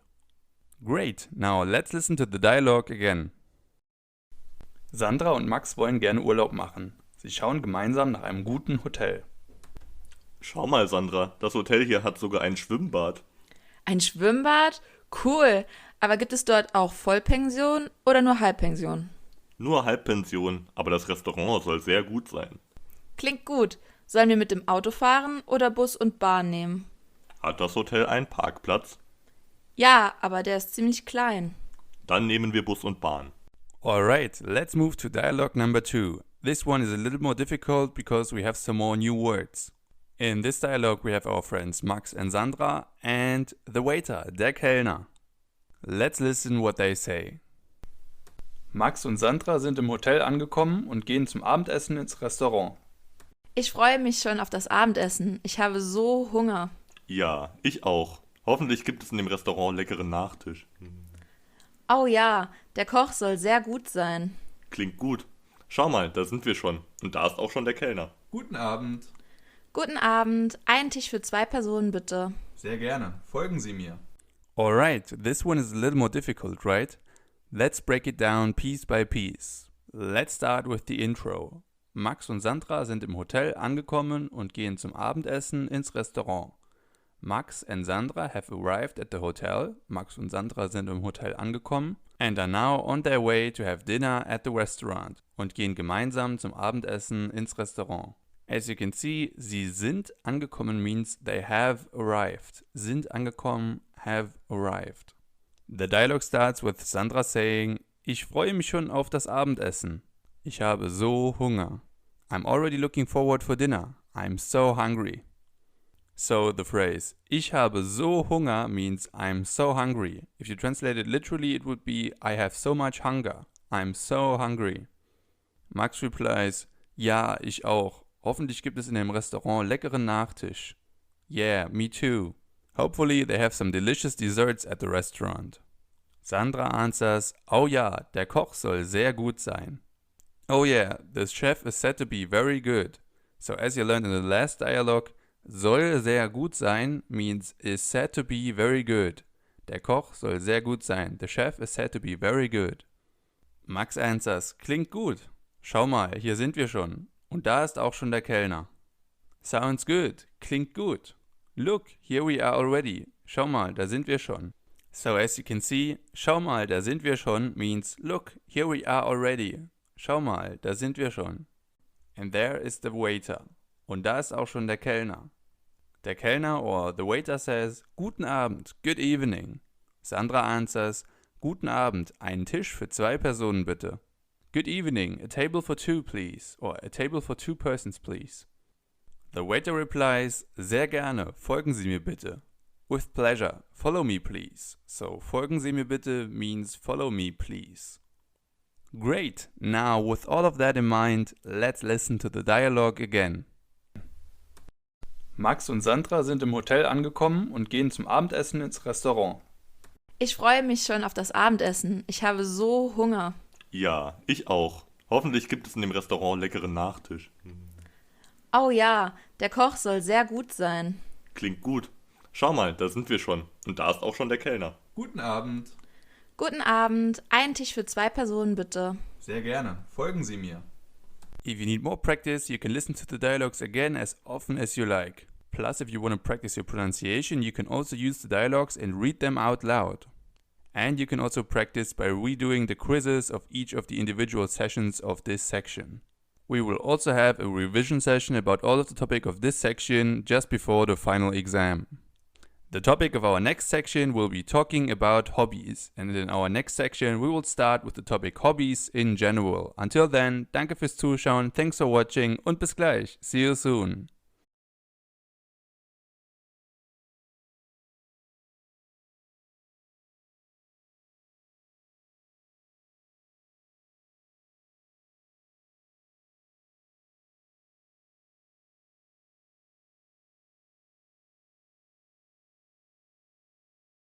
Hi and welcome back to our course. In this lesson we will take a look at the German terms for hobbies. So let's go! So let's start with the word hobby itself. In German, the hobby is called das Hobby. Das Hobby, almost the same as in English. And the plural is also almost the same, but there's a slight difference. Die Hobbies is written with a W instead of IE as in English. So the pronunciation is the same, only the spelling is a little different. Now if you would like to form a question with that, you could ask, for example, was sind deine Hobbys? What are your hobbies? Or which are your hobbies?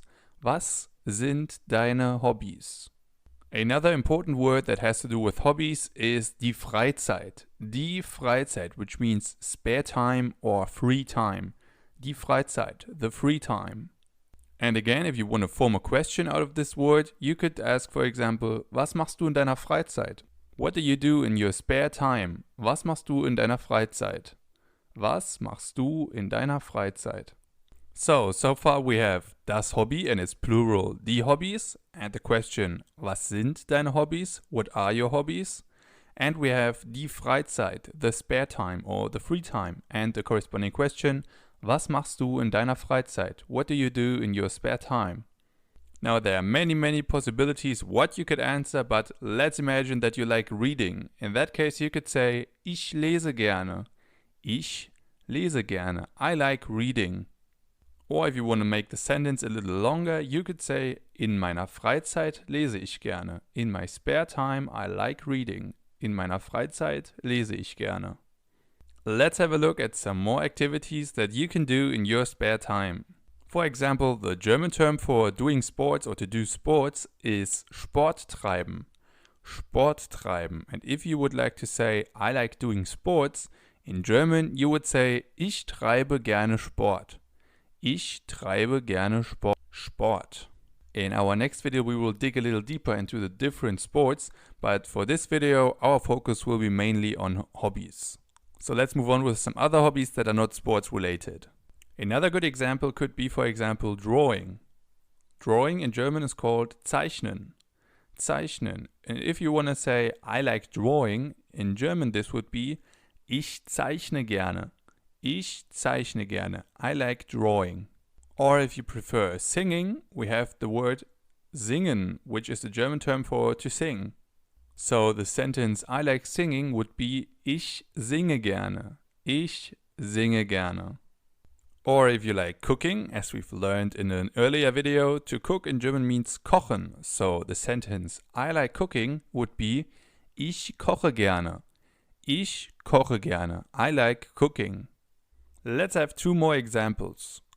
Let's say you like photography. In that case, one of your hobbies would be to take pictures. To take pictures in German is called fotografieren. Fotografieren. And if you want to say I like taking pictures, in German this means ich mag fotografieren oder ich fotografiere gerne. Ich fotografiere gerne. And finally, one of my personal favorite hobbies is to travel. In German, reisen. Reisen. And if you want to say I like traveling, in German this would be ich reise gerne. Ich reise gerne. Great, now let's have a look how to use all of that in a conversation. For example, a typical question could be, for example, was machst du in deiner Freizeit? Was machst du in deiner Freizeit? What do you do in your spare time? Or what do you do in your free time? And then you could answer, for example, ich zeichne gerne, reise gerne und treibe gerne Sport. I like drawing, ich zeichne gerne, traveling, reise gerne, and doing sports und treibe gerne Sport. Ich zeichne gerne, reise gerne und treibe gerne Sport. I like drawing, traveling and to do sports. Or you make it a little shorter and say ich mag zeichnen, reisen und Sport treiben, which would be exactly the same as in English. Ich mag zeichnen, reisen und Sport treiben. I like drawing, traveling and doing sports. Or a different way to answer this question is by first saying my hobbies are, so meine Hobbys sind, and then you add the rest. So meine Hobbys sind zeichnen, reisen und Sport treiben, for example. My hobbies are drawing, traveling and doing sports. So overall we have three possibilities how to answer this question. We could either say ich zeichne gerne, reise gerne und treibe gerne Sport. Or the short form, ich mag zeichnen, reisen und Sport treiben. In this case we use the verb mögen in ich mag. Or you can say meine Hobbys sind zeichnen, reisen und Sport treiben.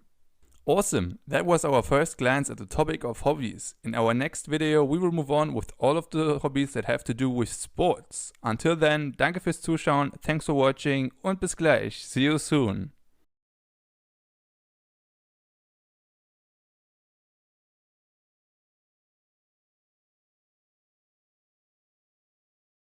Hi and welcome back. In today's video our topic will be sports. In particular, we will take a look at the different hobbies that have to do with sports. You will learn the German terms for football, volleyball, swimming, dancing and many more. So let's go! Let's start with the term sports itself. The German term for the sport is der Sport. Der Sport. And the corresponding verb, so to do sports, in German is Sport treiben. Sport treiben, to do sports. If, for example, you want to say, I like doing sports, in German you would say, ich treibe gerne Sport. Ich treibe gerne Sport. The opposite would be, Ich treibe nicht gerne Sport. Ich treibe nicht gerne Sport. I don't like doing sports. So far so good. Now that we know what the term sport means in German, let's now take a look at different kinds of sports. The most prominent sport in Germany is football or soccer. In German, Fußball. Fußball. And the corresponding verb, so to play soccer, in German is called Fußball spielen. Fußball spielen. Fußball, football, spielen, to play. Fußball spielen. It is by far the most watched sport in Germany and it's practiced by many people. And again, if you like playing football, you can say Ich spiele gerne Fußball. Ich spiele gerne, I like playing, Fußball, football or soccer. And if you want to say the opposite, you say Ich spiele nicht gerne Fußball. Ich spiele nicht gerne Fußball. The Ich spiele nicht gerne means I don't like, and as you know, Fußball means soccer or football. If on the other hand you love soccer and soccer is your favorite sport, you can say Fußball ist mein Lieblingssport. Fußball ist mein Lieblingssport. Football is my favorite sport or soccer is my favorite sport. The prefix Lieblings means favorite, so Lieblings means favorite, for example, Lieblingsstadt, favorite city, or Lieblingsessen, favorite food. Now let's have a look at some other very popular sports in Germany that involve a ball. First of all, we have basketball. In German, Basketball. Basketball. Almost the same as in English, and the same also goes for our next sport, which is volleyball. In German, Volleyball. Volleyball. So we have basketball and volleyball. Both sports are very popular, and our next sport is also very popular in Germany, but it's not that well known in other parts of the world. Handball, or handball as it's known in English, is a very popular sport in continental Europe. So we have basketball, volleyball and handball. If now, for example, you want to say, I like playing volleyball, you can say, Ich spiele gerne Volleyball. Ich spiele gerne, I like playing, Volleyball, volleyball. The word order is exactly the same as in our example with football, you just insert the term volleyball. And the same also goes for all of the other sports. Another possibility is to say Ich mag and then add the sport. For example, Ich mag Basketball, which would be like I like basketball. In this case, you don't stress the verb spielen, so to play, but you stress the sport, basketball or basketball. So you could also say Ich mag Basketball if you don't play basketball but you like watching it, for example. Ich mag Basketball, I like basketball. Or if you really love it, if you absolutely love it, you can also say Ich liebe Basketball, I love basketball. Ich liebe Basketball. If, however, the love of your life is not basketball but handball and handball is your favorite sport, you can say Handball ist mein Lieblingssport. Handball ist mein Lieblingssport. Handball is my favorite sport. Great, now let's have a look at some sports that don't involve a ball. Our first one would be swimming or to swim. Swimming in German is called Schwimmen. Schwimmen. Another very popular outdoor sport is cycling. In German, Fahrradfahren. Fahrradfahren. Fahrrad is the German term for bike and fahren means to drive or to ride. So Fahrradfahren is to ride a bike or cycling. Another very popular outdoor sport is climbing or mountaineering. In German, Klettern. Klettern. So we have Schwimmen, Fahrradfahren and Klettern. What we can see here are the nouns. The corresponding verbs are almost the same. They are schwimmen, Fahrradfahren and Klettern. So the main difference is their spelling. As you know, nouns can also have articles in front of them. In this case, it would always be das. Das Schwimmen, das Fahrradfahren and das Klettern. And nouns are also written in capital letters. On the other hand, verbs are written in lowercase letters. The only exception in this case is Fahrradfahren because Fahrrad is still a noun and fahren is the verb. So Fahrrad is written in capital letters while fahren, the actual verb, is written in lowercase letters. So das Schwimmen would be like swimming in I like swimming, and schwimmen, the verb, would be to swim. Swimming and to swim. And the same goes for Fahrradfahren and Fahrradfahren, so the noun and the verb. The noun Fahrradfahren would be like cycling in the phrase I like cycling. The verb on the other hand would be, for example, in phrases like Ich würde gerne morgen mit dir Fahrrad fahren. I would love to go biking with you tomorrow. Can you see the difference between the nouns and the verbs? The same of course also goes for other sports. Let's take dancing for example. In German, tanzen, tanzen. The corresponding verb to dance in German also is tanzen, just written in lowercase letters. So das Tanzen is the noun and tanzen is the verb. So you can see that it's actually pretty important in German whether you use capital letters or lowercase letters. The same also goes, for example, for horse riding. The German term for horse riding is reiten or das Reiten, and the corresponding verb is also reiten, just written in lowercase letters. And the same also goes for bowling. Bowling in German is called kegeln or das Kegeln. And the corresponding verb to bowl or to go bowling would be kegeln in lowercase letters. By the way, in Germany it's also not uncommon to see the term bowling in English. So the only difference between the noun and the verb when it comes to their spelling is whether it's written in capital letters or in lowercase letters.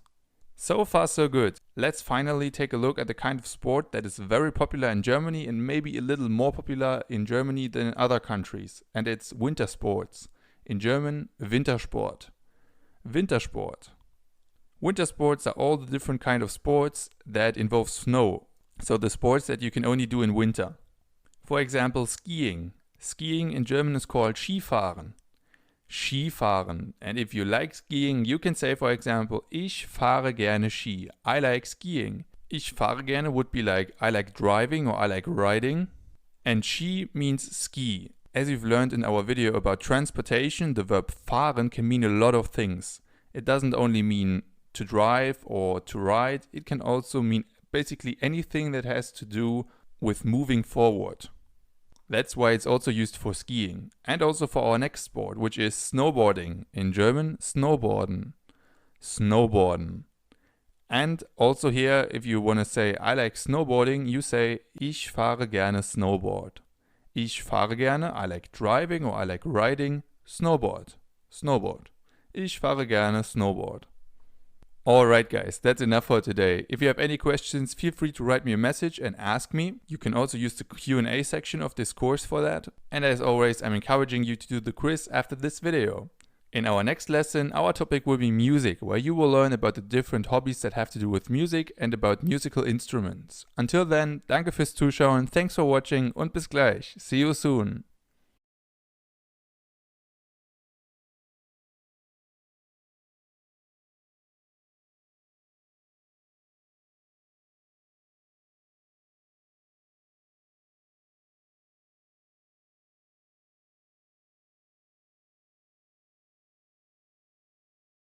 Hi and welcome back. In today's video, our topic will be music. You will learn the German terms for music, singing, dancing and many more. So let's go! Let's start with the term music itself. The German term for music is die Musik. Die Musik.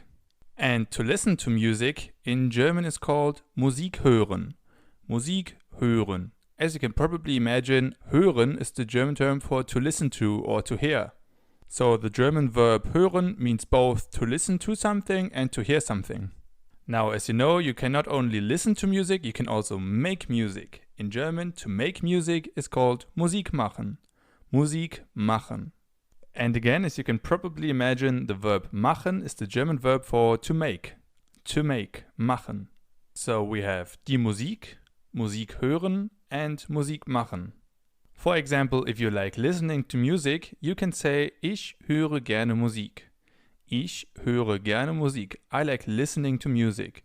Ich höre gerne, I like listening Musik, to music. Or, if you don't like music, you can say Ich höre nicht gerne Musik. Ich höre nicht gerne Musik. Now, as you know, in music there are many genres, and in German those terms for these genres are almost the same as in English. For example, if you take rock music, the German term for rock music is die Rockmusik. Die Rockmusik.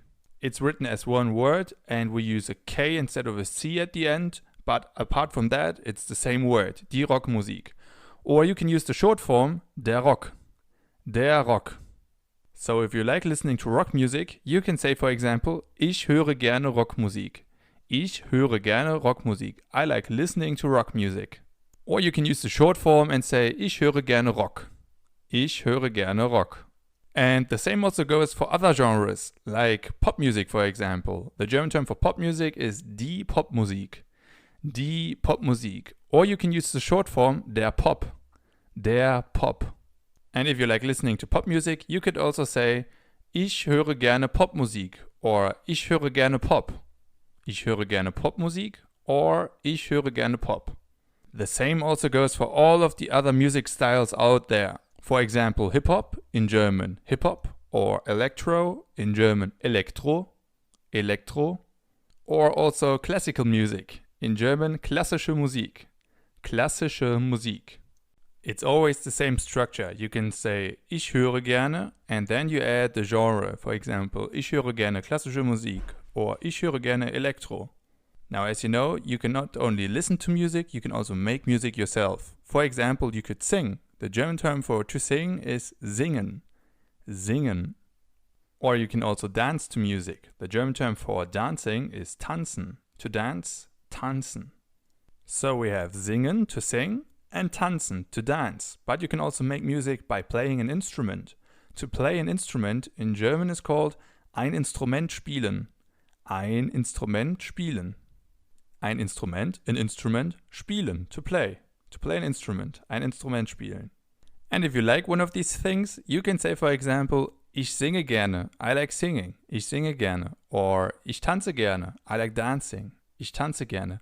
Or ich spiele gerne ein Instrument, I like playing an instrument, ich spiele gerne ein Instrument. So, singen, to sing, tanzen, to dance, and ein Instrument spielen, to play an instrument. Speaking of instruments, let's take a look at some of them. We'll focus on the most popular ones.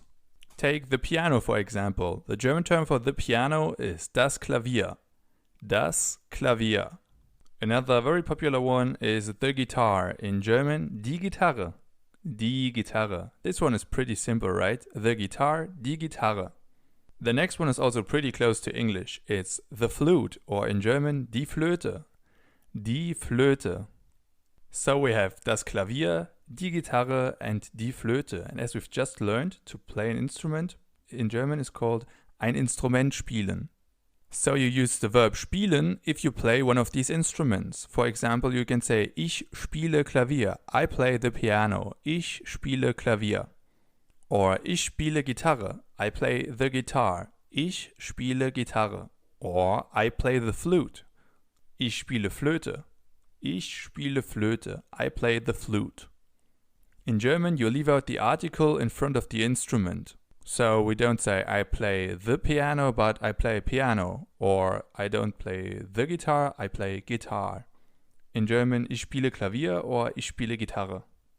Awesome, let's practice that in a few example sentences. Our first example sentence is, in my spare time, I play the piano.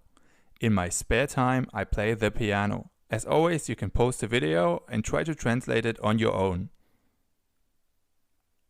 So the correct translation in German would be, in meiner Freizeit spiele ich Klavier. In meiner Freizeit, in my spare time, spiele ich, I play, Klavier, the piano. In meiner Freizeit spiele ich Klavier. Alright, our next sentence is, I like singing and dancing.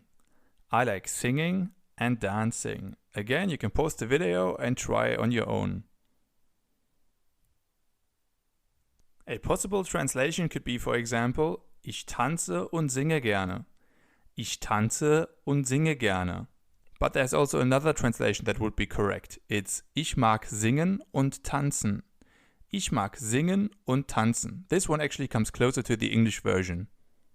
So both translations, ich tanze und singe gerne, and ich mag tanzen und singen would be correct. Alright, that's enough for today. As always, if you want to practice a little more, I encourage you to do the quiz after this video. In our next lesson, we will move on with another conversation lesson. There we will practice everything we've learned so far in this section.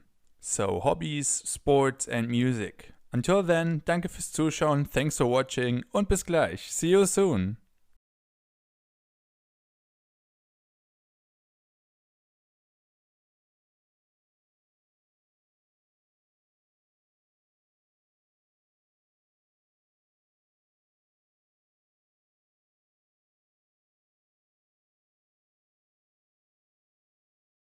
Hi and welcome back. In today's lesson, our final conversation lesson of the course, we will practice everything that we've learned so far in this section. So hobbies, sports, musical instruments and many other things.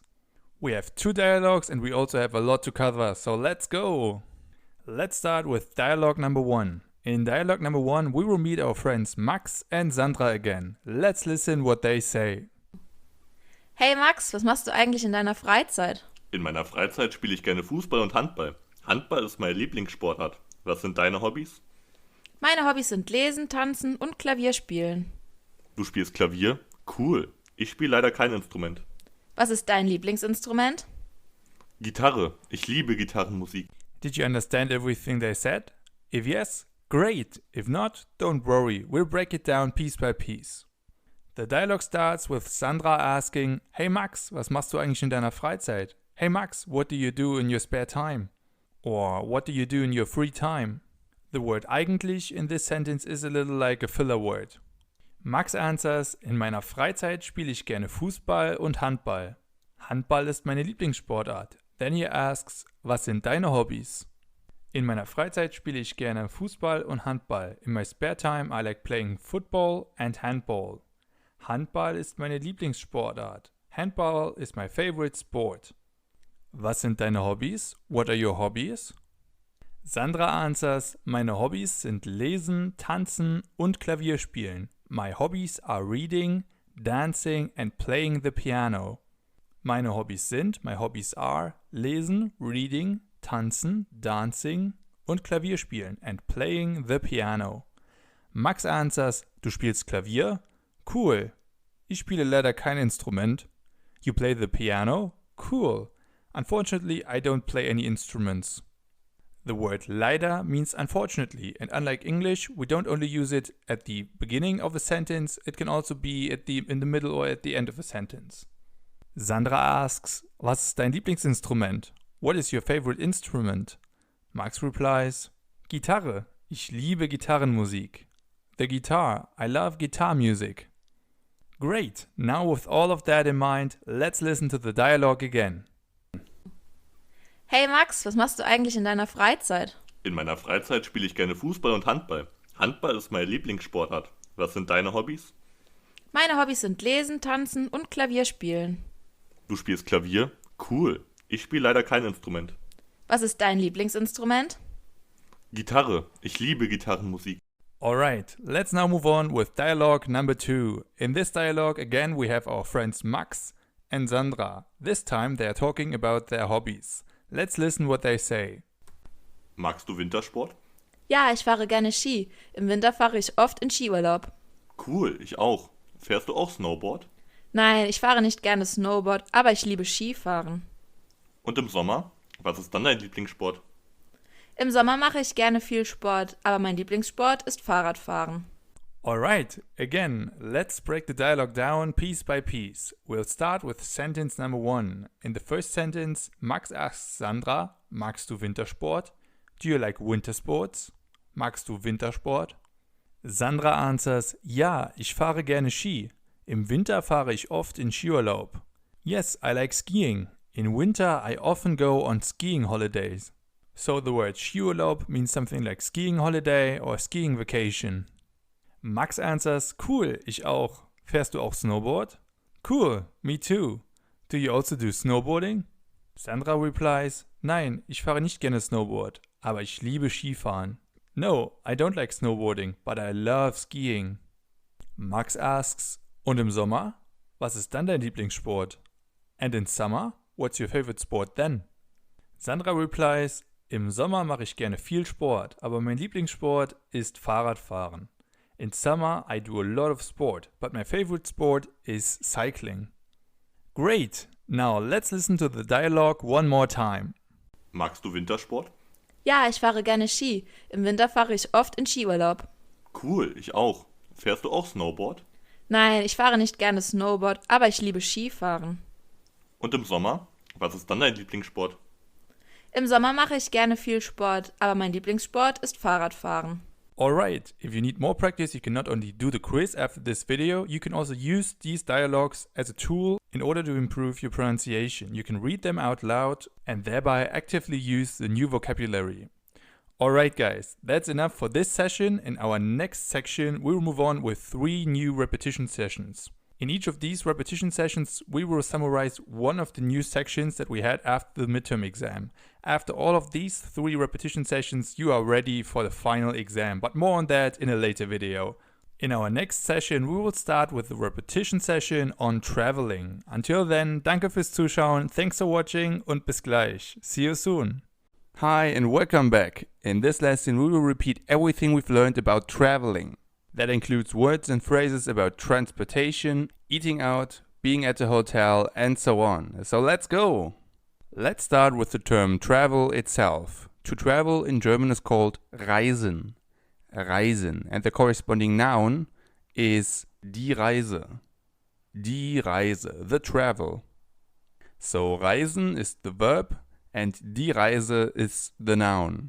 Now, as you know, there are many different modes of transport that you can use for a Reise, but the 2 most popular ones are das Flugzeug, the airplane, das Flugzeug, and das Schiff, the ship, das Schiff. If you like traveling with one of those, you can say, for example, ich reise gerne mit dem Flugzeug. Ich reise gerne mit dem Flugzeug. I like traveling by airplane, or I like traveling by plane.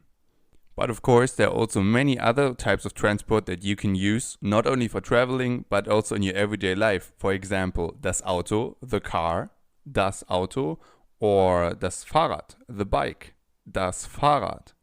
For most modes of transport, in German we use the verb fahren, which has to do with mobility or movement.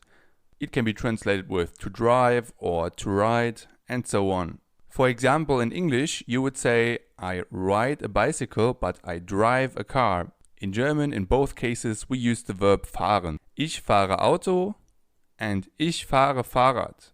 Ich fahre Auto, I drive the car. Ich fahre Fahrrad, I ride the bike. Let's move on with public transport. As you know, they are, for example, the bus, der Bus, or the train, der Zug, or also the tram, die Straßenbahn, die Straßenbahn. For these 3 types of transport, you also use the verb fahren, but you also add the word mit. So you fahren mit. Ich fahre mit dem Bus, for example. This has to do with the fact that you don't drive the bus yourself, because that's the job of the bus driver, but you're just a passenger.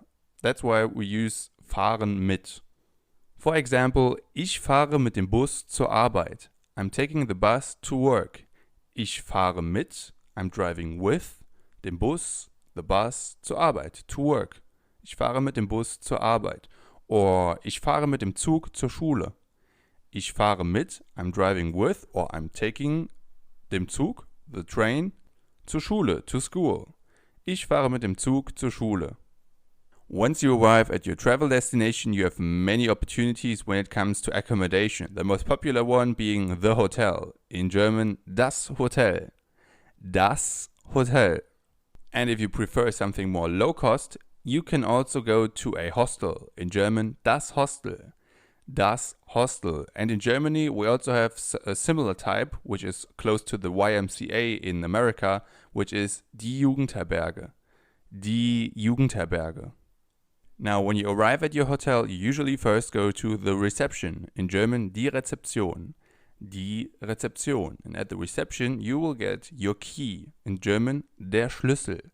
Der Schlüssel. Which you will need to open your room. In German, das Zimmer. The room, das Zimmer. And at a hotel, a room usually also has a Zimmernummer, a room number. Die Zimmernummer. So we have die Rezeption, der Schlüssel, das Zimmer, and die Zimmernummer. And when you arrive at the reception, you can say, for example, ein Zimmer für 2 Personen bitte. A room for 2 please. Or a room for 2 persons please. Ein Zimmer für 2 Personen bitte. Little side note, the words check in and check out are actually the same in German as in English. The only difference are the verbs. So in English you would say to check in and to check out as a verb. And in German we say einchecken, and auschecken. So the check-in is der check-in and the check-out is der check-out. But the verbs to check in and to check out are einchecken and auschecken. However, in order to be able to check in the first place, you need to book. The German term for booking is buchen. Buchen. And if the hotel is already booked or booked out, in German this is called ausgebucht.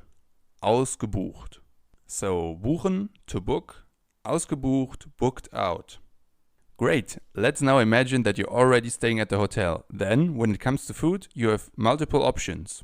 You will usually get your food at the restaurant, in German das Restaurant. Das Restaurant. And as you know, there are 3 main meals in German, which are das Frühstück, the breakfast, das Frühstück, das Mittagessen, the lunch, das Mittagessen, and das Abendessen, the dinner, das Abendessen. And if your stay at the hotel includes both Frühstück and Abendessen, so breakfast and dinner, you have Halbpension, half board, Halbpension.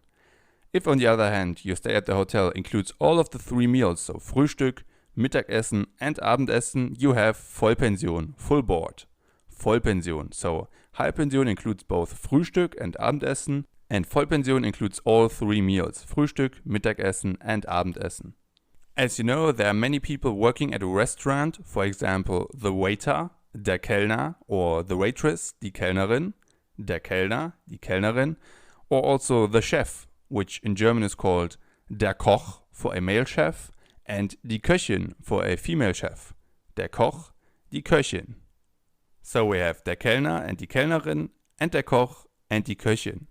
As you can see, in German, when it comes to professions, we always have a male title and a female title. Now, once you are at your seat and you have decided what to eat, you can order. The German term for to order is bestellen. Bestellen. And the corresponding noun is die Bestellung, the order. Die Bestellung. Bestellen is the verb and die Bestellung is the noun. So if you would like to order, you can raise your hand and say, for example, Entschuldigung, wir würden gerne bestellen bitte. Excuse me, we would like to order please. Entschuldigung, excuse me, wir würden gerne, we would like to bestellen, order, bitte, please. Entschuldigung, wir würden gerne bestellen bitte. And then when the waiter comes to you, you can say, for example, ich hätte gerne, I'd like, For example, you could say, ich hätte gerne einen großen Salat. I'd like a large salad. Ich hätte gerne einen großen Salat. And once you have your food, it's common to say guten Appetit, which means something like enjoy your meal or bon appétit in French. Guten Appetit. And when you get your drinks, you can say Prost, cheers, Prost. And once you're done with eating and the food was delicious, you can say lecker, delicious, or Or you can put it into a larger sentence and say das Essen war sehr lecker. The food was very delicious. Das Essen war sehr lecker. Now, as you know, every good dinner has an end, and usually the end of your dinner is when you pay. To pay in German is called bezahlen. Bezahlen, to pay. Or in short, zahlen. So bezahlen or zahlen. And if you would like to pay, you can say to the waiter, Entschuldigung, wir würden gerne zahlen bitte. Excuse me, we would like to pay please. Entschuldigung, wir würden gerne zahlen bitte. As you can see, the structure is exactly the same as in the sentence that we used for ordering, which was Entschuldigung, wir würden gerne bestellen bitte. You first say Entschuldigung, which means excuse me, then you add wir würden gerne, which means we would like to, and then you add zahlen for to pay or bestellen for to order, and then you say bitte, which means please. The waiter will then usually say something like das macht dann bitte. That's please. Like for example, das macht dann 24,89 € bitte. That's 24,89 please. And then in Germany it's also common to tip. The tip in German is called das Trinkgeld. Das Trinkgeld. If you want to translate it literally, you get something like drinking money, the drinking money, das Trinkgeld, the tip. And if you want to tip, you can say, for example, stimmt so, and hand over the money to the waiter. Stimmt so, which means something like keep the change. If on the other hand, the price is something like 12,24 €, and you only have a 20 euro note, and you don't want to tip about 8 euros, which by the way would be really, really much, you can say, for example, 14 bitte, or any other sum, and then add a bitte. 15 bitte, 15 please, or 16 bitte, 16 please. That means, in the case of 14 bitte, that you hand him over the 20 € note and he will give you 6 euros as a change and the rest is your tip. And then when you tip, the waiter will usually say something like vielen Dank, thank you, vielen Dank. And that's usually the end of your dinner, and it's also the end of our first repetition video in this section. In the next repetition session we will repeat everything that has to do with food and beverages. Until then, danke fürs Zuschauen, thanks for watching und bis gleich. See you soon. Hi and welcome back. In this lesson we will repeat everything we've learned about food and beverages in order to prepare you for your final exam. So let's go! Let's start with the German term for food. The German term for food is das Essen. Das Essen. The corresponding verb is essen, to eat. Essen. And as you know, there are many things that you can eat, and we'll start with fruits. The German term for fruits is das Obst. Das Obst. And here we have fruits like, for example, der Apfel, the apple, der Apfel, die Banane, the banana, die Banane, die Orange, the orange, die Orange, or die Ananas, the pineapple, die Ananas. So, das Obst, the fruit, der Apfel, the apple, die Banane, the banana, die Orange, the orange, and die Ananas, the pineapple. Maybe you also remember the German term for vegetables. It's das Gemüse. Das Gemüse. And here we also have many different types of vegetables. For example, die Kartoffel, the potato, die Kartoffel, die Karotte, the carrot, die Karotte, die Tomate, the tomato, die Tomate, and der Salat, the lettuce, der Salat. So, die Kartoffel, die Karotte, die Tomate, and der Salat. And they are all examples for das Gemüse.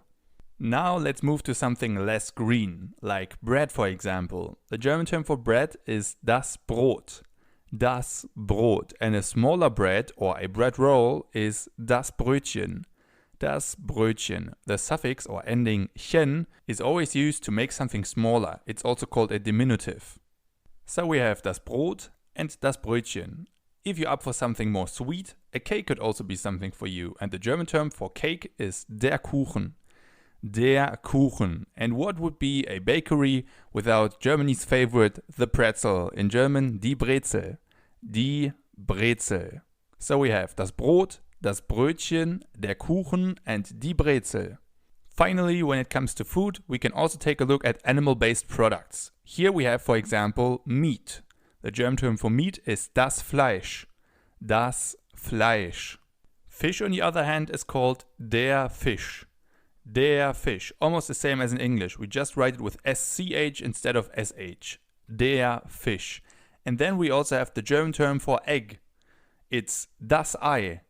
Das Ei. So we have das Fleisch, der Fisch, and das Ei. Alright, enough about food. Let's take a look at beverages or drinks. The German term for drink is das Getränk. Das Getränk. And the corresponding verb, so to drink, is trinken. Trinken. The most popular drink worldwide is water. In German, das Wasser. Das Wasser. For example, a bottle of water would be eine Flasche Wasser. Eine Flasche Wasser. A bottle of water. Another very popular drink, especially in the Western world, is milk. In German, die Milch. Die Milch. And a glass of milk is ein Glas Milch. Ein Glas, a glass, Milch, of milk. Ein Glas Milch. If you like it a little more sweet, juice could be something for you. The German term for juice is der Saft. Der Saft. For example, you could have apple juice, Apfelsaft, der Apfelsaft. Or orange juice, Orangensaft, der Orangensaft. Or basically any juice that you like. You just use the German term for the corresponding fruit and then add the ending Saft. For example, Orangensaft, Apfelsaft, Ananassaft, Kiwisaft, or whatever. You take the fruit and then add the ending Saft. Easy, right? Let's take a look at some hot beverages. A very popular one is coffee, or in German, der Kaffee. Der Kaffee. And a cup of coffee would be eine Tasse Kaffee. Eine Tasse Kaffee. Another very popular hot beverage is tea. In German, der Tee. Der Tee. And again, a cup of tea would be eine Tasse Tee. Eine Tasse, a cup, Tee, of tea. Eine Tasse Tee. If you prefer alcoholic beverages, there are two very popular drinks in Germany. The first one is the beer. In German, das Bier. Das Bier. If, for example, in Germany you order ein großes Glas Bier, you get a large glass of beer. Ein großes Glas Bier, a large glass of beer. And the other very important and very popular alcoholic drink in Germany is the wine. Der Wein. Der Wein. For example, a bottle of wine would be eine Flasche Wein. Eine Flasche, a bottle, Wein, of wine. And a glass of wine would be ein Glas Wein. Ein Glas, a glass, Wein, of wine. So we have das Bier and der Wein. So, enough about drinks. Let's talk about meals. The German term for meal is die Mahlzeit. Die Mahlzeit. And there are three main meals in Germany. Es gibt drei Hauptmahlzeiten in Deutschland. Es gibt drei Hauptmahlzeiten in Deutschland. The first one is das Frühstück, the breakfast, das Frühstück. Then we have das Mittagessen, the lunch, das Mittagessen. And finally we have das Abendessen, the dinner, das Abendessen. So we have das Frühstück, das Mittagessen and das Abendessen.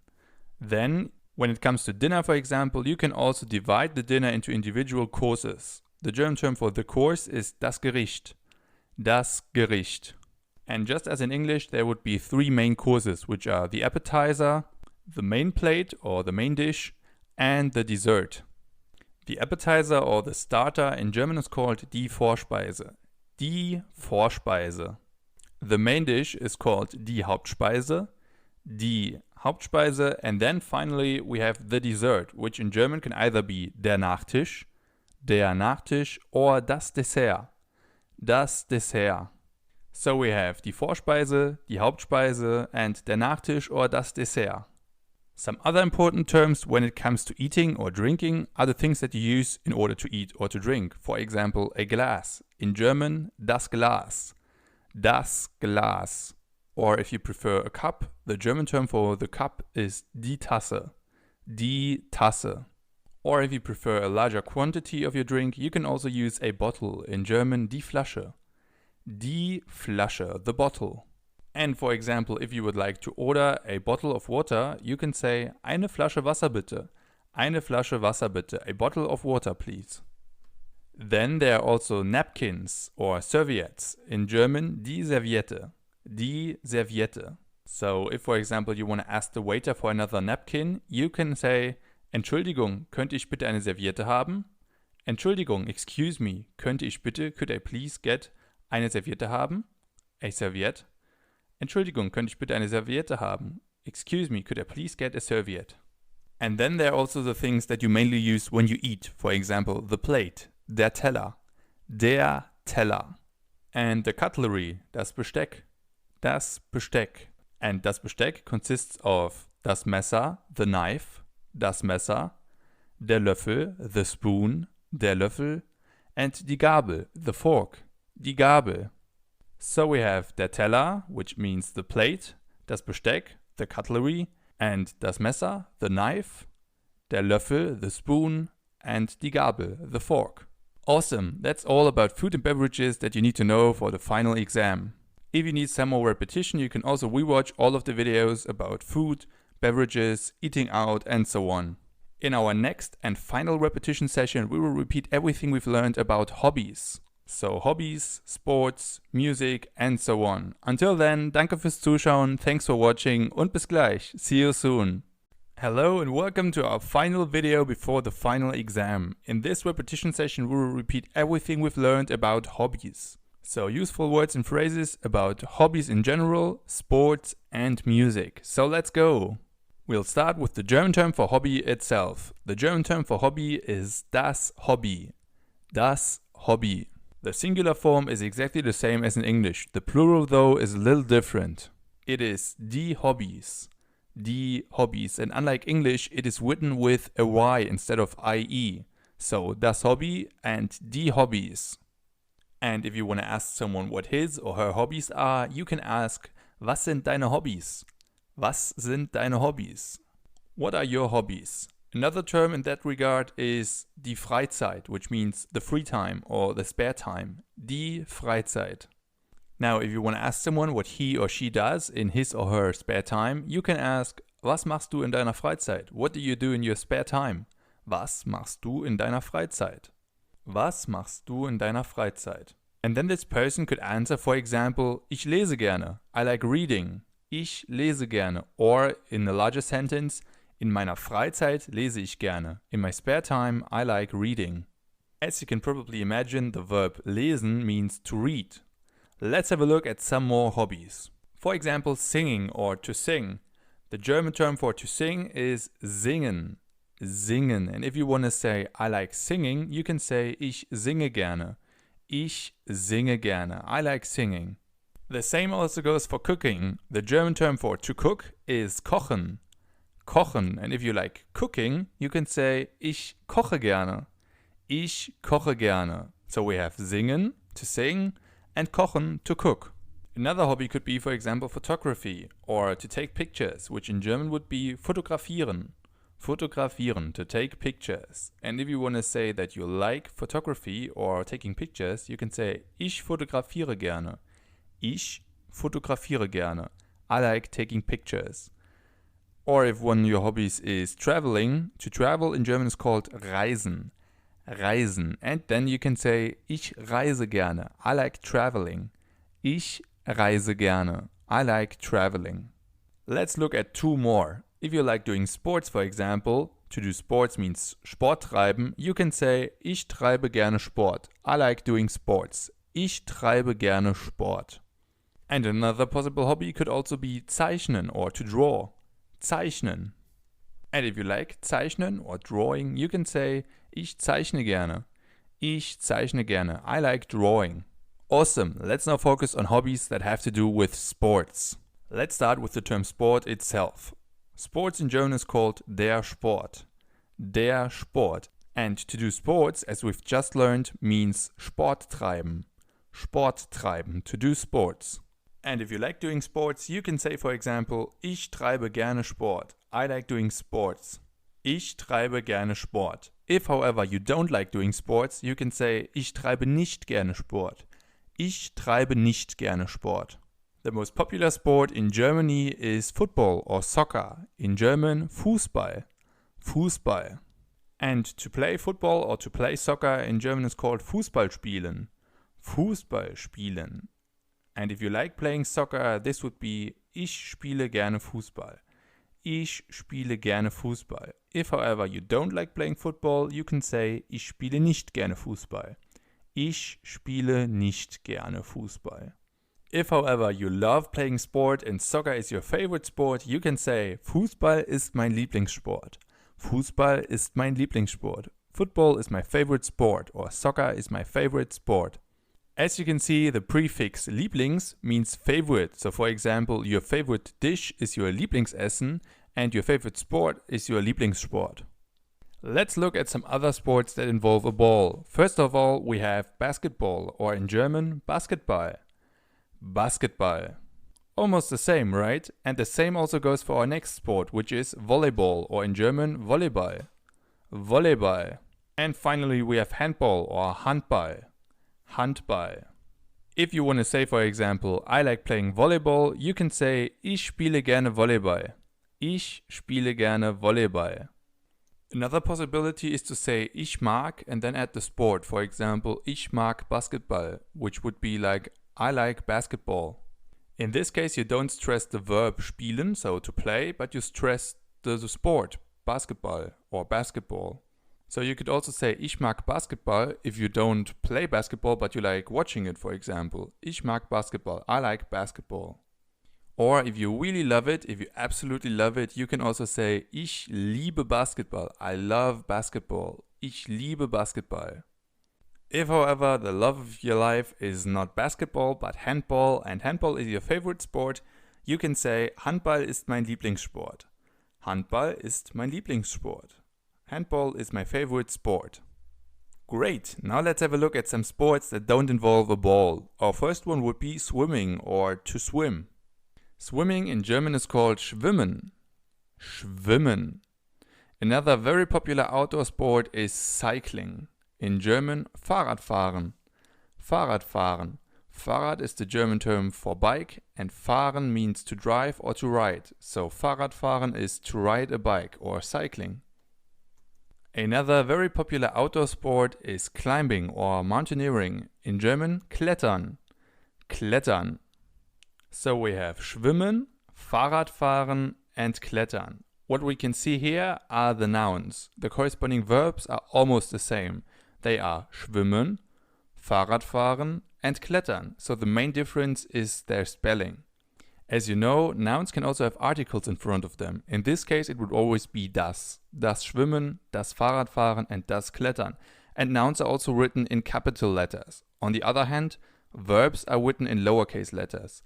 The only exception in this case is Fahrradfahren, because Fahrrad is still a noun and fahren is the verb. So Fahrrad is written in capital letters, while fahren, the actual verb, is written in lowercase letters. So das Schwimmen would be like swimming in I like swimming, and schwimmen, the verb, would be to swim. Swimming and to swim. And the same goes for Fahrradfahren and Fahrradfahren, so the noun and the verb. The noun Fahrradfahren would be like cycling in the phrase I like cycling. The verb, on the other hand, would be, for example, in phrases like Ich würde gerne morgen mit dir Fahrrad fahren. I would love to go biking with you tomorrow. Can you see the difference between the nouns and the verbs? The same, of course, also goes for other sports. Let's take dancing, for example. In German, tanzen. Tanzen. The corresponding verb to dance in German also is tanzen, just written in lowercase letters. So das Tanzen is the noun and tanzen is the verb. So you can see that it's actually pretty important in German whether you use capital letters or lowercase letters. The same also goes, for example, for horse riding. The German term for horse riding is reiten or das Reiten, and the corresponding verb is also reiten, just written in lowercase letters. And the same also goes for bowling. Bowling in German is called kegeln or das Kegeln. And the corresponding verb to bowl or to go bowling would be kegeln in lowercase letters. By the way, in Germany it's also not uncommon to see the term bowling in English. So the only difference between the noun and the verb when it comes to their spelling is whether it's written in capital letters or in lowercase letters. Alright, enough about sports, let's talk about music. The German term for music is die Musik. Die Musik. And to listen to music in German is called Musik hören. Musik hören. As you can probably imagine, hören is the German term for to listen to or to hear. So the German verb hören means both to listen to something and to hear something. Now, as you know, you can not only listen to music, you can also make music. In German, to make music is called Musik machen. Musik machen. And again, as you can probably imagine, the verb machen is the German verb for to make. To make, machen. So we have die Musik, Musik hören, and Musik machen. For example, if you like listening to music, you can say Ich höre gerne Musik. Ich höre gerne Musik. I like listening to music. Ich höre gerne, I like listening Musik, to music. Or, if you don't like music, you can say Ich höre nicht gerne Musik. Ich höre nicht gerne Musik. Now, as you know, in music there are many genres, and in German those terms for these genres are almost the same as in English. For example, if you take rock music, the German term for rock music is die Rockmusik. Die Rockmusik. It's written as one word and we use a K instead of a C at the end, but apart from that, it's the same word, die Rockmusik. Or you can use the short form, der Rock. Der Rock. So if you like listening to rock music, you can say, for example, Ich höre gerne Rockmusik. Ich höre gerne Rockmusik. I like listening to rock music. Or you can use the short form and say, Ich höre gerne Rock. Ich höre gerne Rock. And the same also goes for other genres, like pop music, for example. The German term for pop music is die Popmusik. Die Popmusik. Or you can use the short form, der Pop. Der Pop. And if you like listening to pop music, you could also say, Ich höre gerne Popmusik. Or Ich höre gerne Pop.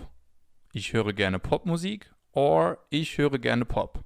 The same also goes for all of the other music styles out there. For example, hip-hop in German, hip-hop, or electro in German, elektro, elektro, or also classical music in German, klassische Musik, klassische Musik.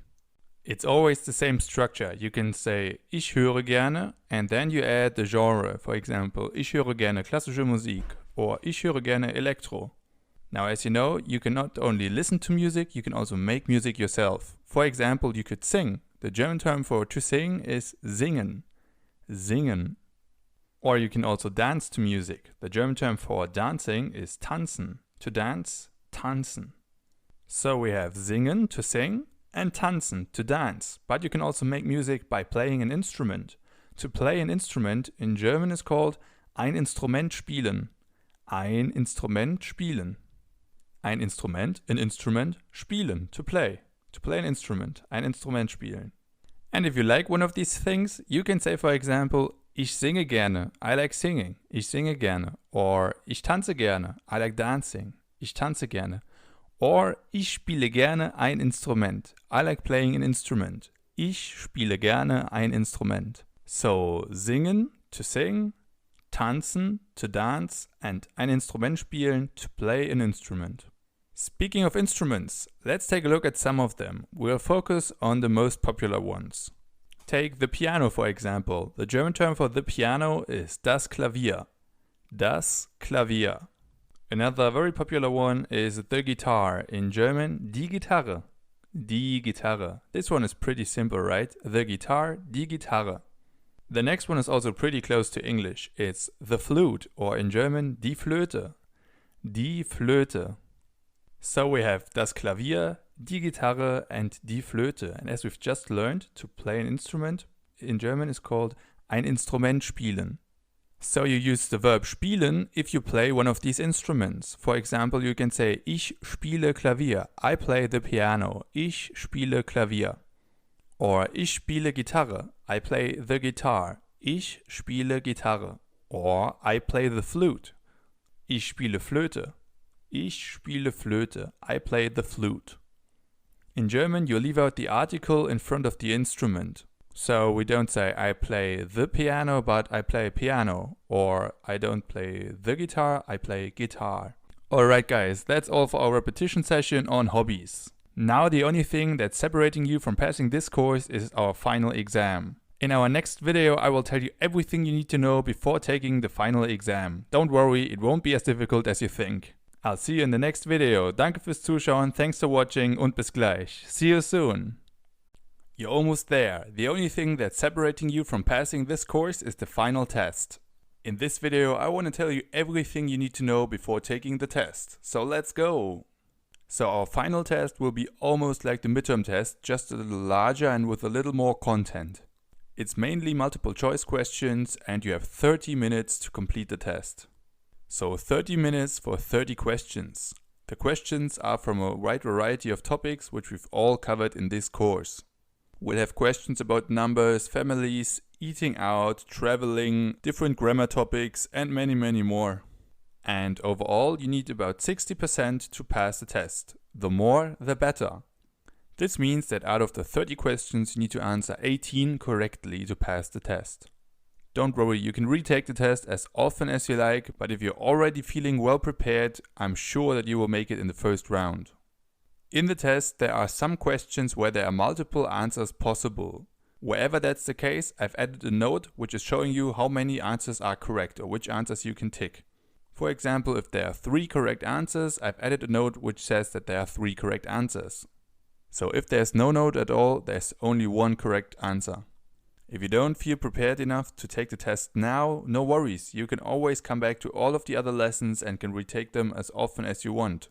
Alright guys, that's all from me. I wish you viel Glück, good luck, and we'll see each other in the last video. Enjoy, I'm sure you will make it. Congratulations, Glückwunsch, you've passed the final test. By now you should have a basic understanding of basic German words and phrases as well as basic grammatical structures in German. But your journey to the German language doesn't need to end here. What are possible next steps? You could, for example, start a tandem with people who want to learn your language. A tandem is a kind of language exchange where you help others learn your language and in turn they help you learn their language. Or you can look for free German language videos on YouTube. There's some great material out there on YouTube and one of them is our channel German Made Fun. We upload new videos every single week on topics like grammar, vocabulary, conversation and many more. So if you haven't already, make sure to subscribe to our channel on YouTube. And if you're also looking for great print material like vocabulary images and mnemonic aids, you should also check out our social media pages. We produce daily content in order to make learning German a fun and enjoyable experience. So if you haven't already, make sure to follow us on Facebook, Instagram and Pinterest as well. You can find the link at my teacher's profile. Or you could do another language course. Here I can recommend two of my other courses especially. The first one is my German Advanced Beginner course A2. This course builds up on the knowledge that we've covered in this German beginner course and is designed to bring you from the language level A1 to the language level A2. It covers topics like the past forms in German, how to fill out forms in German, the 4 cases, how to give your opinion and many other things. And the other course that I can recommend is my course German for Travelers. It's not as in-depth as the Advanced Beginner course, but it prepares you for many situations when you are traveling to a German-speaking country. I can recommend both courses, so if you haven't already, feel free to check them out. Alright guys, now I want to take a few seconds to say thank you. Danke, vielen Dank. I really enjoy making courses for you guys and I'm thankful for your feedback, for your active participation and also the nice comments and messages that I get from time to time. Vielen Dank, thank you. I hope you enjoyed this course as much as I did and I would be really happy to see you in one of my other courses as well. Take care guys. Hey guys, over the past few weeks, some of you have been asking me about the pronunciation in German. And that's in fact a pretty tough topic. That's why I decided to make an entire video on this and that's what I'm going to do now. In fact, I'm even going to make an entire course on it. So if you're watching this video after January 2021, the course will most likely already be ready. For now, in this video I'm going to show you some general rules when it comes to the pronunciation in German. We're going to look at the German alphabet, the umlaute, so the letters ä, ö and ü, and the diphthongs. Of course, if you have any other questions besides that, you can always ask me in the Q&A section or you can write me a direct message here on Udemy. And as I already mentioned, the course that I'm gonna make about this topic will be much more detailed. So let's jump right in. We'll start with the German alphabet. On the first glance, the German alphabet looks very similar to the English one. Let's first take a look at the letters that are the same as in English. As you know, in English these letters would be A, B, C, D, E, F, G and so on. And in German they are A, B, C, D, E, F, G, H, I, J, K, L, M, N, O, P, Q, R, S, T, U, V, W, X, Y and Z. I know that was probably pretty quick, so let's take a look at each letter. We'll start with A, the German version of A. This is a vowel and it can either be pronounced A, so a long vowel, A, or a short vowel, A. For example, Apfel, long A, or machen, short A. A. Up next we have B, the B sound. It's basically almost the same as in English, B. B. Then we have C, which is also pretty close to English. It can either be pronounced S or K. Just like in English, S or K. C. Then we have D, D. You can find it, for example, in the articles der, die or das, D. The next one is very different from English. It's E, Ö. So this is very important. This letter is not E as in English, because E is the German pronunciation of I, but Ö.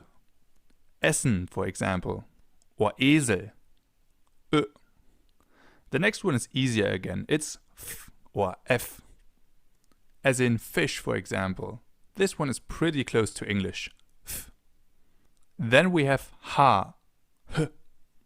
Although the name is pretty different from the English one, H, the pronunciation is still pretty close, H, H. For example, Hausaufgaben or heißen. So we use the same sound as in words like holiday, for example. H. Then we have another difficult one again. The vowel sound I. Not I, I. As in Information, for example, information. Or Igel, hedgehog. I means I. And then we have J, J, J, J, J. For example, in Jaguar, the German word for jaguar, J, Jaguar. Then we have K, K, as in Kuss, for example, the German term for kiss, K. This one is pretty easy again, as well as the next one, L or L, L. My name is Luca, for example, L, Luca. Then we have M or M, as in mouse, mouse or mama. Then we have N or N, as in Nase, nose. Or nein, no. This one is also fairly close. And then we have O. In German, O. O. Oma, grandma, Oma. Onkel, uncle, onkel, O. And then we have P. In German, P. P. P. Papa, dad, papa.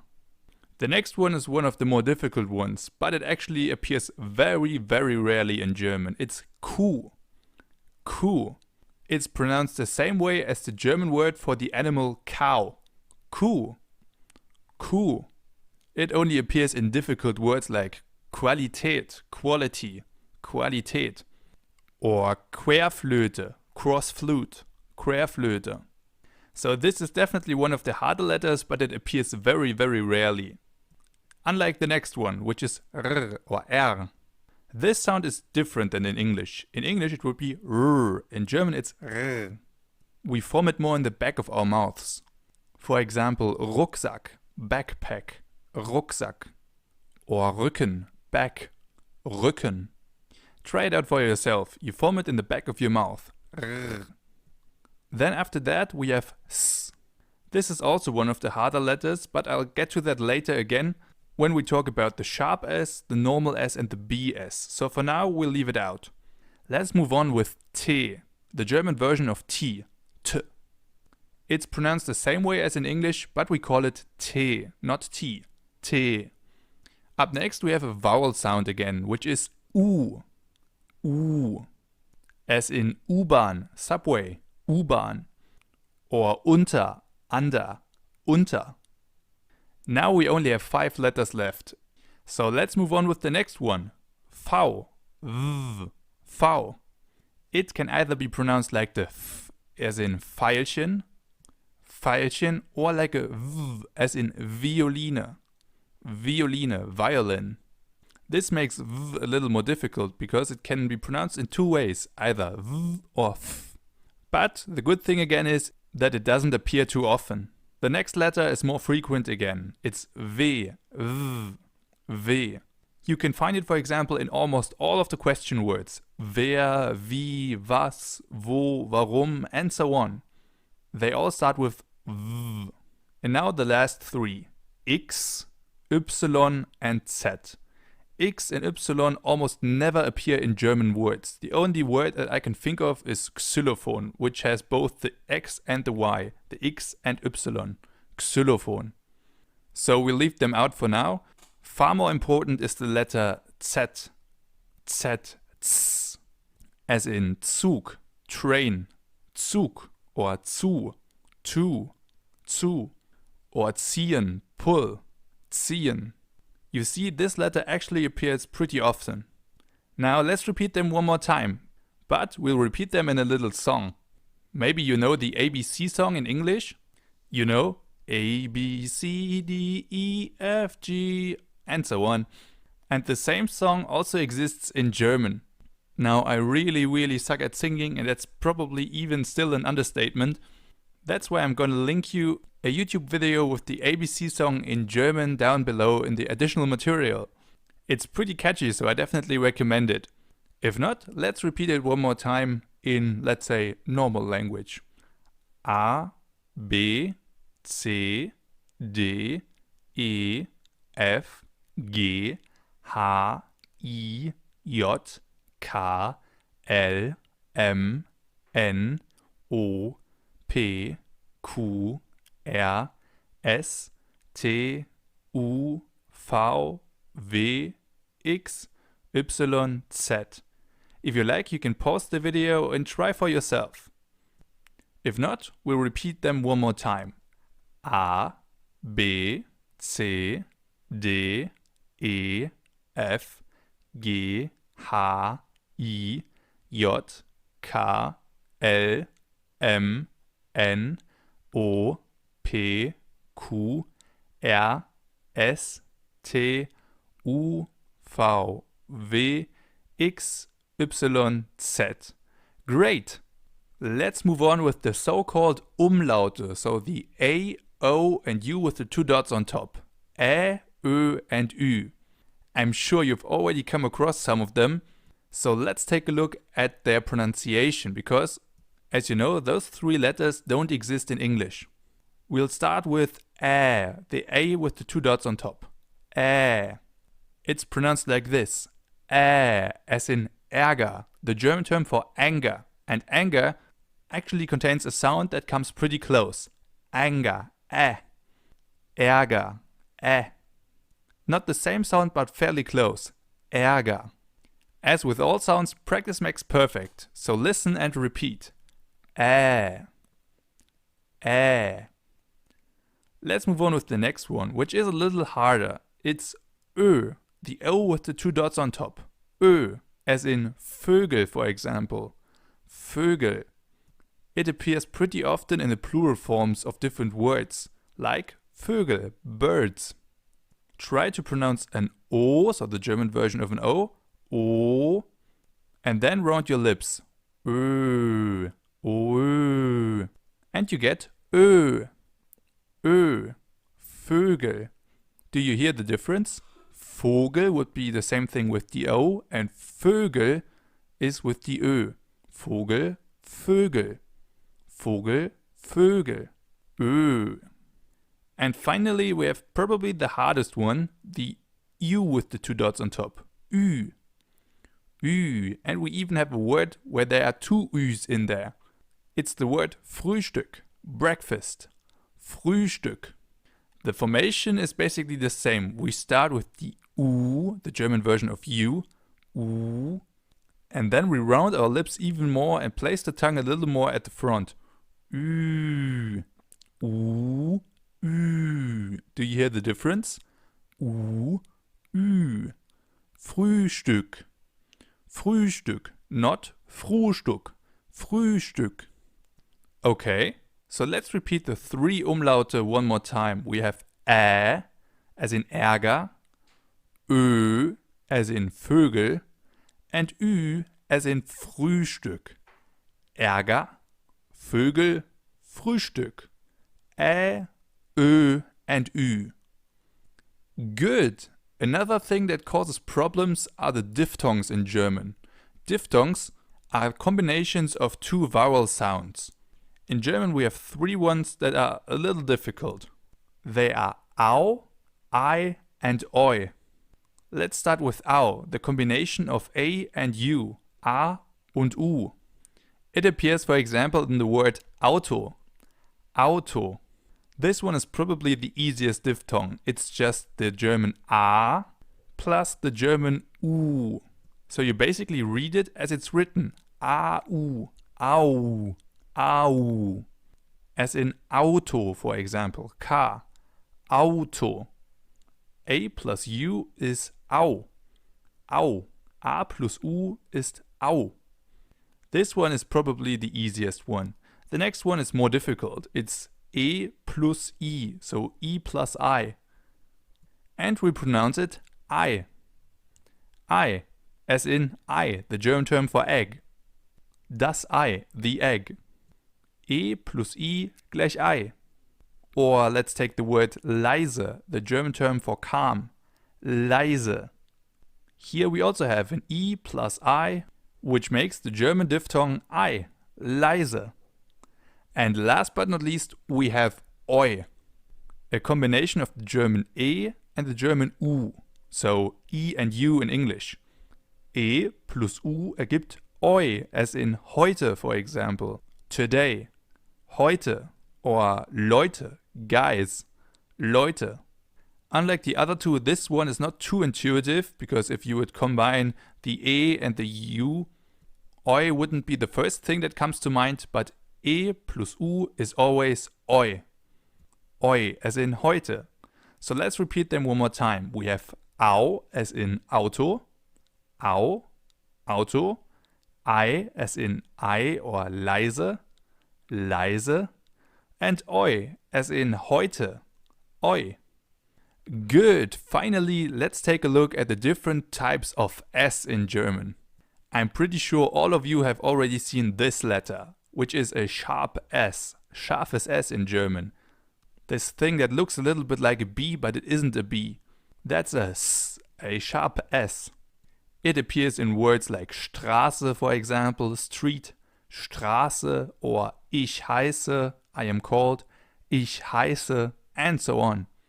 First of all, the good news, this letter doesn't appear too often, and it's becoming rarer and rarer, but the bad news is it still appears, and it is still used today. I now want to show you the difference between the sharp S, the normal S or Bienen S, and the double S. So the case when we only use a normal S, two normal S's, or the sharp S. In theory, in German, we use one S to make the Bienen S. A Biene is the German term for bee. And what sound do bees make? Zzz. That's why it's called Bienen S, because it's pronounced Z, as in super, for example, or sehr. Super, great. Sehr, very. Z. Compare this with the S in Fluss or Kuss. That's a very different S sound, and that's the S sound that we get if we have the double S, Doppel S. S. Super versus Fluss or sehr versus Kuss. Do you see the difference? And that actually makes a lot of sense. The problem is there are some exceptions, but those are too many to go over them in this video. But if you're interested, in the course that I'm gonna make about the pronunciation in German, we will cover it in absolute detail. So if you're watching this video at the end of January 2021 or later, feel free to check it out. So now there's one question remaining. If the double S is pronounced S and the sharp S is pronounced S, so basically the same, what is the difference? The difference is the vowel sound before the S. If we have a sharp S, the vowel sound before the S is long. For example, in Straße, Straße, or ich heiße, ich heiße. The vowel or diphthong in this case is pronounced long, Straße. If we would write it with a double S, instead it would be Straße or heiße. Because in front of a double S, the vowel is always pronounced short, as in Fluss or Kuss, for example. If we would take a sharp S here instead, it would be Fluss or Kuss. But it's Fluss and Kuss. Do you see the difference? That's the difference between a sharp S and a double S. The sound they make is the same, but it all comes down to the length of the vowel preceding the sharp S or the double S. And a little fun fact, at the beginning of a word, you will never ever find a sharp S or a double S. Always a single S. So we have the sharp S as in Straße or ich heiße, the Bienen S as in super or sehr, and the double S as in Fluss or Kuss. Okay, I think that's enough for now. I hope I was able to give you a good first glance at the pronunciation in German, and of course there are also some other things that are interesting to know here. That's why I really encourage you to check out my course about pronunciation. If you're watching this video at the end of January 2021 or later, the course will already be ready, and I would really be happy to see you in the course. And as I already mentioned, if you have any questions, feel free to write them in the Q&A section of this course, or write me a direct message via Udemy. If you would like me to make another bonus video on other topics, you can also write me a message there. As you can see, I'm constantly trying to improve my courses, and to provide you with the best value possible. Alright guys, that's it for now. I hope to see you in another video or a different course soon. Ciao, dein Luca. Bye.